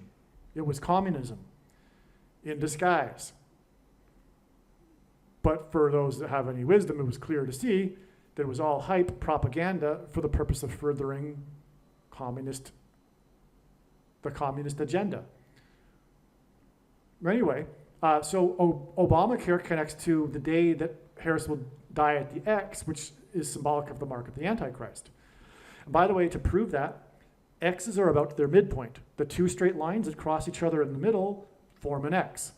The mid date, the middle date between the two dates of the eclipses in 2017 and 2024 that engendered an X, the midpoint date was December 14th, 2020, which was the first day that an American outside of a trial took the thing, the mark of the Antichrist, which proves that it is the mark of the Antichrist, furthermore. The final pitch in the prophetic final out strikeout in the World Series win was 88 miles per hour, which hints at Back to the Future, the movie, a movie about a prophecy, because Marty is trying to give Doc a prophecy about the future, which Doc is refusing to look at, if you recall the plot. And the movie prophesied 9/11. That's a whole other story, which I explain in the must-watch Back to the Future video on this channel. It's very amazing and clear. God was communicating 9/11 through the movie Back to the Future. It's very, very clear. Make sure you watch that video. The events of 9/11 pointed to George Washington. According to Wikipedia, there are 88 places in America named Washington. And again, the iconic scene in the movie Back to the Future, which is why the 88 miles per hour, is when Doc jumps up and down excitedly after the DeLorean first time travels after hitting 88 miles per hour in the parking lot of the mall. Doc jumps up and down shouting 88 miles per hour, 88 miles per hour, right? And so that's the iconic scene of the movie Back to the Future. And that's why the last prophetic pitch was 88 miles per hour. God, through the 9/11 events, pointed to George Washington. The movie Back to the Future prophesied 9/11. And according to Wikipedia, there are 88 places in America named Washington. Furthermore, in the 9/11 events, there was the Heroes of the 88th Floor. Okay, this 88 miles per hour pitch was 1,711 days before the Washington Nationals sign on July 6th, 2024, in which the score was prophetic and was a difference of 8 runs. This was during Hurricane Beryl, and Beryl is the 8th stone, and there are 8 storms in the Atlantic named Beryl. Okay, July 6th, 2024 is in turn 8 plus 8 days before it is predicted that Kamala Harris will die in a plane crash in St. Louis. The 88 miles per hour pitch hints at the 8th storm named Beryl, and which that was about its miles per hour wind speed when it hit the Yucatan. And the 88 miles per hour pitch hints at the 8 plus 8 days from July 6th to July 22nd, the date of predicted of Harris' crash. The Washington Nationals beat the team from Harris County in that World Series with the 88 miles per hour last pitch. It's all amazing. It's so amazing, okay? Because that, again, it connects with 1,711 days to July 6th, and July 6th is all about the Revelation 17:11, and then it's 8 plus 8 days to Harris's predicted crash, which is why the Washington Nationals beat the team from Harris County, Houston.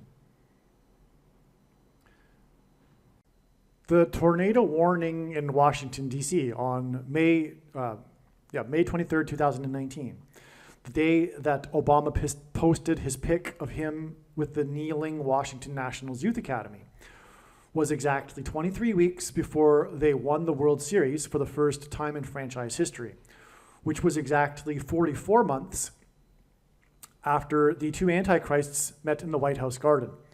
Sorry, I phrased this incorrectly. The 44 months is actually from the day that Obama visited or posted the pic of him visiting the Washington Nationals Youth Academy. Okay, so this, in other words, it's in reverse. So the Washington Nationals won the World Series 23 weeks after Obama posted the pic of him visiting the Washington Nationals Youth Academy, which was in turn exactly 44 months after the two Antichrists met in the White House garden. That's amazing because it's a pairing of 23 and 44 that confirms the signs and connections. This is how God's true big picture of signs, patterns, and connections works, which is only being explained on this channel, okay? So I know this from years of experience now. It's very, very simple, and it's amazing how it's so simple to understand how it works because God just frequently pairs these 23s and 44s to confirm for you what's going on. You don't have to really think about it too much and guess whether, is this really correct or is it just my imagination here? It's so clear, right? Okay. So the Washington Nationals won the World Series, and the last out was number 23, and it was 23 weeks exactly, which is also 44% of a year, after the day that the president who used to wear number 23 was at the Washington Nationals Youth Academy, and that in turn was 44 months after he and the other Antichrist met in the White House garden. Okay, and that day that they met in the White House garden was exactly 49 months after player number 49 of the team that from Washington State was pitching on the pitching mound in Cleveland. Cleveland was the only president to serve non-consecutive terms. Cleveland, the 22nd president, was the only president to serve non-consecutive terms. Was the only president to serve a second presidency. Hence the double, which is two bases, by the 22-year-old batter with the pitch count at 2-2 and with two outs in Cleveland, the 22nd president, against the team from Washington State during the Washington, D.C. earthquake. All right? Literally, the double, the hit was made, the play was ongoing during the earthquake. Okay? There's a nickname for it. It's the baseball earthquake. I don't know. It is through the death of the 49th vice president that Obama will serve a second presidency. That's the reason for the 49 months connection from pitcher number 49. Okay, and he will overcome the 22nd Amendment. That's another reason for all the 22s in Cleveland, 22nd presidency. He will overcome the 22nd Amendment after the 49th vice president dies in a plane crash. Barack Obama will be appointed instead of elected. That's how he will overcome the 22nd Amendment's restriction on someone being elected to the office more than twice. He will be appointed instead. The two Antichrist snakes met in the White House garden exactly 66 months. They met, by the way, on 9/23 in 2015. This was exactly 66 months. The mark of the Antichrist and the Antichrist, whose number is 666, are described in the 66th book of the Bible. Okay, so the two Antichrists, snakes, and again, the day that they met, during the earthquake, the Washington Nationals played the Snakes team and lost 2-0. Okay, so the two, and that connects. It connected with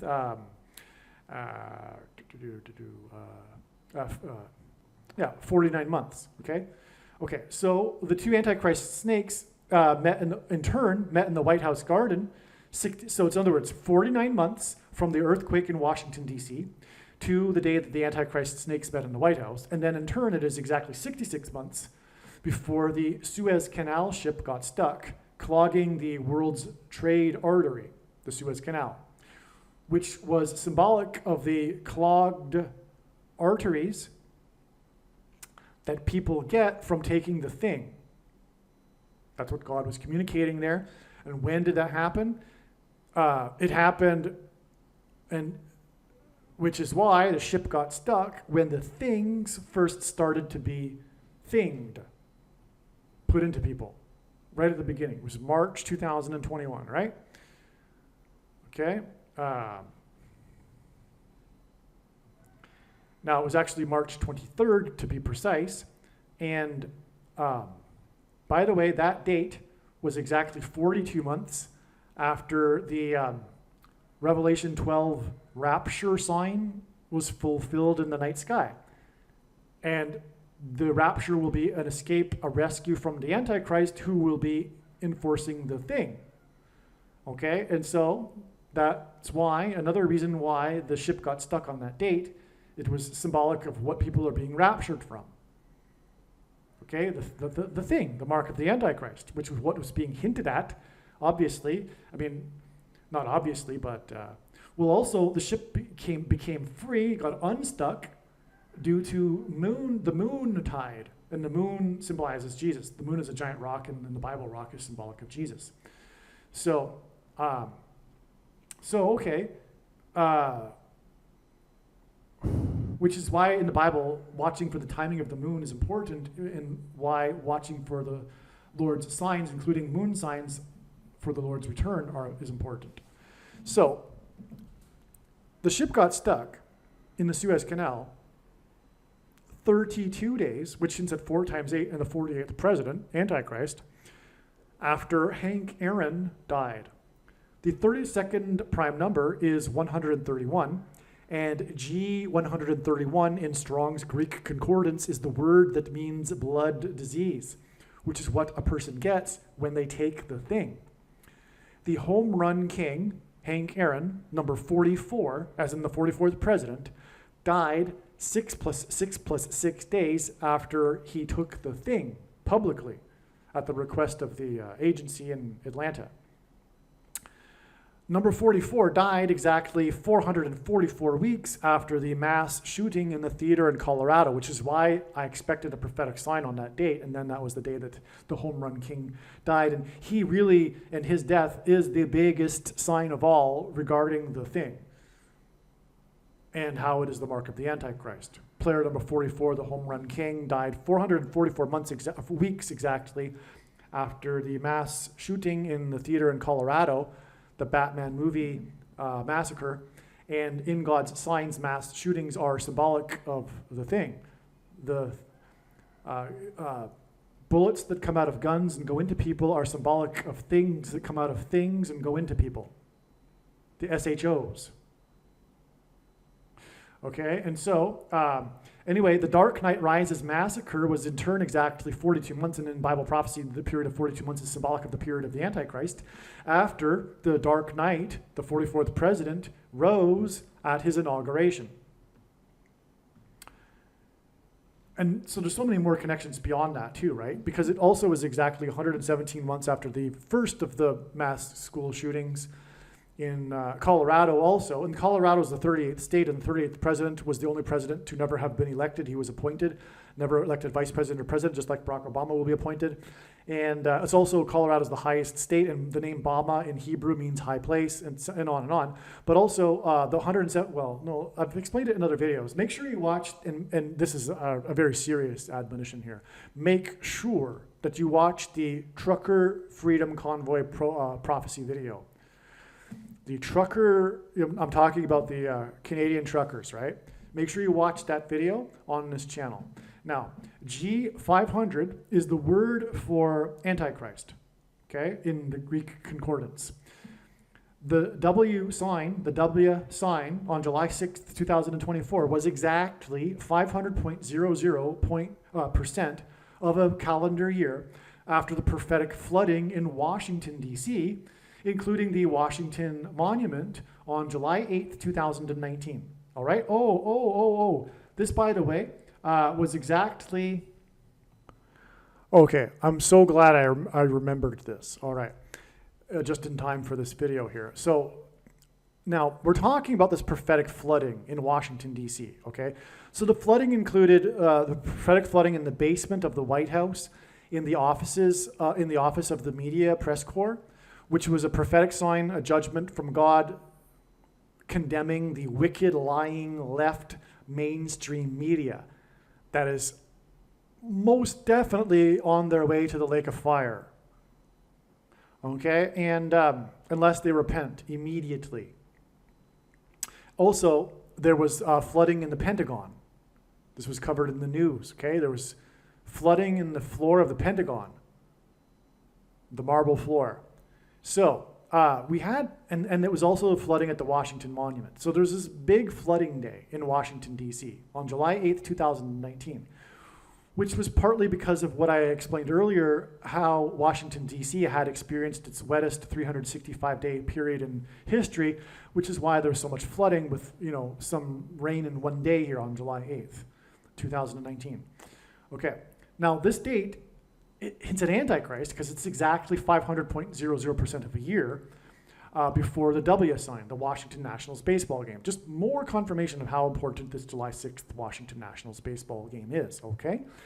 Now, the thing is, like I'm saying, I just explained a little bit of background here as to what happened with this flooding on July 8th. Now, July 8th, 2019 was also the day that Rosie Ruiz died.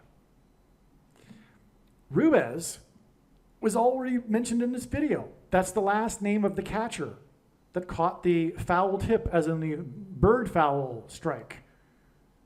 He finished the game. The catcher's name was Ruiz. The name Ruiz means famous, powerful ruler. Okay, so Ruiz means famous, powerful ruler.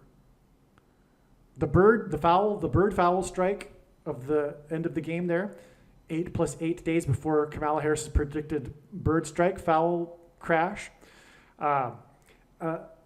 is leading to the return of Barack Obama, the famous, powerful ruler, right?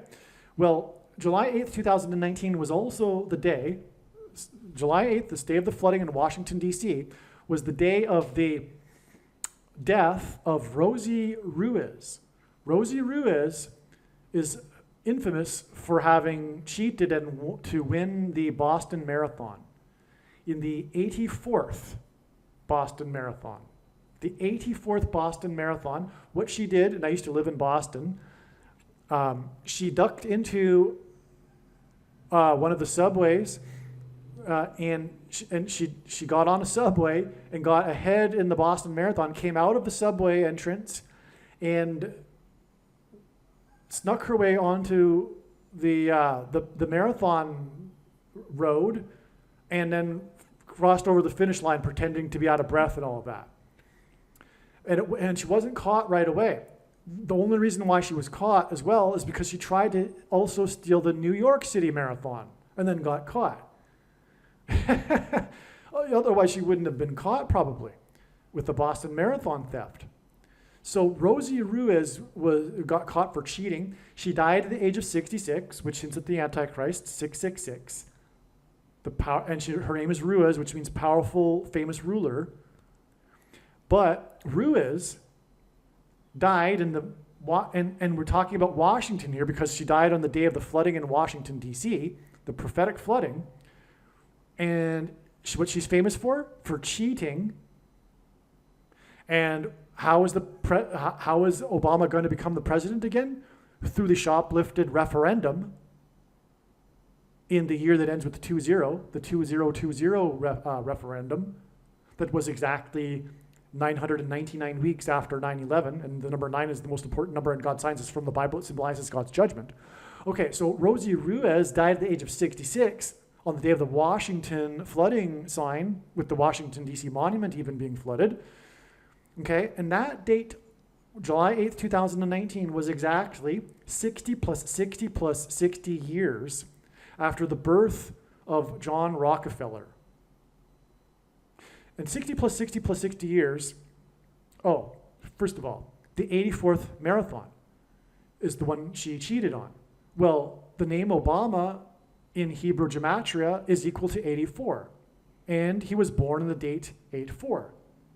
Which is the 216th day of the year of the calendar year, which is why July 8th, 2019 was also exactly 2,160 months, which is at 216, after the birth of John Rockefeller. Okay, and 216 is 6 times 6 times 6. Barack Obama was born on the 6 times 6 times 6th day of the year. Okay, and in other words, John Rockefeller was born exactly 6 times 6 times 60 months before Rosie Ruiz died at the age of 66 on the day of the Washington flooding sign. Obviously, flooding is a warning sign for the nation because it's the nation's capital, right? And also, it was 60 plus 60 plus 60 years exactly, which also hits at 666, the number of the Antichrist, to the date that Rosie Ruiz died at the age of 66. Why John Rockefeller? Well, it was John Rockefeller's Institute that pioneered the thing industry. And the thing is the mark of the Antichrist. Furthermore, John Rockefeller's Institute is responsible for the flu that is named after people from Spain. The 50 to 100 million, which is a gross exaggeration, it's not even close to that amount. But according to the story, that all of those deaths, regardless of however many there was, are the result of the Rockefeller Institute because of the experiments they were doing in, I don't want to say too much. The place that begins with the fort, the fort RILEY, okay? Anyway, before we get off track too much more, if you if you want to learn more, you can find this information. It's not a conspiracy theory. This is actually a fact. There's all kinds of documented evidence for this. That's where it all began, and it was because of what the Rockefeller Institute was doing to the unaware soldiers on the way to battle in Europe, and which is why it spread throughout Europe and all that. But anyway, so, okay. So, and also there's a parallel with our time because, of course, the CVD thing, the thing that was supposed to combat the CVD disease, will and has already killed millions of people, but we haven't seen anything yet because the ver begins with the ver, ends with an eons. Okay, ver begins with the ver, ends with the eons of the CVD disease are the result of the CVD thing, right? CVD would be gone by now, would be ancient history. We wouldn't even have it still going around if it weren't for the CVD thing. And that's basic virology, by the way. Anyway, but the masses are hypnotized. Spirit of Antichrist. That's another whole explanation. But anyway, so, but not everyone. And anyway, including reputable virologists, okay? And so also what's going to happen though is that those that have taken the thing are going to reach a point where the next begins with the ver, ends with an eons, will override their destroyed immune system, and we're going to see people drop in a tsunami wave of deaths. But only those who have taken the thing. I don't know what the story is going to be, though. They're not going to say, you're not going to admit it. I doubt. And they're going to say we need another thing, but it'll be because of the thing that they took that the next begins with the ver, ends with an eons thing is coming soon. That's going to wipe them out. Lots of people. And there's a. You can find, I'm going to give you his name, but I'm going to spell it out for you. It's Gert, Vanden, and then you got a Bush, okay? You got it, okay. You can find out more from him, and what he'll explain this to you more. He is the world-class virologist, used to work with the WEF and the UN and things like this. He's got his credentials, right? So anyway, getting off track here, but I wanted to get into that because I've been wanting to get back to this July 8th, 2019, and I didn't even expect it. This is just happened, and I totally forgot that I wanted to get this back into a video somehow, this connection between Rockefeller and July 8th, 2019, and I just remembered just as we were speaking here. So this is great. And again, the mark of the Antichrist, which is what we were talking about with the connection with John Rockefeller, is connected with 500.00% of a year, and 500 is symbolic of the Antichrist because of the 500th word in the Greek concordance meaning Antichrist.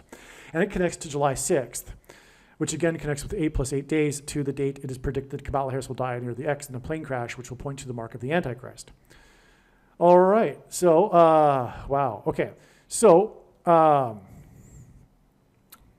this was, okay, so the flooding in Washington, D.C. was exactly 4 times 4 weeks, which is the 44th president, before the day that Tiger Woods became the GOAT, greatest of all time, as in GOAT Antichrist symbolism, with his 82nd PGA tournament win.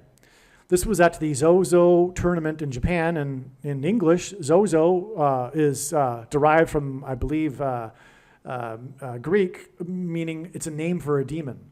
Okay, but just so happens that this tournament in Japan is named Zozo, which actually means demon. But anyway, it was Tiger Woods' 82nd win, and it tied him with Sam Snead for most wins. But Sam Snead took a lot more time to win all of his 82nd wins and 82 wins, and also it was in an era that wasn't nearly as competitive as today.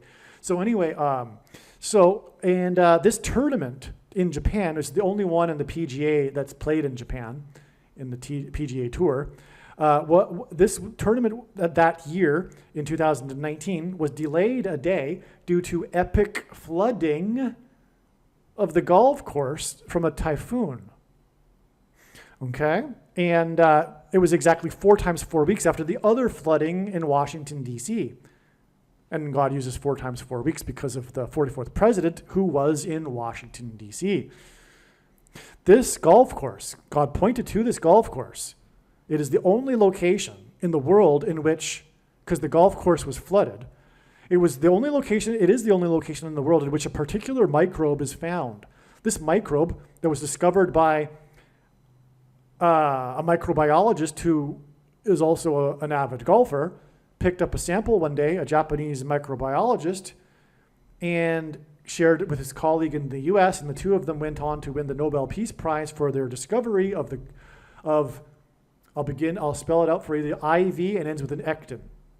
Okay, it begins with Iver, okay, and then the word ends with an ectin, right? So you know what I'm talking about, which is God's cure for the CVD disease. And that's what this prophetic sign is pointing to. There's far more confirmation for this, but I've explained it in other videos many other times. And so because it was 82 weeks before Phil Mickelson won the PGA at the age of 50, the PGA Championship on the Pentecost, which literally means 50th day. And that was exactly 50 weeks after the storm had 50-mile-per-hour winds, Cristobal, which means follower of Christ. The crossover storm crossed over from the Pacific into the Gulf of Mexico, and it was known for its tornadoes, which blew a huge billboard sign right up against the church. It was a literal judgment warning sign for the church. It was an evangelical church. 50 symbolizes church, so does Pentecost. And that day, in turn, was exactly 4,000 days, and G4000 is the word that means 5,000, after the day that Michael Jackson, as in Phil Mickelson, died at the age of 50 after taking a thing. How did Michael Jackson die? Through a thing. All right, that's why it all connects. And Phil Mickelson's golf course was also prophetic, which confirms the prophetic significance of the golf course location in Japan, because Phil Mickelson's golf course was right at the coast in South Carolina where the eclipse exited the U.S.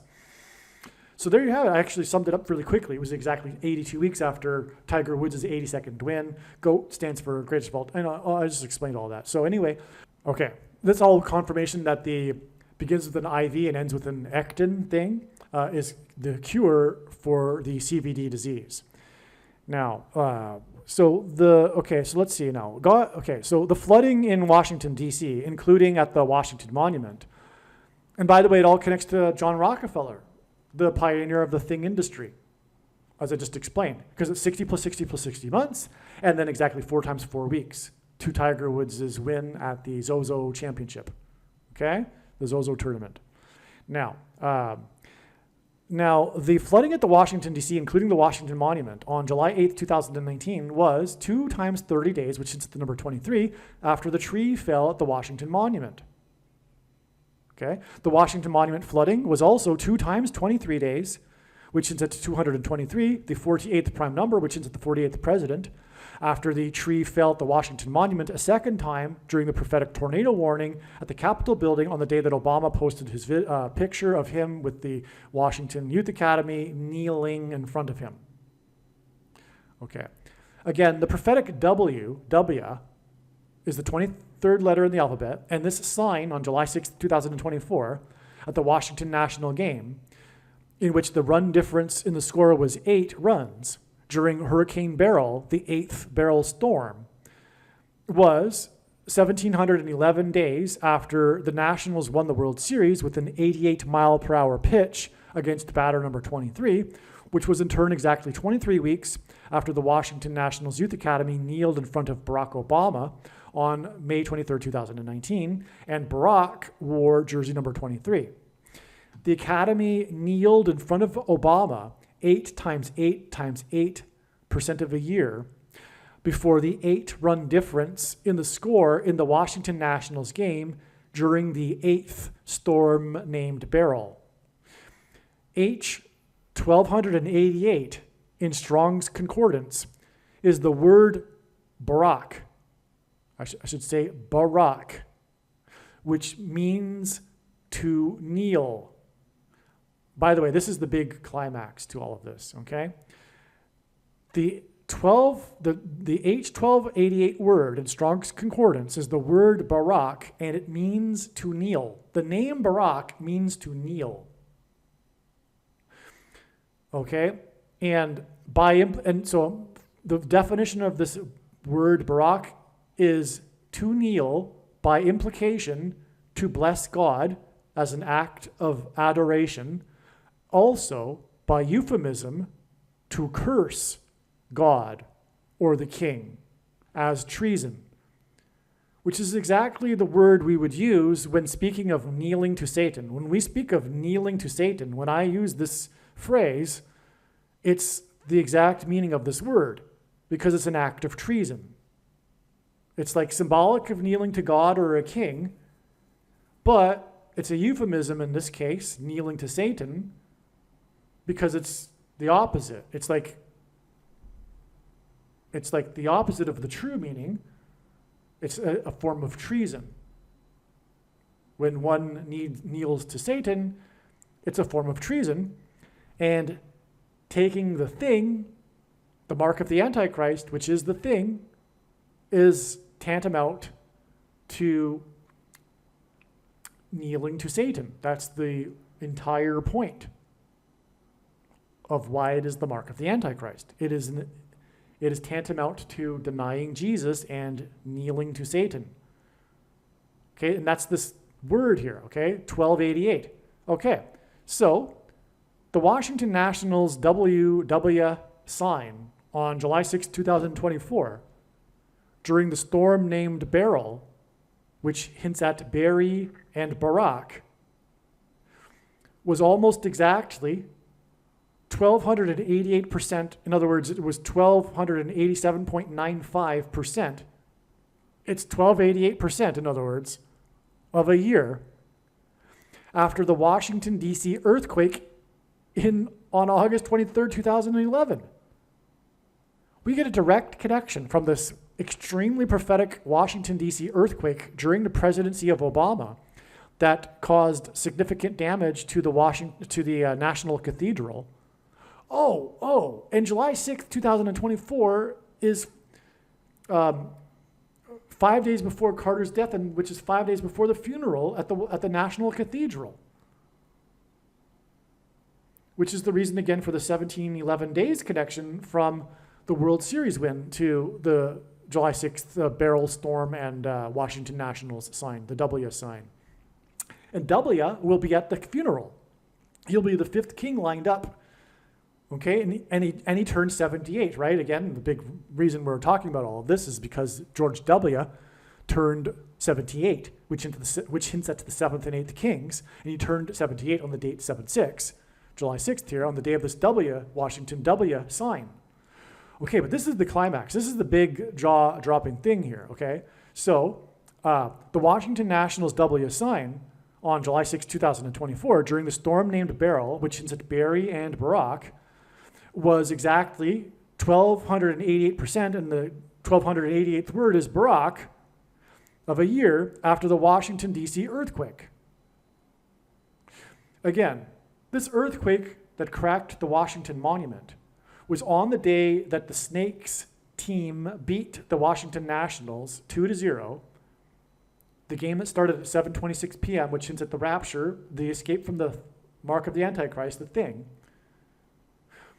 Okay, and this was the day of the double, the two-hit base, hit by the 22-year-old in Cleveland, 22nd president, with the pitch count at 2-2 with 2 outs.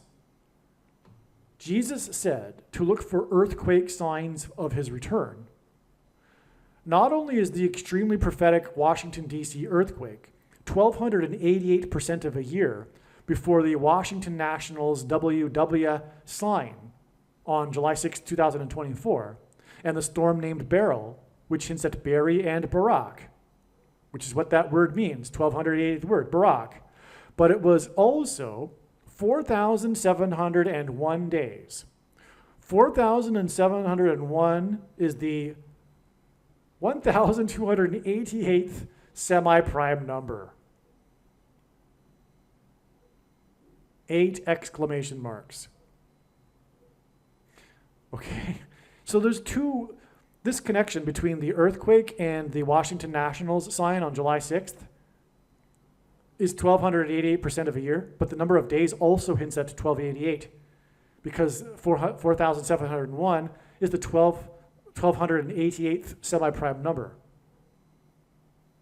Even the 88 in 1288 seems to hint at the 8 plus 8 days from the 8-run difference score and the 8th storm named Beryl, meaning Barak, to the date of Harris's predicted plane crash in the 8 plus 8 plus 8th state, the 24th state, Missouri, which will lead to Obama's second presidency, which is predicted to begin on August 25th, 2024, 50 days after the Washington Nationals W sign, and the Washington Nationals won the World Series in their 50th year. All right, in this truly profound video, I will explain this truly profound diagram that you were looking at. This video, unlike the other Jimmy Carter videos, will be talking about the Lord's signs that are communicating, predicting the date of Jimmy Carter's funeral. The post date of this video is before the death of Jimmy Carter, which is predicted to be on July 1st. This video is predicting the date of his funeral in the National Cathedral in Washington, D.C. Okay, as I mentioned in the beginning of this video, the video was originally produced prior to July 1st and July 6th. And I did just give you the update, of course. We now know that July 1st was a step, and it revealed adding 10 days, as I explained, to get to the date of Jimmy Carter's death, predicted death on July 11th. Now, regarding July 6th, as you can see, this diagram is clearly, and I'll explain this diagram, and it is amazing. It's clearly pointing to July 6th in regards to Jimmy Carter. The Lord did not disappoint with the signs that occurred on July 6th, which is what I'm about to explain now. It's going to take a few minutes. It's amazing. And then after this explanation as to what happened on July 6th, then I will come back to this and explain to you how God pointed to July 6th. And it is relevant because, as I said, I didn't say necessarily in this video yet. If God were to simply make a prediction, let's say he would tap someone and say, hey, this is going to happen on this date. And then that person tells the world, what would be the point? There wouldn't be much point to it. God, through his big picture of signs, on the other hand, is communicating extremely important knowledge that could only come about through connecting relevant prophetic signs that end up giving the signs their full intended meaning, because the prophetic signs cannot be properly understood without their connections and context with the other prophetic signs, like what is being illustrated with this diagram. All right, just for example, I'll get back to it later, but July 6th was exactly 666 months after this very important Jimmy Carter date. So that in itself is huge. That because of where we are in the timeline and being so close to the second coming and how important Jimmy Carter is, and given that he's very old, it's very obvious that this couldn't be a coincidence. And sure enough, all of these other connections confirm it, that July 6th is important because it is 666 months exactly after the date that Jimmy Carter had his UFO sighting. All right? But let's get back to that, because what I want to do first is explain what happened on July 6th. It's amazing, okay? And anyway, when the prediction comes to pass, you should know, the wise person will know, that they need to watch every minute of every video on this channel, including every minute of this video and the Jimmy Carter videos. This will be a major prophetic sign in itself, the funeral. One reason being, just off the bat here, is it will be the first time that trumpet, God's trumpet, President Trump, that God uses to trumpet and highlight his prophetic signs, it will be the first time that he will be with Barack Obama since the funeral of George H.W. Bush. The rise of Trump politically coincided with him calling out, trumpeting the Antichrist. He replaced the Antichrist. His presidency was all about trumpeting the Antichrist into the end times. He is the trumpet. In archaic English, the word trump means trumpet. And so he will be sitting next to Barack Obama. It will be a trumpet trumpeting the Antichrist. God juxtaposes frequently. Many times God has juxtaposed Trump. That's even an understatement. God, in general, juxtaposes Trump with Obama in his prophetic signs. And this will be one such instance. They will actually literally be next to each other. Now, the date of the funeral, the predicted date, July 6th, 7/6, is a hint at Jimmy Carter in itself, because Carter was elected in 76. Also, he was the 76th governor of Georgia. The number 76 in God's signs hints at the 76th semi-prime number. And God uses semi-prime numbers in his signs and connections. The 76th semi-prime number is 226, which hints at H226, the 226th word in Strong's Hebrew Bible Concordance, which is the Hebrew word that means prophetic sign. In other words, Jimmy Carter is a prophetic sign. All right, Jimmy Carter, his initials JC, hint at Jesus Christ. His campaign slogan in 76 was, JC can save America. because it was a prophetic sign that only Jesus Christ can save America. It was a judgment warning for America that had already by that time been well underway to rejecting JC, Jesus Christ. Okay, so this date of the funeral was initially discovered because it was realized that the date that the UFO president, Jimmy Carter, cited a UFO is exactly 666 months before the predicted date of Jimmy Carter's funeral. In Bible prophecy, 666 is the number that symbolizes the Antichrist, Barack Obama. Well, let me elaborate some more, because there are two Antichrists described in Bible prophecy. The first of the two, from which the second one gets his power, is Pope Francis. Barack Obama is the second of the two Antichrists, who speaks like a dragon, as is described in Bible prophecy. Because Barack Obama is the biggest liar that ever walked the earth. All right? Jimmy Carter was the first US president to host a pope at the White House, which is extremely prophetic. Because not only is Jimmy Carter JC and symbolic of Jesus Christ, and let me elaborate that a little bit more too.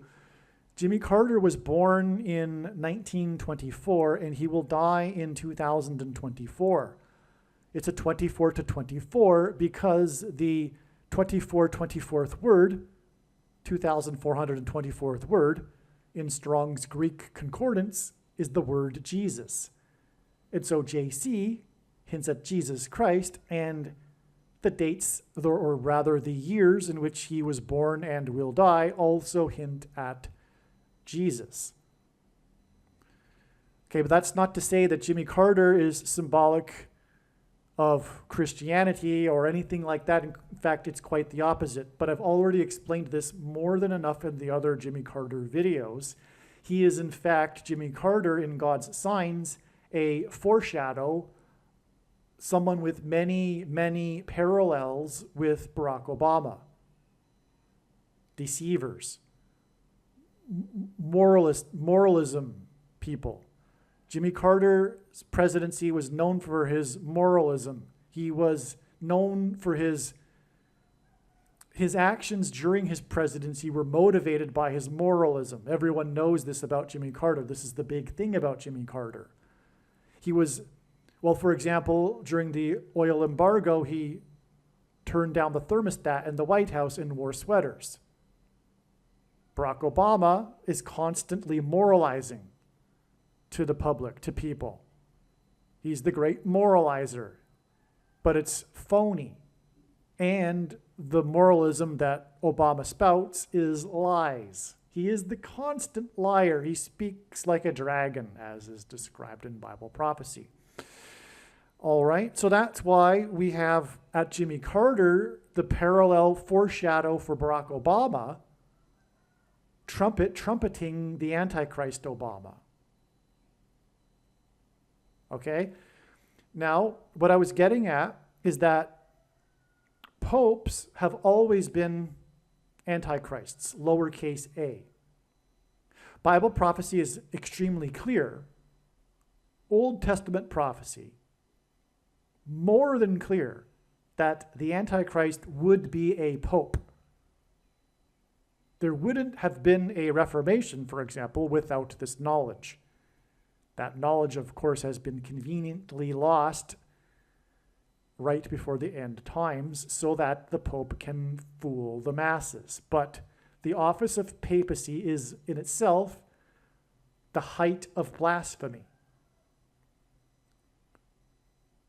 The Pope claims to be the representative of God. That is the office of the papacy. That's why he has the authority. Catholics think that he is the representative of God and that he can make up doctrine, etc. Okay, so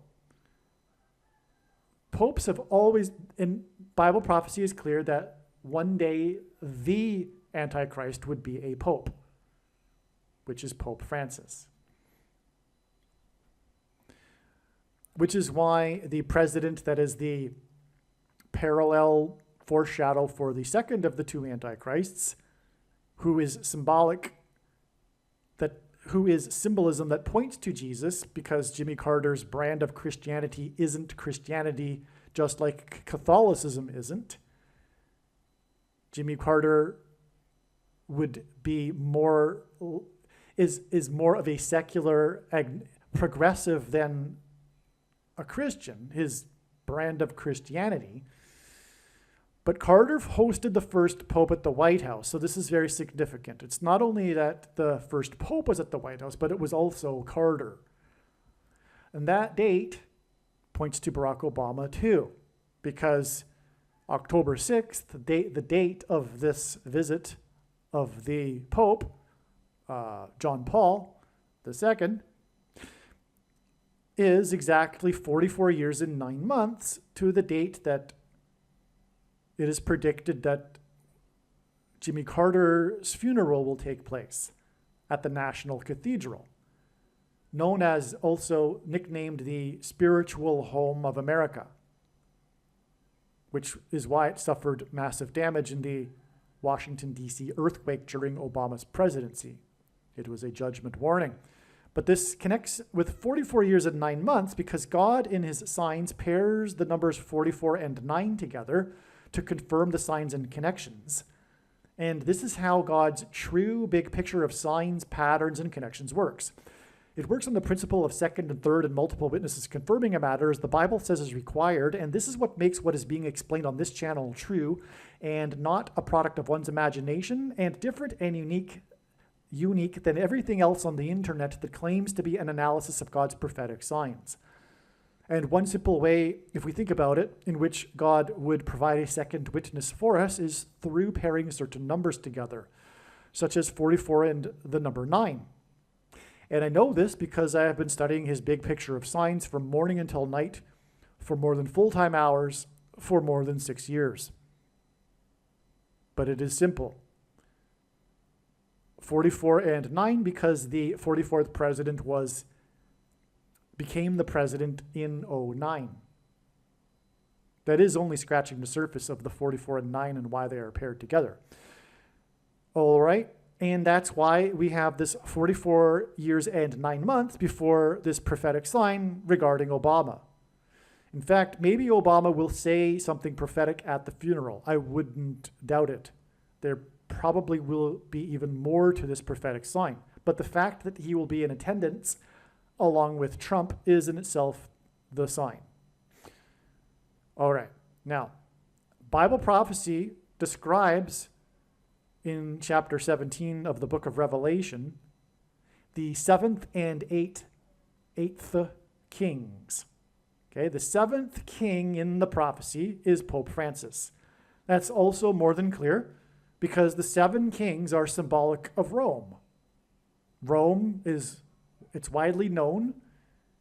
Rome is known for having been founded after the 7 kings that ended in 509 BC. Okay? And 509 because it hints at the 7th super prime number, 59. Right? If God were to confirm this prophecy for us, he would choose a year which would hint at this. And the years would be 590 or 509. Not only that, though, 59 is the 17th prime number, and this prophecy occurs in Revelation chapter 17.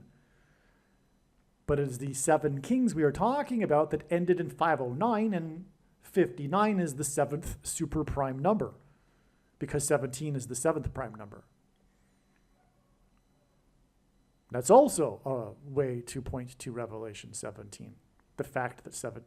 But also in the prophecy, the beast that is the metaphor for this has 7 heads and 10 horns, which hints at the number 17 also, which again is hinted at with Rome, with its foundation beginning in 509 BC after the 7 kings.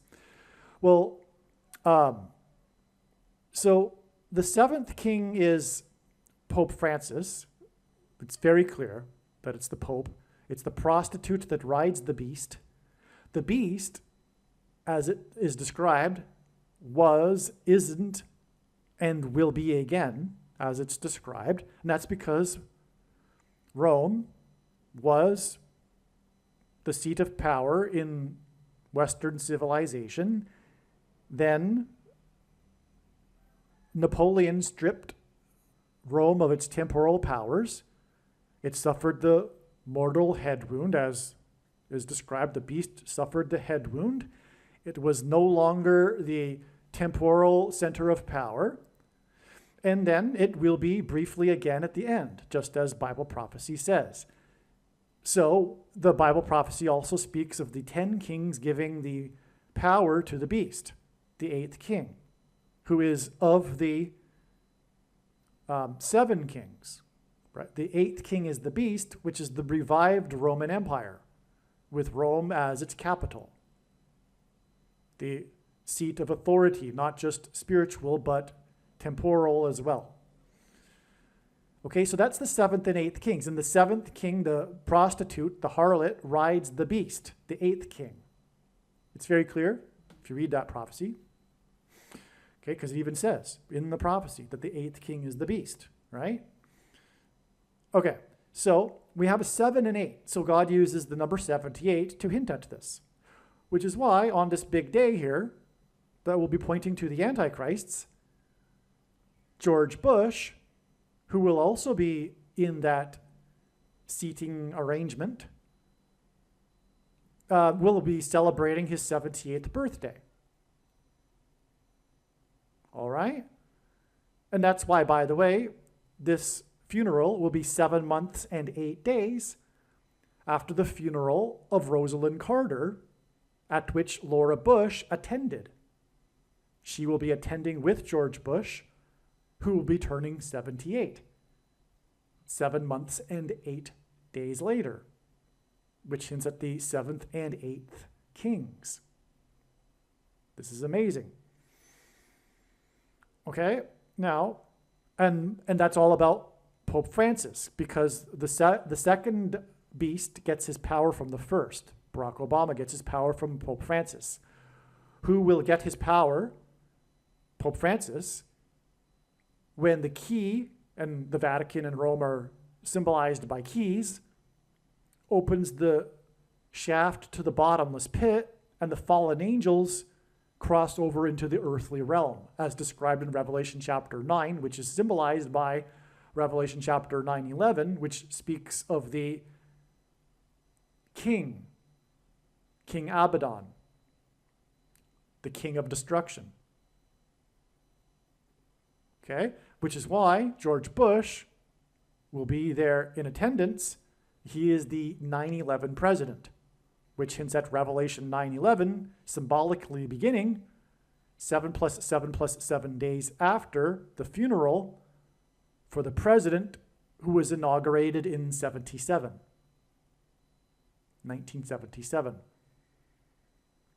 See how all of this is amazing? Now, Bible prophecy is clear that the first Antichrist is first apostate and only then political from his seat of apostate power.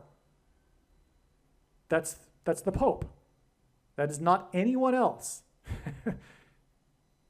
Okay, it's very clear. 2 Thessalonians chapter 2, he's first the deceiver from his apostasy, which is Catholicism and the papacy, and only then political, right? So many people are confused about this. They think that because of the wording of false prophet that it somehow alludes to a religious figure and that therefore is Pope Francis. No. Pope Francis, it's very clear from all sorts of Bible, it's overwhelmingly clear that Rome, Mystery Babylon is Rome, and on and on. All right? So, and he's the seventh king, okay? That's on the city of seven hills, Rome, right? Again, and the scarlet that they wear, the scarlet and purple that's worn by cardinals. It's Rome. Okay? And the beast is scarlet as well. Okay? So, and on that note, ancient Rome was known in the ancient world famous for its production of purple fabric. Jimmy Carter, who was inaugurated in 1977, was the beginning of a symbolic 7 kings that is mentioned in Bible prophecy. If we count 7 presidencies, beginning with Jimmy Carter, who was inaugurated in 77, which is the clue to begin this 7 kings prophecy, the fact that he was inaugurated in 77, the 7th president, which would symbolically be the 7th king in this prophecy, is President Trump, who on Inauguration Day was 70 years, 7 months, and 7 days old. And Trump's inauguration was 73, which hints at 3 sets of 7, the 3 and the 7 and the 73. And I'll just explain why that's important, because God frequently uses 3 sets of 7 in his signs to hint at judgment, because the Israelites marched around the walls of security of the ancient city of Jericho, and before they collapsed in God's judgment, they enacted a symbolic 3 sets of 7. And Trump's presidency was synonymous with his border wall of security, which collapsed after he left office. He was trumpeting, and also the Israelites blew trumpets before the walls of security of Jericho collapsed. Okay?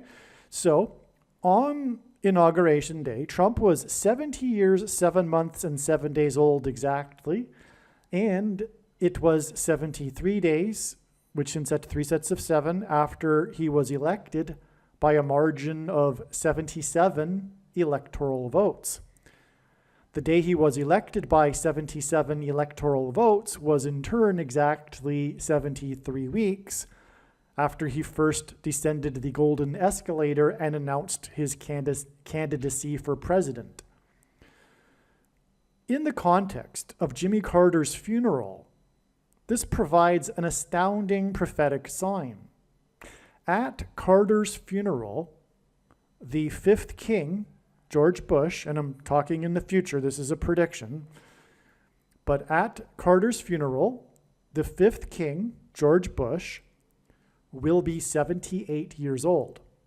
This will be 7 months and 8 days after the funeral of Jimmy Carter's wife, which Laura Bush attended.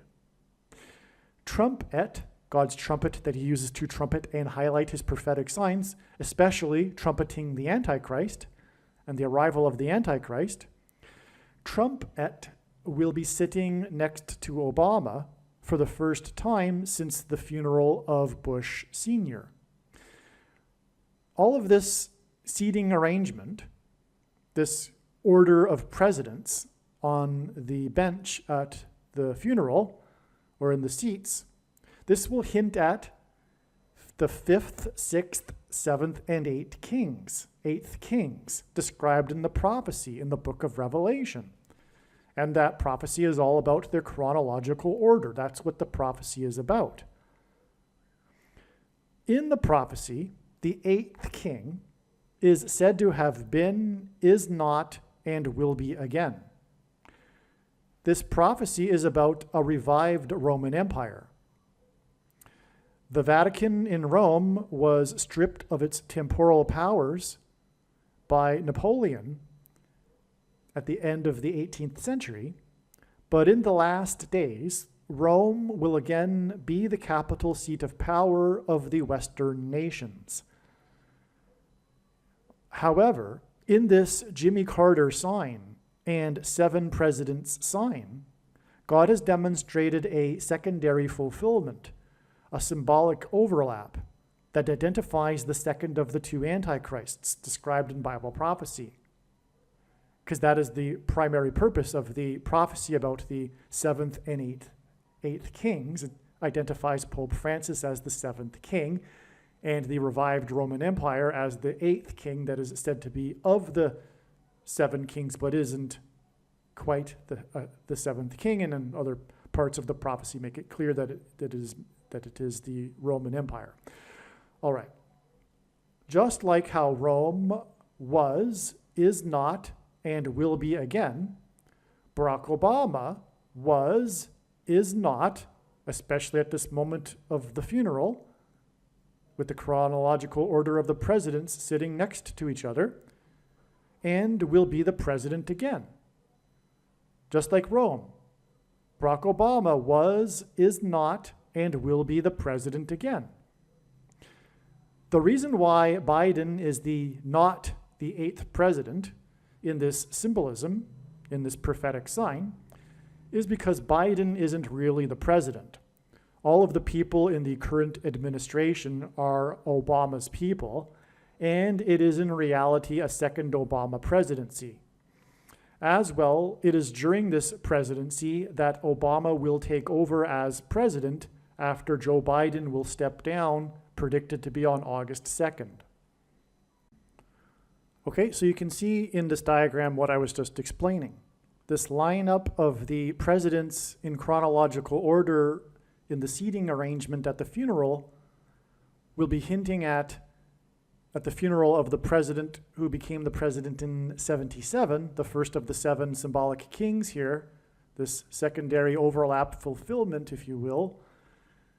You can see that it's 7 months and 8 days after the funeral of Jimmy Carter's wife, which Laura Bush attended, and George Bush at this funeral. It will be his birthday, his 78th birthday.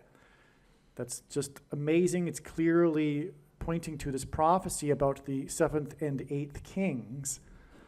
But to get to this description of the seventh and eighth kings, God has some very clever, creative language in the prophecy regarding a fifth king, which would be George Bush.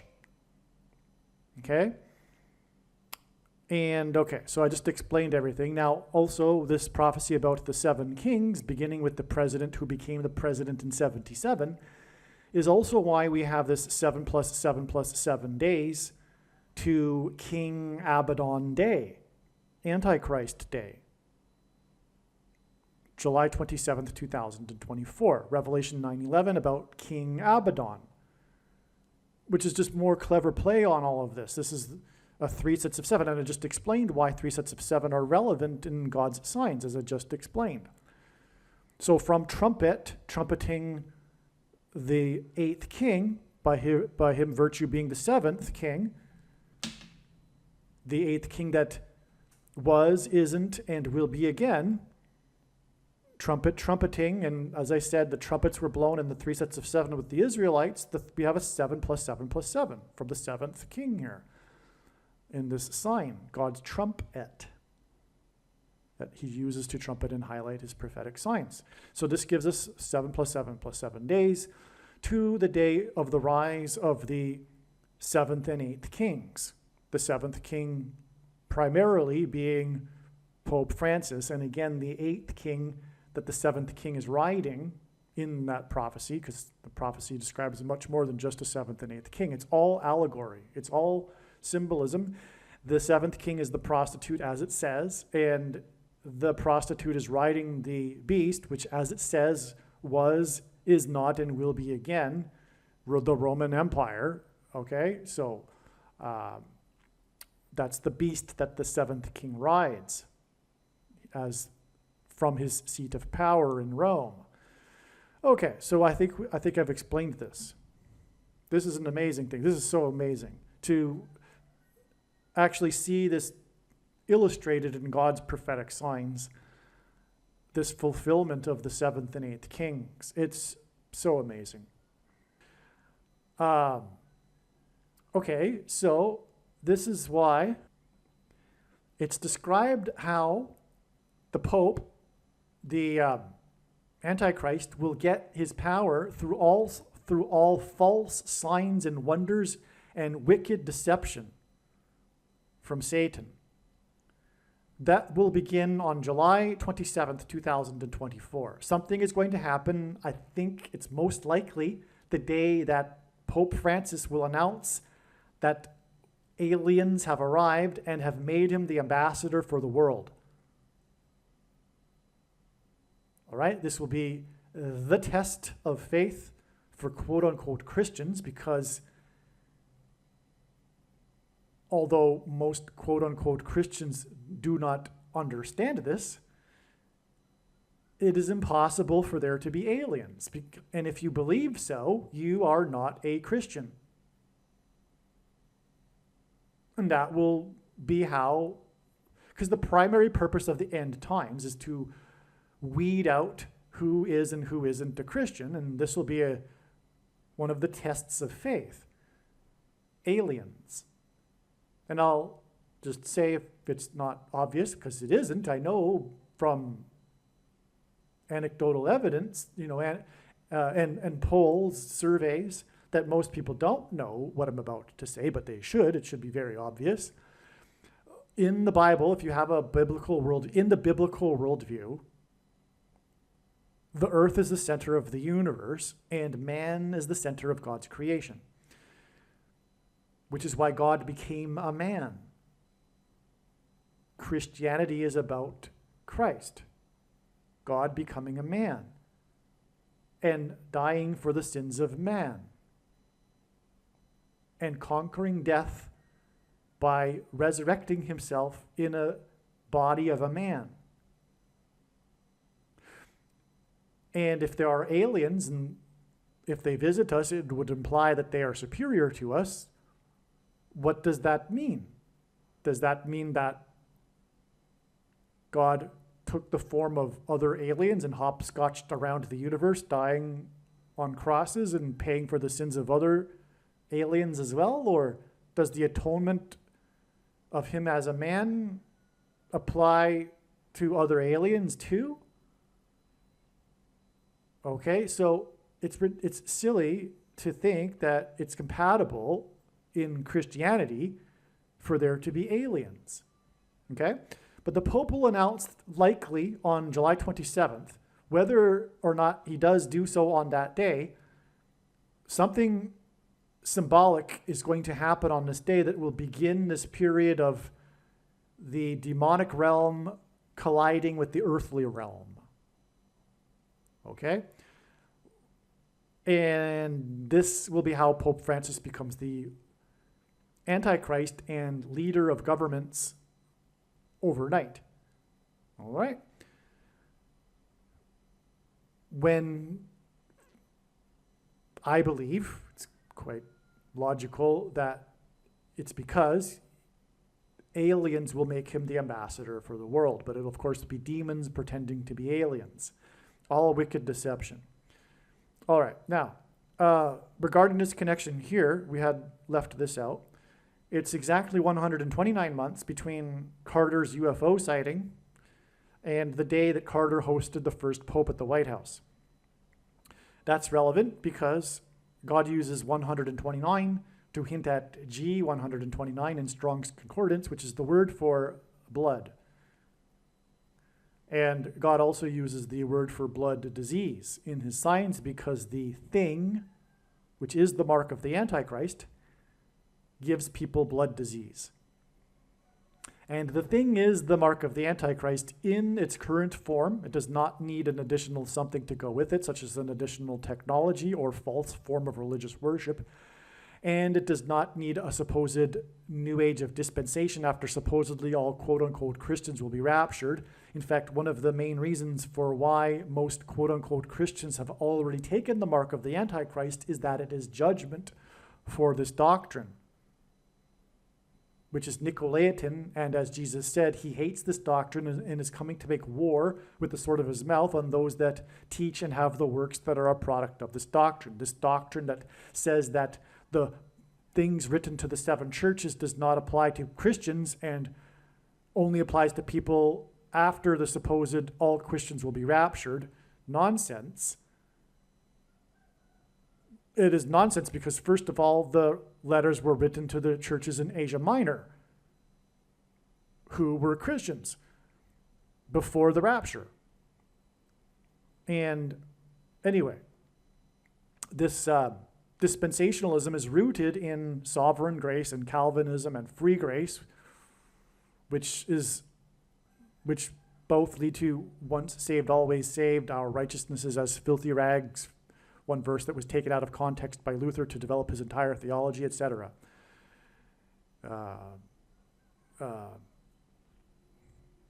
Reformed theology, in other words. So anyway, make sure you watch the 23 church signs video on this channel. But anyway, that's the reason for 129. It is the mark of the Antichrist, and it's about the people's blood. But importantly, at some point, UFOs are going to be, or rather aliens are going to be a part of this. There's going to be a promise of immortality. Okay, and it's going to be massive, of course, demonic deception.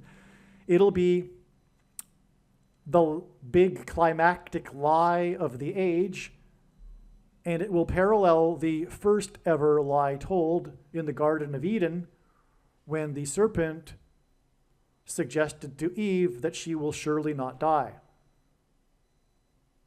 This thing that is the mark of the Antichrist, and you know what I'm talking about, is transhumanism technology, which is focused on immortality. Man, like the Tower of Babel, coming together and building a tower to heaven without God.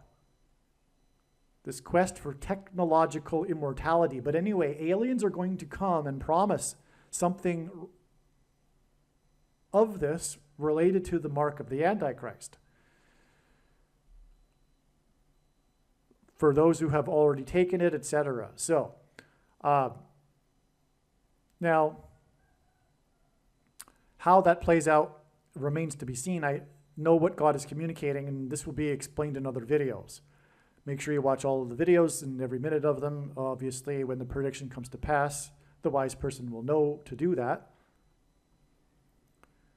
Okay, now, speaking of this concept of UFOs and the promise of immortality and aliens and demons, we jump up to the top here because the day that Jimmy Carter became the longest living president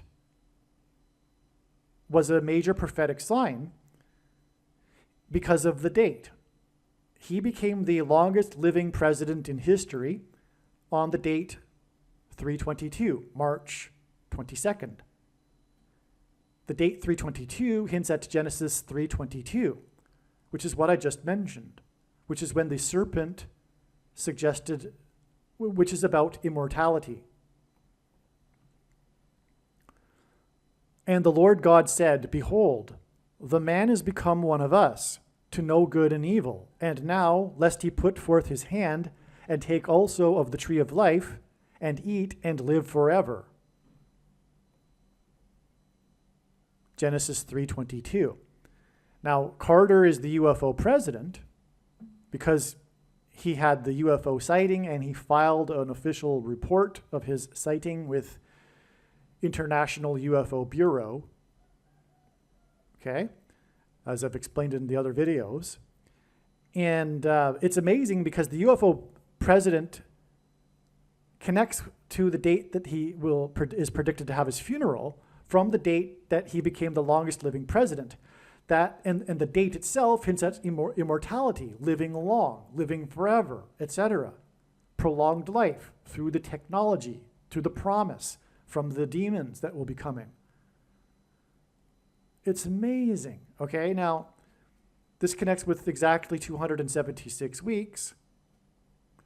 And the number 276 is one of 3 unusually specific numbers in the Bible that are all triangular numbers. It is the 23rd triangular number. The number 23 is the 9th prime number, And the number 9 is the most important number in God's big picture of end time signs because from the Bible it symbolizes God's judgment. Okay? So, this connects also his funeral with exactly 4,500% of a year to his prophetic malaise speech, which I explained in other videos. But the point is that's one of the moments of his presidency. And 45 is the 9th triangular number. Okay, so we have 23, the 23rd triangular and the 9th triangular number. And that's clear. And as I mentioned earlier, God pairs certain numbers together to confirm his signs and connections. And he pairs 9 and 23 and 44 together. Because the 44th president became the president in 2009 and wore jersey number 23 in high school. The basketball president wore jersey number 23 in high school. It's just scratching the surface, though I could go on for quite a while regarding the pairings of 9, 23, and 44. Okay? Now,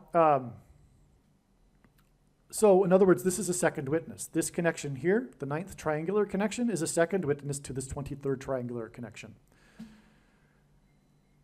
which is this longest living to the day he died, death symbolism, because it's his funeral. Okay, now we're almost done here. We've got this connection down here. I mentioned earlier how Trumpet will be next to Obama for the first time since the funeral for George H.W. Bush on November 30th, 2018 was the day he died. And this day is 2,066 days before it is predicted that the Antichrist day, okay?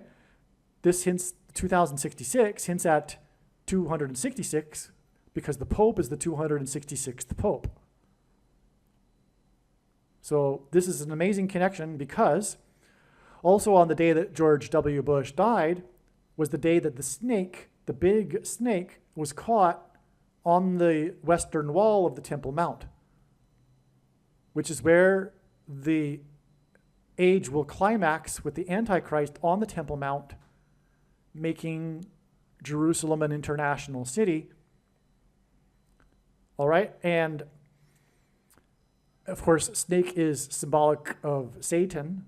So we had the snake on the Temple Mount, the last remaining wall of the Temple Mount.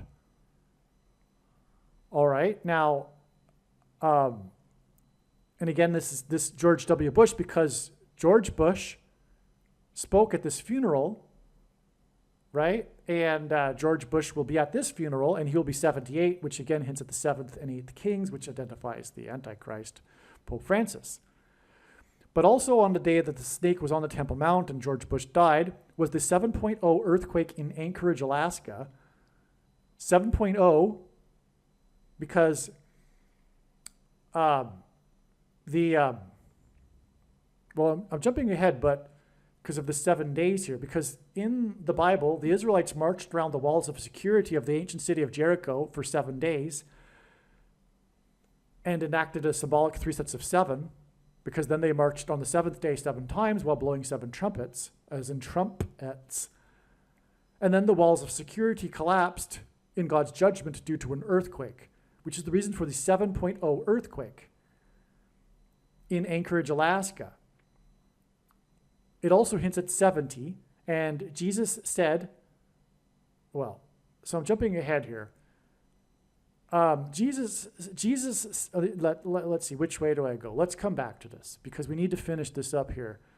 We also had on the day of the, well, Anchorage, because this is symbolic of Jesus, our anchor. There is a lot of ship symbolism in the Bible for Jesus.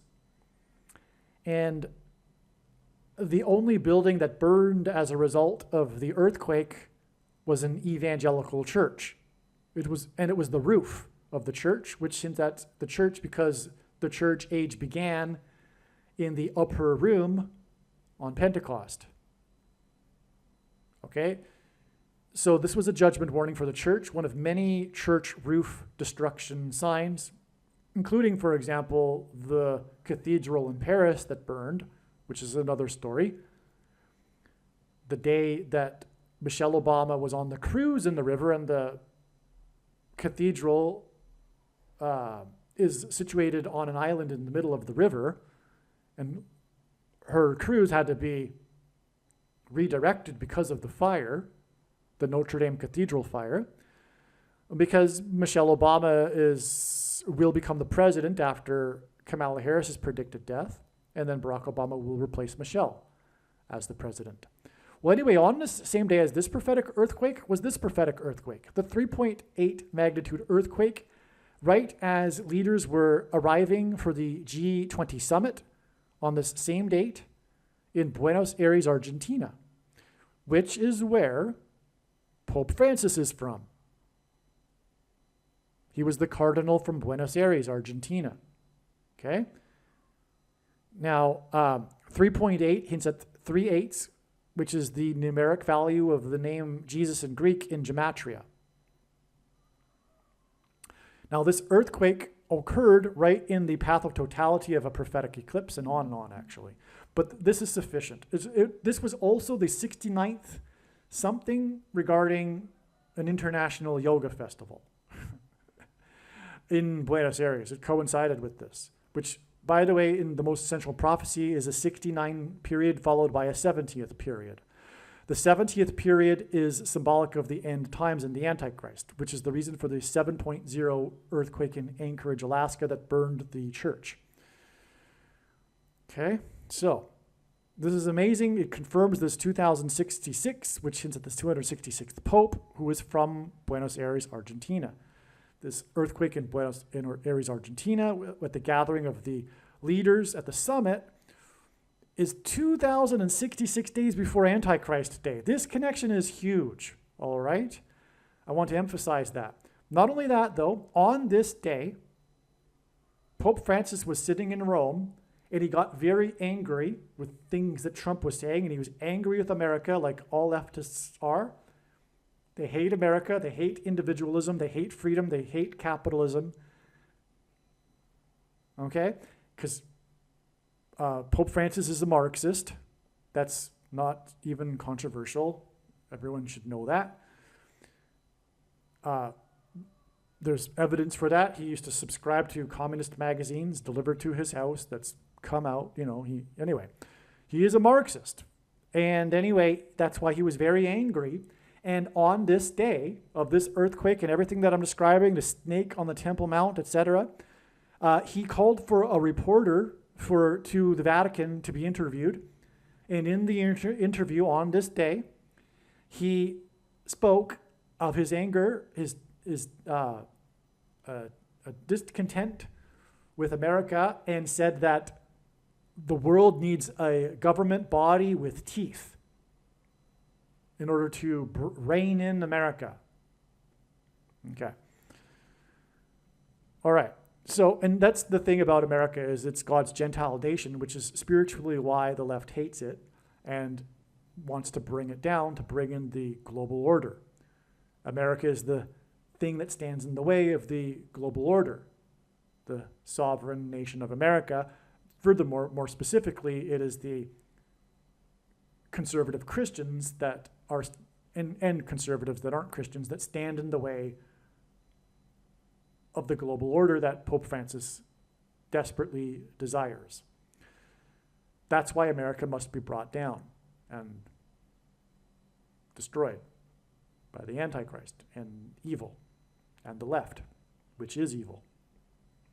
Now, the 3 sets of 7 and the earthquake that I mentioned in the Bible with Jericho's walls of security collapsing is why, from this 7.0 earthquake, it is 7 days on the death of George Bush to the day of the 77th anniversary of Pearl Harbor, which was the first time ever that no one was in attendance that was at Pearl Harbor when Pearl Harbor was attacked in 1941.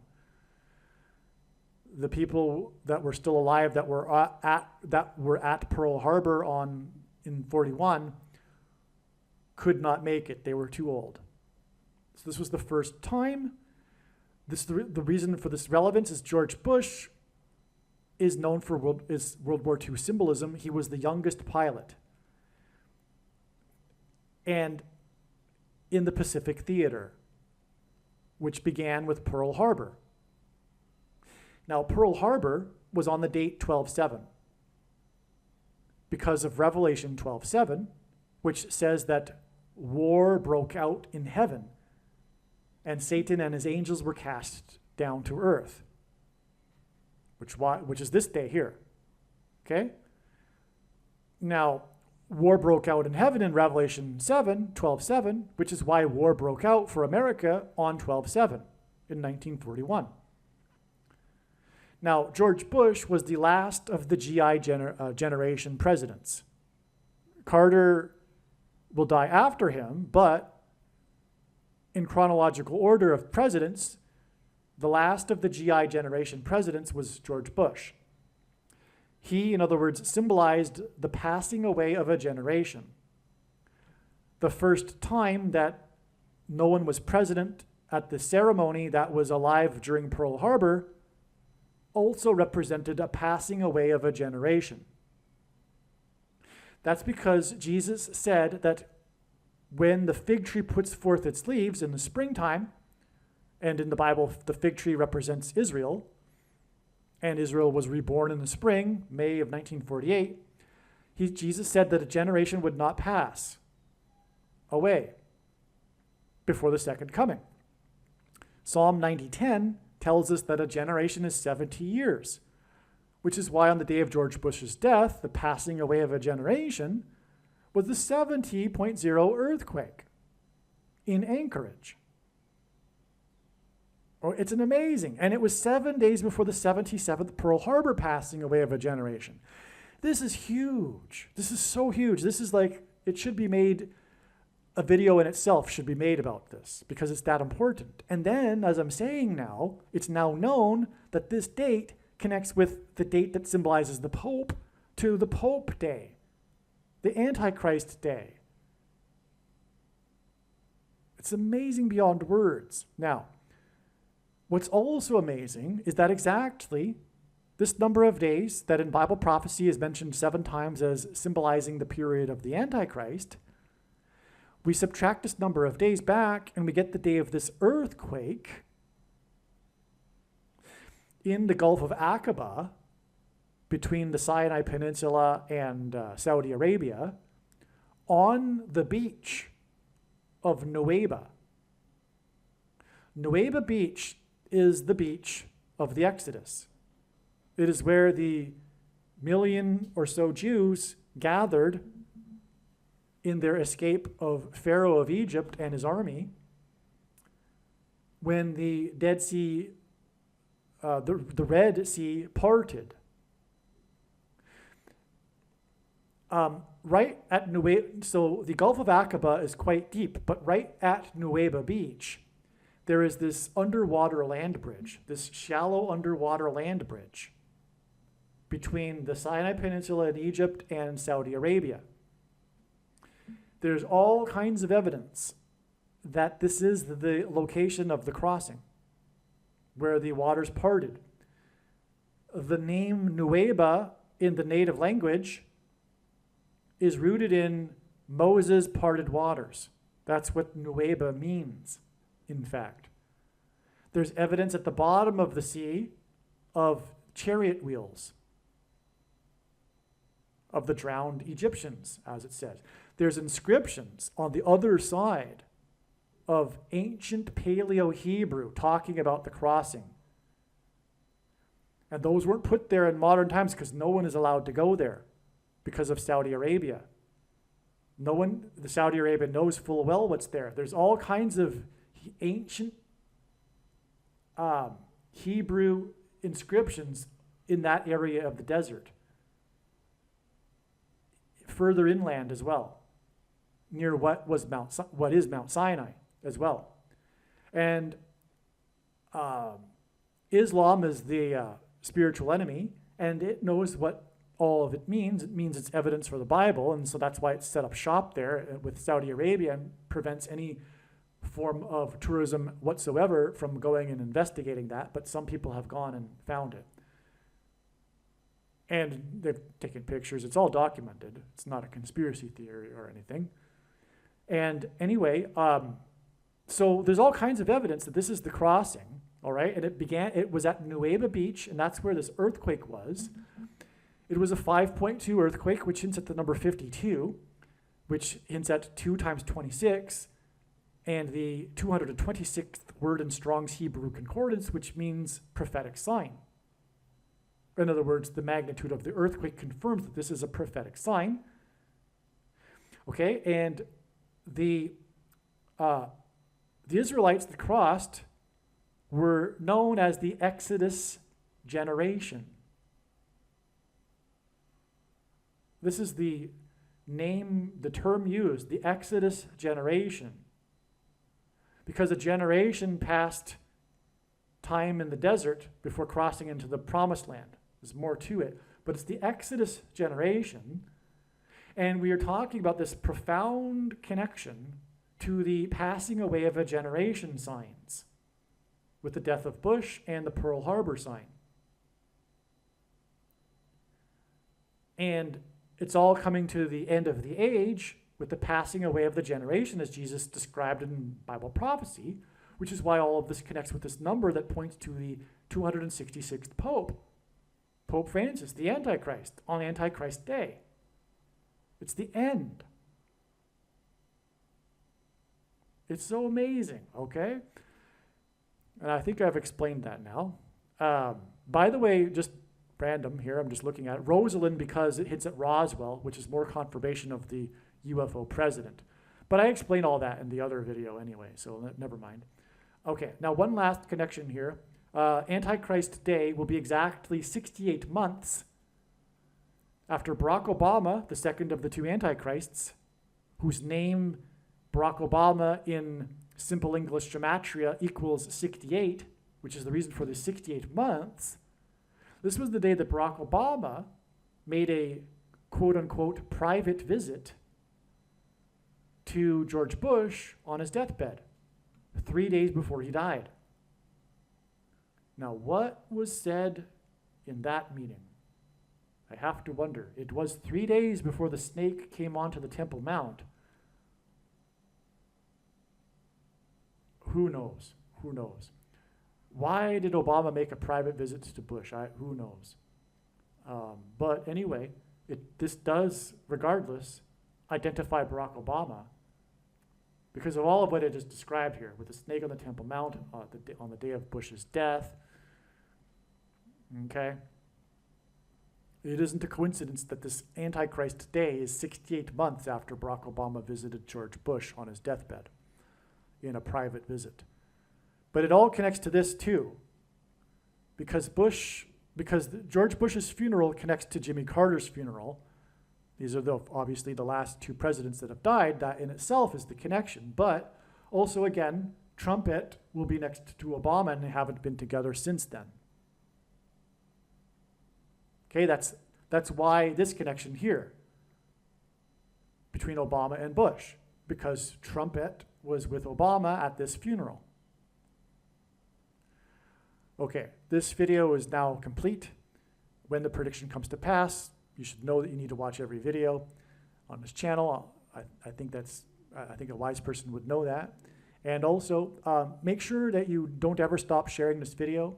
It is a bag of gold. It is a massive bag of gold. It's the understatement. And as Jesus said to the Christian that did nothing with his bag of gold, Jesus banished this Christian to hell. It's quite clear. One needs to use their bags of gold, which represents a Christian's opportunities and abilities, and there is no bag of gold like this. Being able to predict the death of Jimmy Carter and James Earl Jones in the same video, okay? Because obviously, it's not, the skeptic isn't going to believe much about the prediction for Jimmy Carter other than it being a coincidence and chance. But when we combine it with the prediction of James Earl Carter with the prediction for James Earl Jones, well, that's not possible. It's obviously from God. This proves Christ. And it proves all of the other controversial things that Jesus wants other people to know. And so anyway, what I suggest you do is post the link to this video nonstop. Just work at it. Dedicate hours to it. Okay? And don't just put it into other Christian videos. Put it everywhere into videos that you would never watch. The enemies videos, the New Ager videos, the Catholic videos, the Islamic videos, everywhere. Secular videos. Just keep posting the link and put an interesting a catchy statement like, this video predicted Jimmy Carter and James Earl Jones's death. It's amazing, exclamation mark, whatever, right? Okay, so enough said. God bless, and catch you in the next video. Believe me, I know far better than you how the prediction made in this video was derived. And more importantly, I know far better than you why the righteous Christian God of the Bible has made this prediction. If you are a quote-unquote Christian or Muslim, this prediction was not learned through a demon. Be warned that blaspheming the Holy Spirit is the unforgivable sin. I want to be very clear about this. If you conclude that the reason for how this prediction was known was through a demon, it is willful ignorance on your part, and you will be judged for it. The videos on this channel provide countless hours of clear and easy to understand explanations for how these predictions are known based on reasoning that is derived from God's prophetic signs and the Bible. If you dismissively label this as astrology or numerology, it is willful ignorance on your part.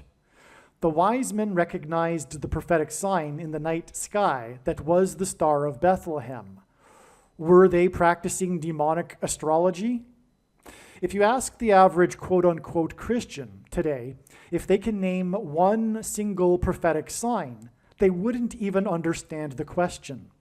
Yet Jesus repeatedly commanded his disciples to watch for the signs of his return, which obviously implies that the signs contain revelation regarding the timing of his return, just as the Star of Bethlehem signaled the first coming. The most quoted verse in the Bible, "No one knows the day," is imprecisely translated from the original Greek. And this verse occurs in the context of Noah, who knew the exact date of the impending judgment, as did other servants of God in the Bible, such as Lot, know the exact timing of the impending judgment destruction. Lot and Noah also knew the exact timing of their rescue from the impending judgment destruction. Furthermore, Amos 3:7 tells us that God does nothing without first informing his servants. Many passages in the Bible flatly contradict the mainstream understanding of "no one knows the day" and the doctrine of imminence, such as Daniel chapter 12, which speaks of a specific number of days until the second coming. As well, Jesus warned that the 5 out of 10 bridesmaids in his parable that were left behind and shut out from entering the wedding supper were the 5 out of 10 Christians that were sleeping and not watching for the signs of his return, which is why the doctrine of imminence is deception from Satan. Also, Revelation 3:3, in which Jesus warned to watch for his return, otherwise he will come at an hour that those that are not watching will not expect. Therefore, if we are watching, we will know the hour that he is coming. The prediction made in this video proves this. I want to be very clear. If you tell others that this prediction is from a demon, you are blaspheming the Holy Spirit. You will be judged. This applies to people that claim to be anointed by God and call themselves quote-unquote pastors, something Jesus strictly forbid. Read the links in the description box below this video regarding this very serious subject of so-called pastors.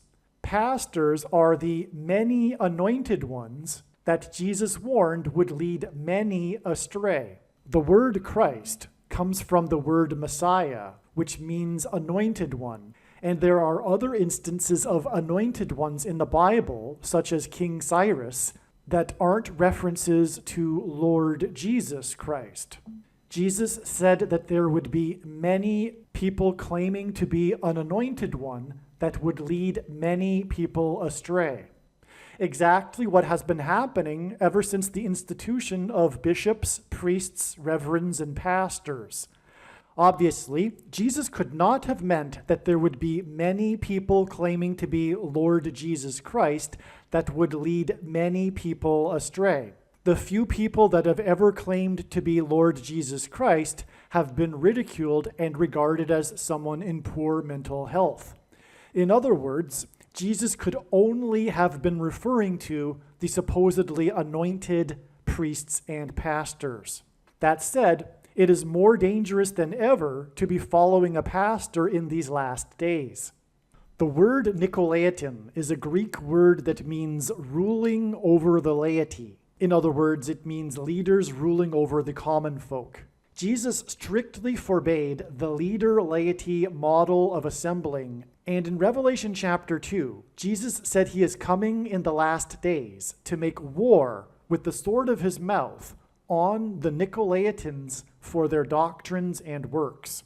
This doesn't mean that he is only coming to make war on bishops, priests, reverends, and pastors. Jesus is also coming to make war on the sycophant followers of bishops, priests, reverends, and pastors. It is not random that the first of the two antichrists is Pope Francis. He is the ultimate Nicolaitan. However, the leader-laity model of church was not discarded in the Reformation, and pastors are essentially little popes. Watch the 23 church signs video on this channel. Also, be warned that Jesus said that the Christian that did nothing with his bag of gold would be banished to hell. This video and prediction is a massive bag of gold. You are obligated to work diligently to share this video and prediction that proves that Jesus Christ is the Lord and proves many other controversial things that the Lord wants other people to know. If you are watching this video on the YT platform, if you are copy-pasting the link to this video into the comments sections of other videos on other channels and other social media sites, make sure that you check on a daily basis that my YouTube channel still exists. If my YouTube channel disappears, you will need to copy-paste the link from my other channels on BitChute and Odyssey.com. The name of the other channels is Harris Crash Prediction. If you forget the name, go to TrumpPrediction.com. I suggest not only pasting the link to this video into comments sections of outlets that you are familiar with, but also paste the link into the comments sections of channels and outlets that you are completely foreign to.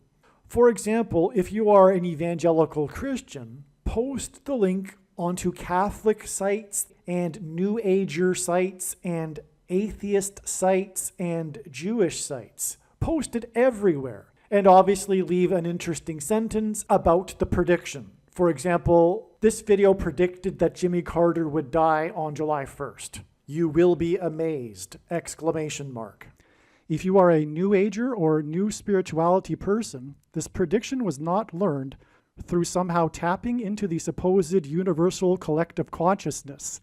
If you are a conspiracy theorist, this prediction was not learned through figuring out a supposed code that the Illuminati and Satanists are using. This prediction was learned through the Bible and through watching carefully the Lord's prophetic signs, which Jesus commanded all Christians to do. Besides proving that Jesus Christ is the Lord, the reason why God has given me a voice through this prediction is to prove that the controversial things that I am saying in the videos on this channel are the truth. Therefore, a wise person will want to watch all of the videos on this channel. Once this prediction has come to pass, you should know that you need to watch every minute of every video on this channel and read the homepage of the website TrumpPrediction.com or HarrisCrashPrediction.com. In terms of God's prophetic signs, and knowing what God is doing. After having watched this video, you are now one of the most informed people on the planet. The question is, what will you now do with this information? And how many people will you help get this video to? Keep on posting the link to this video everywhere in social media. And if you are Christian, know that this video, which explains this prediction that is from God, is obviously indisputable proof for the God of the Bible and Jesus. And so make sure you keep sharing the link to this video. And if you would like the PDF file for the flyer I hand out on busy street corners, place on car windshields in busy parking lots, and put in mailboxes, please contact me at darrenjacksinbox@gmail.com. In my opinion, every single believer, unless they have a health condition, should be doing something like this in the streets every day. Also, everyone should have some of these flyers in their pockets, handing them out as they go about their daily business, when they walk from their car into the bank or to the grocery store. As they walk up and down the aisles of the grocery store, hand them out to people. I personally don't know what someone is thinking if they are not doing this. And if someone thinks that they are too shy to do this, what I have to say is get over it. Courage isn't a lack of fear, it is action in spite of it. And God wants us to be courageous for Him. Now is not the time to be handing out typical evangelical tracts that are largely in error anyway. For example, it isn't appropriate to be telling unbelievers about the love of God or John 3:16, a passage John wrote for believers. In my opinion, you should be handing out the flyer I hand out. This flyer will be far more effective than any other evangelical flyer or tract. Please contact me. I think it is necessary to state the obvious here. The purpose of this prediction that is being made in this video is an evangelical tool. Unlike any other evangelical tool conceivable, it is necessary that you do something with this. The flyer that I hand out will also direct people to these videos. Keep in mind Jesus' parable of the 10 bags of gold. The bags of gold represent our abilities and opportunities, and the servants represent Christians. The knowledge in this video and the knowledge of the Lord's timing is a bag of gold. The Christian that did nothing with his bag of gold was banished to hell. The Reformed, Lutheran, Calvinist, once saved, always saved theology that says that a Christian doesn't have to do anything is false and is deception from Satan. And believe me, the reason why God has given me a voice through these predictions is to prove what I have just said.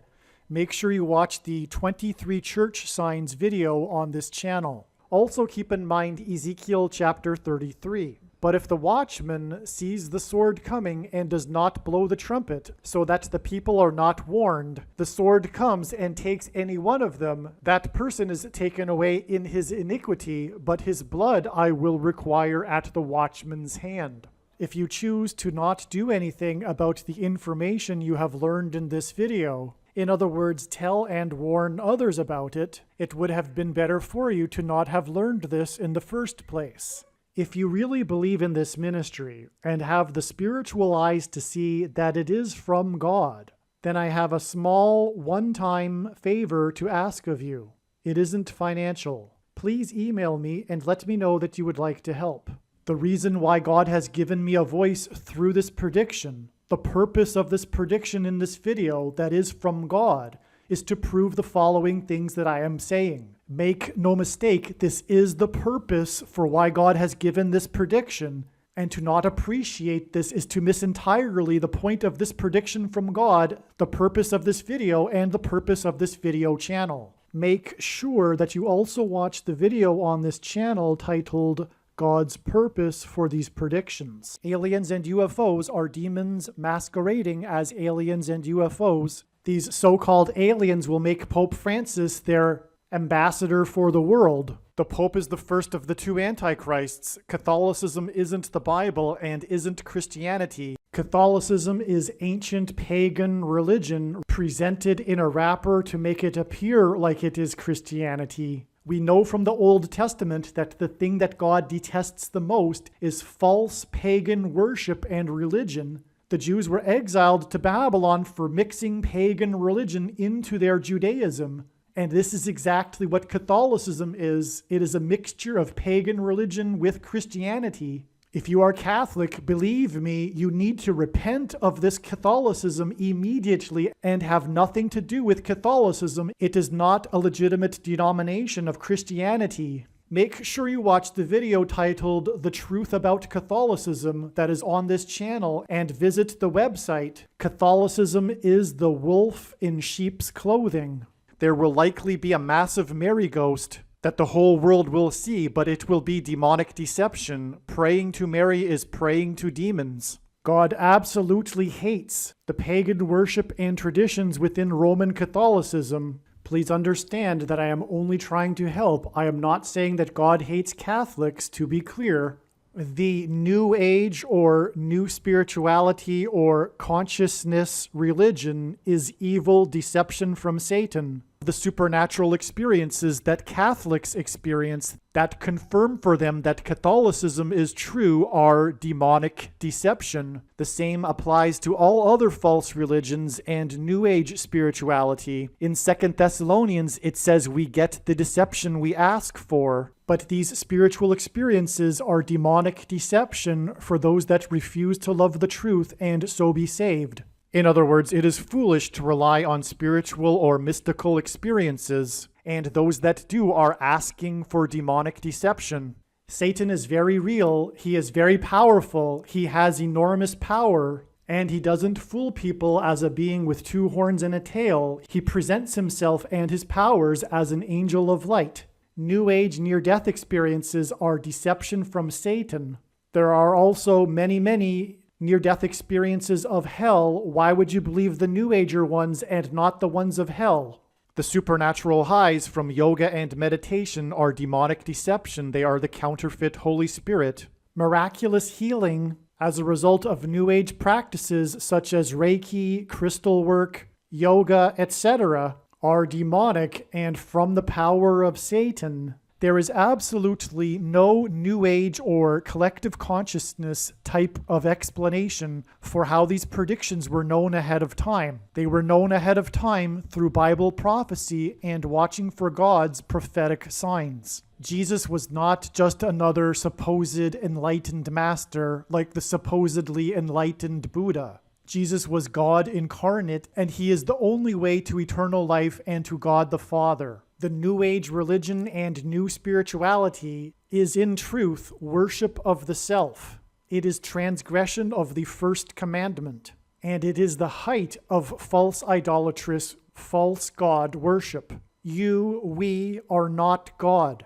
We are not part of God. God is holy, which is a Hebrew word that means separate from. The big deception in the end times will be New Age spirituality, and this satanic deception will merge with Catholicism. The purpose for these predictions, the reason why God has given me a voice through these predictions, is to prove the things that I am saying. The New Age religion is deception from Satan designed to keep someone in their pride and for repenting for their sins, and for admitting that they need to be forgiven and that they need a Savior, Lord Jesus Christ. New Age religion is essentially atheistic spirituality, and New Age spirituality and New Agers are essentially narcissistic, immature children that are rebelling against a disciplinary father. Contrary to what New Agers and Muslims say, the Bible has not been tainted or changed.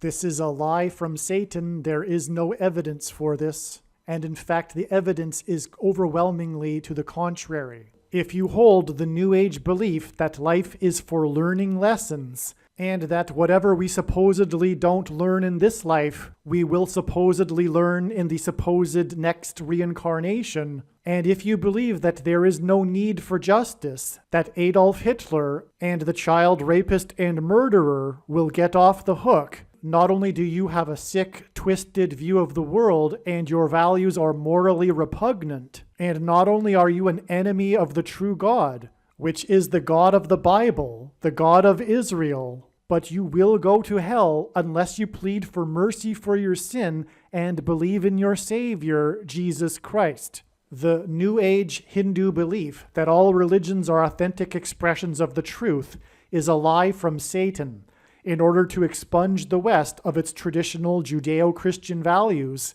in exchange for multiculturalism and an ethos of intolerance of intolerance. This credo of inclusivism of the cult of the political left, combined with the worship of science and backed by pseudoscientific assertions regarding physics, made for fertile ground for the Hindu belief that all religions are different paths up the same mountain, and fertile ground for the Hindu religious practices such as meditation and yoga. This New Age religion that is leading to the soon-coming one-world religion in which all religions come together in the spirit of peace is the Antichrist religion. Either the world is round or it is flat. Likewise, God is either a personal being set apart from his creation, the word holy is Hebrew for set apart, or God is the creation itself, and an impersonal energy or collective consciousness, etc. This latter belief is called pantheism. God is either the creation itself or he created the creation. He is either pantheistic or monotheistic, but he cannot be both. The monotheistic God of the Bible desires to have his holy, set-apart spirit dwell inside your body, but because this God is good, he is also righteous, and he hates sin. We are created in the image of God, and as such, we have free will. Our free will is supremely important to God. God will not impose himself on anyone. No one wishes to marry a robot, and likewise, God wishes to have a genuine relationship with his creature that he has given free will to. Only when we choose God will he then choose to dwell inside us with his holy set-apart spirit. His holy set-apart spirit is the opposite of what New Agers and Hindus think of as the so-called universal spirit. For God to be able to dwell inside our body, which is a temple for God, we must first cleanse our temple, our body. The cleansing of our temple comes through repentance for our sins and commitment to follow God and his ways, which he revealed in the Bible. God will then reciprocate with his holy set-apart spirit inside us and begin the regeneration process of our souls, which will lead to eternal life. Claiming to be part of the impersonal energy God that is the creation itself, and practicing supposed spiritual exercises like yoga and meditation in order to enable supposed spiritual development is like trying to force God into yourself without first choosing God and without God choosing you. It is like a rape or a forced arranged marriage. God hates this. It is also worship of the self and the height of the transgression of the first commandment to not worship other gods. Through many clever lies, Satan has deceived many atheistic spirituality people into these New Age practices, and this is why the energetic highs and the miraculous healings they receive is a product of the counterfeit Holy Spirit. It is the product of Satan's power. As it says in the Bible, God gives those the deception that they ask for.